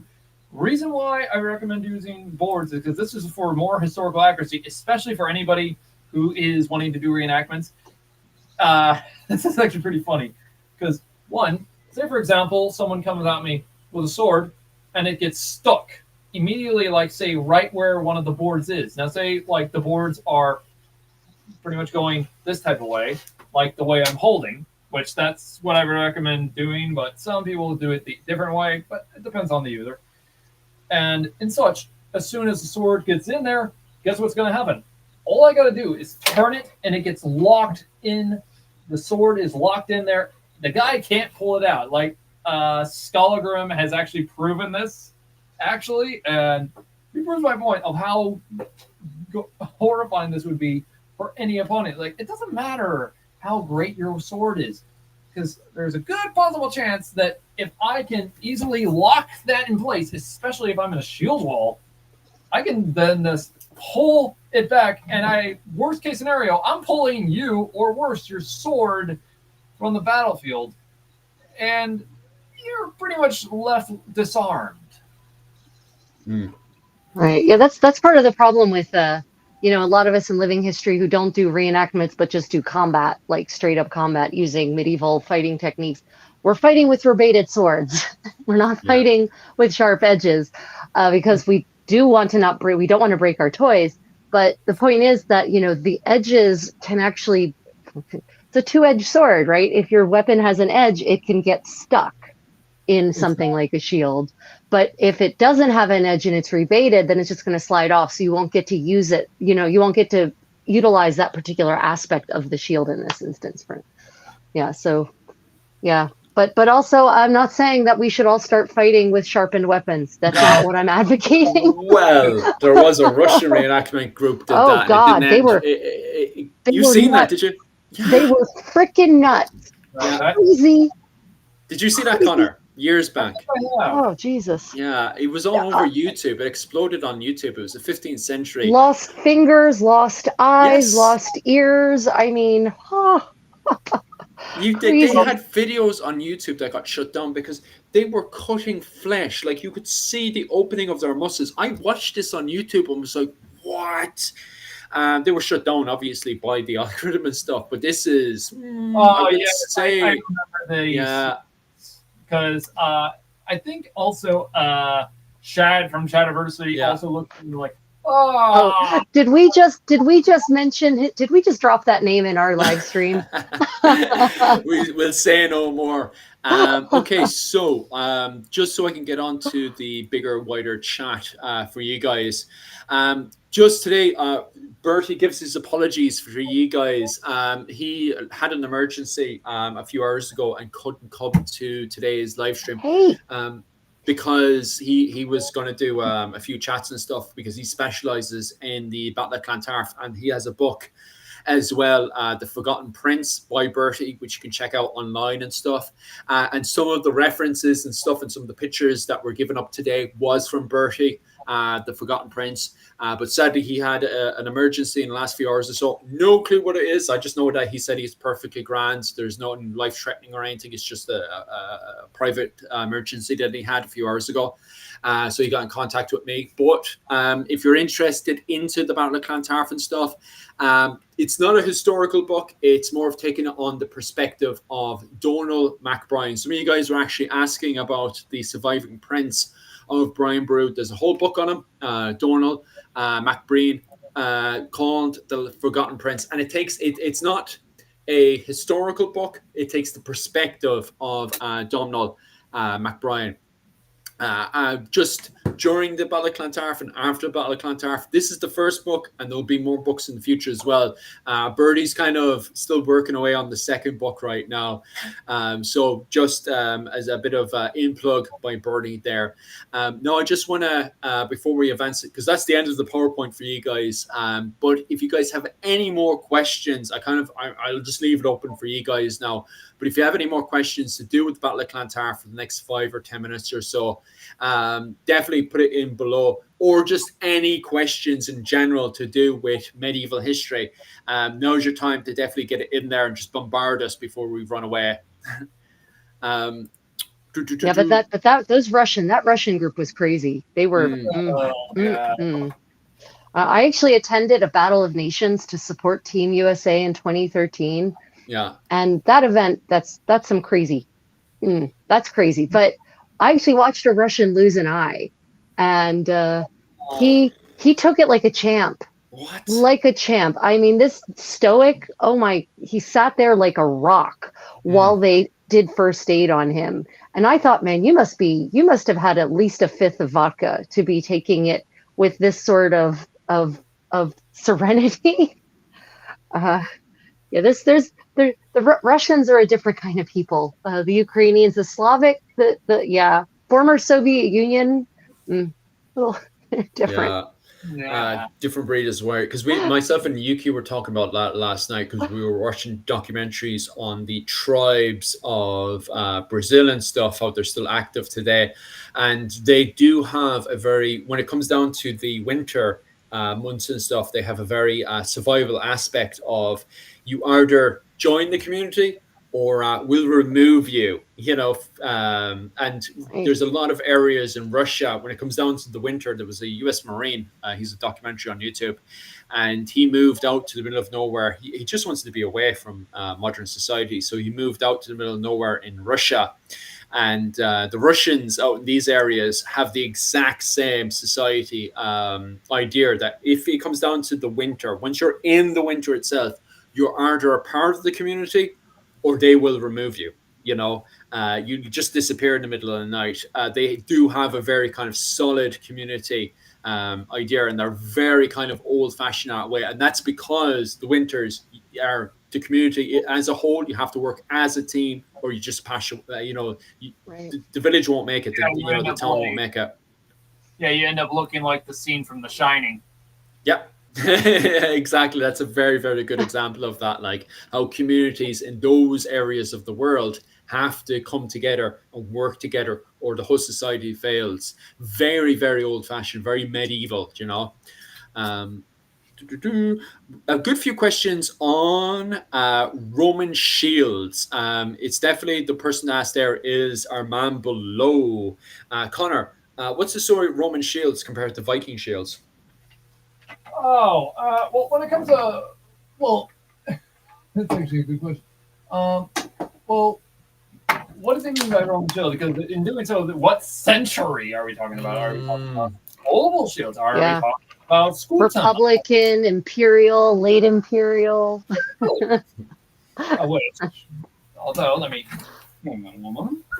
Eastern Roman Empire. Well, he's setting up there. I'll answer that question. It's just popped up. A bit of off-topic question. No, it's not. How did the Irish families entertain themselves back in the medieval period? It depends what season you're in.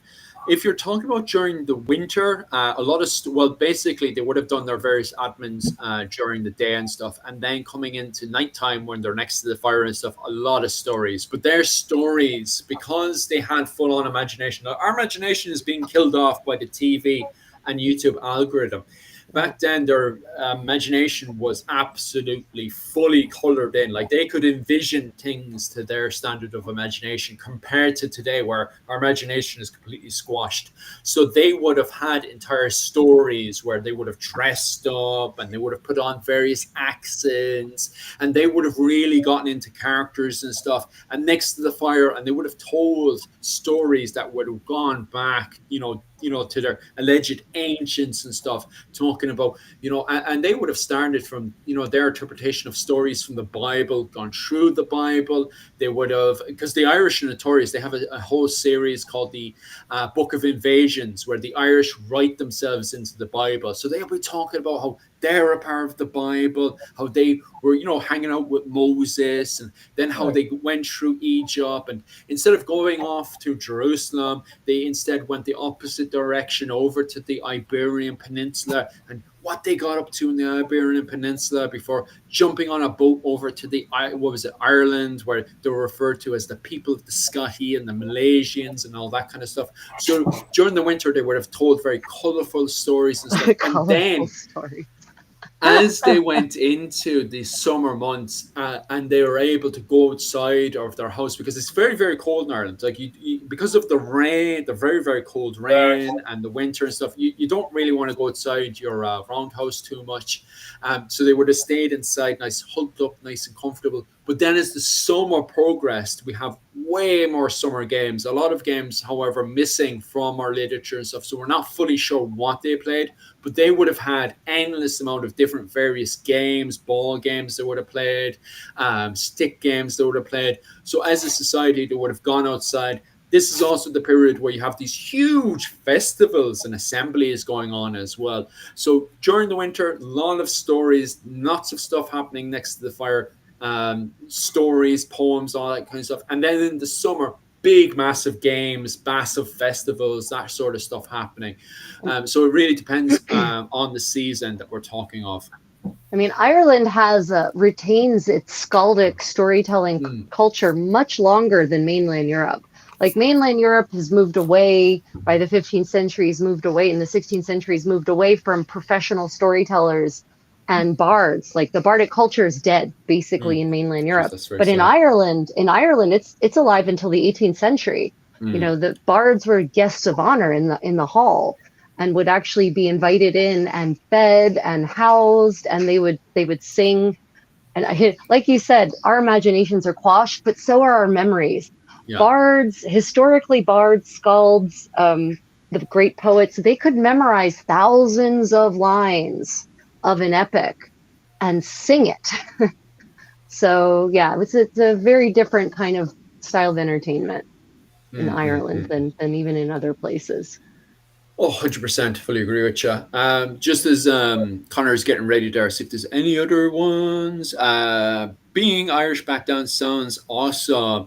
It does, until you actually have to do endless amount of back-breaking work, and also the constant fear of raids into your your little fort and stuff, where people would have trying to take away your women, and also trying to take away your kids and stuff as well, and loot your stuff. So it's all great until you're being raided and attacked, and then you're like, bring me back, bring me back, bring me back. And also diseases and all that kind of stuff. Oh yeah, pre-antibiotic world, no thank you. I think so. What for us, for you and me, Philip, as living historians, we like to recreate the beautiful parts, the fun parts, the safe parts. Yeah, like I'm a weirdo. Like I get fully dressed up and I go over, when I'm back home in Ireland, I go to ring forts and I do full-on living history events where I live in a ring fort and do the whole shebang. But I don't have to worry about my wife being taken away from me during the day while I'm trying to farm, and also the fact that I don't have to worry about being drafted into the military and sent off to Clontarf to be butchered. I don't have to worry about these things, compared to my ancestors. Yeah, people keep asking me in the live chats, if you could go back to any one place or any one time, what would it be? And I'm like, do I have to? do I actually have to go back, or can I just like look through a window? Because really, as a student of history, there's a couple of like rare moments in history where I might feel not terrified traveling back in time, but for the most part, I would just be terrified. Oh yeah, 100%. Just getting back to Richard's thing there, the Roman army was well armored, well fed, well paid, and well skilled military combat. Yes. Connor, do you want to elaborate on that one? Yes, that's actually pretty much true. Even by the time we get to the 11th century, hell, even the Byzantines, which are still a continuation of the Roman Empire. Ooh. I want to add that. They considered themselves Roman. Exactly. But yeah, because because immediately people think, oh yeah, the Roman Empire, they started like this type of equipment and such. They evolved and such. They originally were a republic. It's like, no, they were a kingdom. And I really hate it though when people immediately they think the Roman military, it all looked the same. It looked like the mid-Roman imperial age. It's like, no, it was entirely different, in which very soon I will be doing, when I'm done with the 12th century Irish how-to videos, I will be going back and doing the Bronze Age Caledonian or Scotty and such, or Caledonian, whatever you want to pronounce them as. In other words, Scotland anyway, and as well the Bronze Age Germanic people, and then as well I'll be getting into also the Roman military, evolving them, because one, I want people to understand of what they all would have looked like entirely leading up to the end and such, pretty much until the 16th century and such, or with the Romans, the fall of Constantinople. But yeah, anyways, but pretty much though, no, because when it comes to their arms and armor, it changed. I already have one video out of what it would have looked like, such as what we understand from the Velvenuvi. I'm going to butcher that. I'm already going to get some Italians on my butt from Velvenuvian culture. I am sorry if I mispronounced that. Please do not stone me. But yes, they would have had different style of shields. I've already covered that one. The next one would have been a mix between an Aspis style shield, which none of y'all know what that is. It's a hoplite shield and such. And then there would also be the scutums and oval shields, like we see here. Which one, when people like also to answer that comment about the difference between the Viking shields and the scutums, in such, actually they feel about the same weight. Reason that actually is, maybe we're going to be like, why is that the same weight? Simple. There's actually because of its design and feature. Because as we see, this is more curvature to protect the body. Well, this is flat. And a flat end means it's a lot heavier. For example, oh yeah, this is way heavier now. Same diameter, but because of this flat design, it makes it heavier. Right, because the weight doesn't distribute the same way. Exactly. Yeah.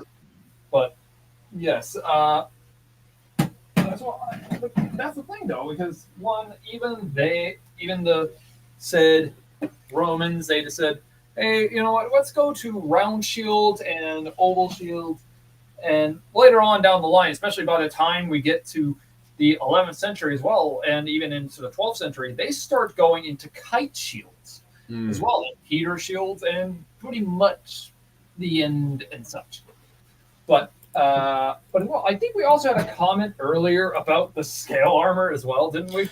Yeah, I want to leave it to the very end where we could talk about conspiracies and stuff, because I think there's the problem. We were just saying this as well with both the Taun and the war between the Gaels and the Gaul Gaels. The problem with those two books is the translation of how they describe armor is funny, because they're not only are they like, if you directly translate it, it comes out like bits of leather or bits of this and it's bits of that, and it's like, okay, so what's this bits mean? Like, what's this mean and what's that mean? So we're in the realm of, when it comes down to that detail of questioning, okay, so what's this armor and what's that armor, especially towards cattle raiders. Because cattle raiders like to be light, it really does go into the realm of conspiracies of what's their armor actually like. And I think that definitely goes into even Brian Bruce's own armor, because Brian Bruce is trying to show that he is a Roman emperor, because he literally refers to himself as the emperor of the Scots, an idea he gets from Charlemagne's court.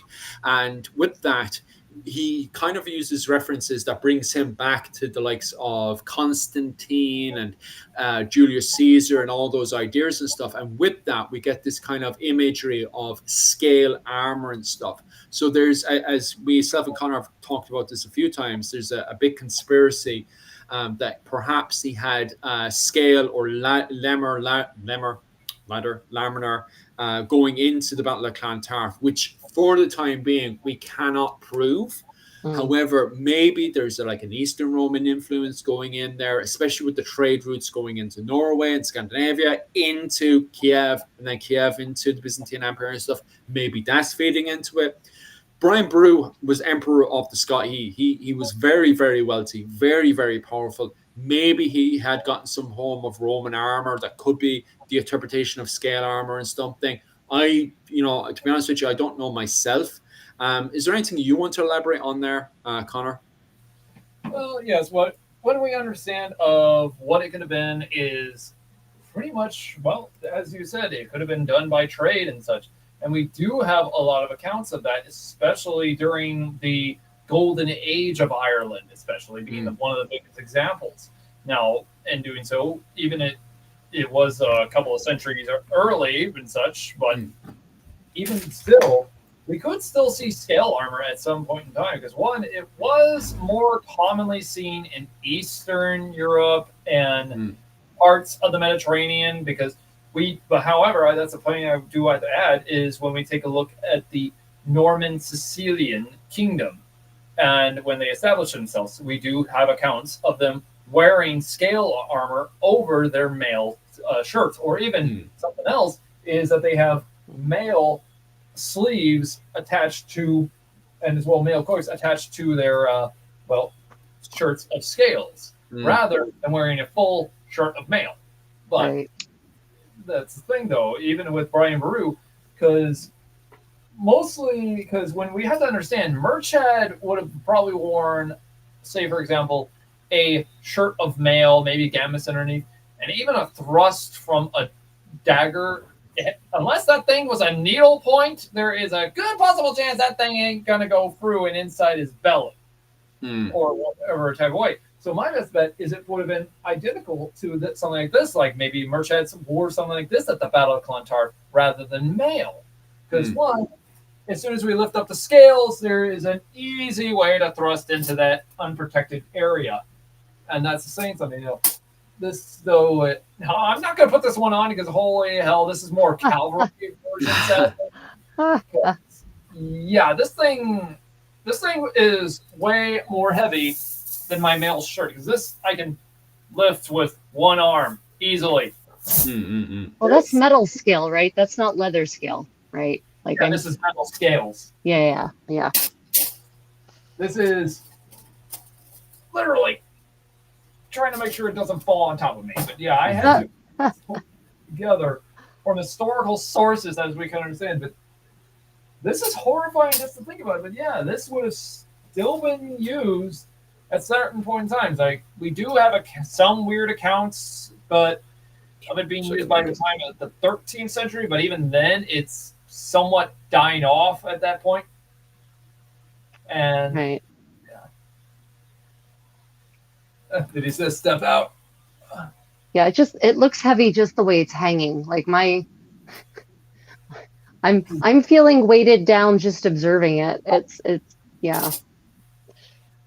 Yeah, this thing is heavier to the point that it's like just meant for. Is it it's made on a leather base or on a cloth base? This is put on a cloth base. Right. This is because that's as historically accurate as you can go. Because people think, oh no, it would just have leather. And it's like, no, that's moronic. What person would put it through a sheet of leather in which can easily be penetrated through? Yeah, I think a lot of people, a lot of modern people just have Hollywood has done this, right? They imagine that leather is the fabric of choice, Middle Ages and earlier, and Renaissance, honestly. Renaissance, possibly even actually now that I think about it, 17th century, Three Musketeers era, right? Everyone assumes that that men especially were wearing all leather. Everything was leather. So that's Hollywood that has made people think that, unfortunately. Exactly, because when it comes to making historical equipment, look up the also like. Here's the thing: anybody that's trying to make their own equipment and such. Here's the thing: look up historical sources. Look up to what they actually wore. Don't watch movies. Don't watch video games. Don't watch series. And immediately think, oh yeah, that's how they made it. And it's like, no, that's not how they would have probably made it. In fact, I had to take this from an old gambeson and just sew it onto these. And here's the thing: this is way cheaper than buying said leather, because apparently I've seen the because with the gambeson and the scales I bought all together, this is like less than $200, so about 120, I want to say. And in such though, like sites like do sell something like this only with leather apparently that have riveted on scales. Apparently that thing costs like about 200 something dollars, and I'm like, why would I want to buy that when I could make this? Yeah. Okay, so right, just go back into the comment section there because I want to. This has been going on for almost 5 hours, which is absolutely magnificent, and I want to thank everybody for keeping on board with us. I just want to finish off with that one question on: did the marching military force, especially going up to the Battle of Clontarf, did they have beef jerky on them? Did they get their meat, dry it out before going up to the Battle of Clontarf, which is a really important and very, very interesting question to ask, especially since Brian Boru did plan on turning this into a siege, which never happened. So, yeah, I could actually imagine, to be honest with you, Big Dave, I could imagine that during the winter they did get their meat, cut it up, and then leave it on the rack to dry out, and then chop it up still further to put it into their equipment, their baggage and stuff, before bringing it up to Dublin with them and having those little beef, jerky snacks. What do you guys think, Connor and Rachel? Do you think they had beef jerky going up to the siege? The Battle of Clontarf? So it depends. It depends on what you mean by jerky, right? Not all jerky is jerky. So we do know that in this era, you got a lot of coast in Ireland. You've got a lot of fish. It's honestly just as likely that it's fish as it's beef. Yeah. Right. You only slaughter cows like once a year. It's not like the modern world where we just have tens of thousands of cows getting too fat and we need to kill them all at once. Right. So you only really slaughter animals like that once a year. But fish are a constant source or it's for really special feasts. But, I could see that the once a year that you slaughter said cows, that you would, dry them, you would air dry them, whether they were smoke dried or not, maybe.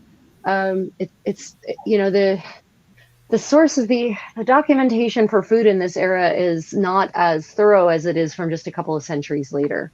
So the provisioning of armies is not as well documented. 300 years later, we have detailed expense accounts and that literally lay out. I mean, the Howard household books are practically like a how-to guide for 15th century army. It's because of the details that they provide for everything from armor and clothing to food and weapons and boats and transportation. But we just don't have that so much for the 11th century. It's not. Yeah. So yeah, dried fish, dried meat of any kind, maybe. But armies, here's the thing, guys, and this is the part about armies that's kind of true throughout the pre-modern era. Armies don't worry about provisioning in advance too much, because they're going to get it as they go, and they're going to get it. They're going to get it from whoever, what unfortunate bastard happens to be living near where they are. And leading up to the battle, they did do that. They went into all the villages around Dublin and burned it because it was a show of strength against Citric. It's like, hey, look, your lord has rebelled against me, and he can't even protect you. Like Brian Boru did that on purpose. Like, Right. So he used it for practical reasons. We want your food and your stuff, but also, sorry, you're going to be an object lesson. Yes. Um, Yeah.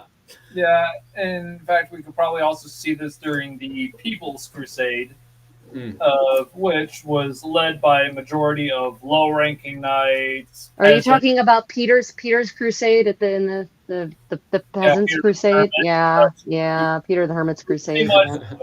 Ladies and gentlemen, if y'all know about this one is incredibly what kind of actually helped the Crusaders, because one, the Turks and such, they were so tired from fighting against these peasants and such, they were like, well, hell, these guys just beat us in hell. We have accounts of them actually stealing and all this, and it's like people like immediately a lot of people think, oh, that's what the entirety of the Crusades were like. Then it's like, no, that's only that one group that did that.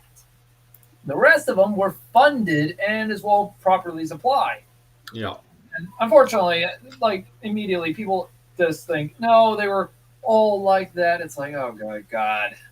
And it's like, but yeah, there are other accounts also, especially from the towns of the Romans that also did that. There are accounts that even during the medieval period that they did that in order just to show strength or just to prove like, hey, surrender now and we won't do this to you like we did to your friends. But also the logistics of hauling enough food to feed an army is incredible, right? And the roads are not great, everyone. Like I don't think the Romans built highways in Ireland. So there were roads built and there were wooden roads that were built. Right, but you're right. For 4,000 men, they're not Roman roads, right? So they don't have paved roads, as dilapidated as they might be at that point. So you're just not. You have to imagine the infrastructure is completely different. Yeah. And of course, then there's questions of refrigeration and preservation, which is I know the point of the jerky comment, but honestly, if all you eat is jerky on campaign, you're going to get gout. Yeah. Shield. God, we could go into a whole load of, because we literally did an entire PowerPoint presentation on shields there. For everyone that had to, because what was it, 2 hours ago, we had a whole load of people come off to sleep in Ireland. Yeah. And I never said goodnight to them. And now we have a whole load of Americans from the, this happened last time as well. It did, Myself and Rachel were saying goodnight to everyone in Ireland and saying good evening to all the Americans from the West Side. Wild. But yeah, we did an entire presentation there on shields for anyone who missed out on that. And we'll be covering more shields later on today. But if you have any specific questions before we finish up there, definitely chuck it in down below. But at the same time, remember, we're going off to do our own bits and bobs there, because we're dragging poor Connor there for the last 5 hours. 5 hours, yeah. 5 hours. That's a marathon. Jesus. It really is. So if you have any specific questions, definitely chuck it down below before we took Connor off the bed there.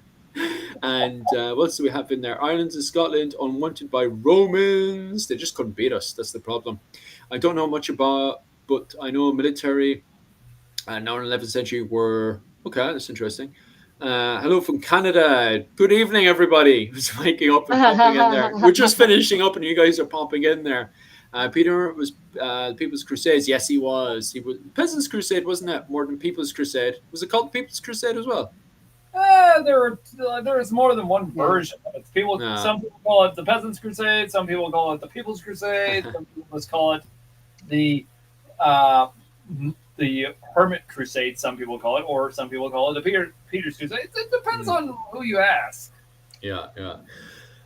Definitely. Okay, so I will start finishing up with there, lads. Thanks very much for everybody who somehow managed to stick in for 5 straight hours of our nice little presentation talking about the weapons and armor and clothing, particularly for men. during the Battle of Clontarf. It really does, all the support really does mean a ton to us. And I want to thank Connor and Rachel for jumping on here and dealing with all the mad stuff I was doing during this presentation and stuff today. And especially you, Connor. Anytime you want, you're definitely more than welcome to jump back on for another presentation. Once we're finished up here, we'll have another chat to see what other presentations you want to do in the future and stuff. But other than that, guys, thank you so much.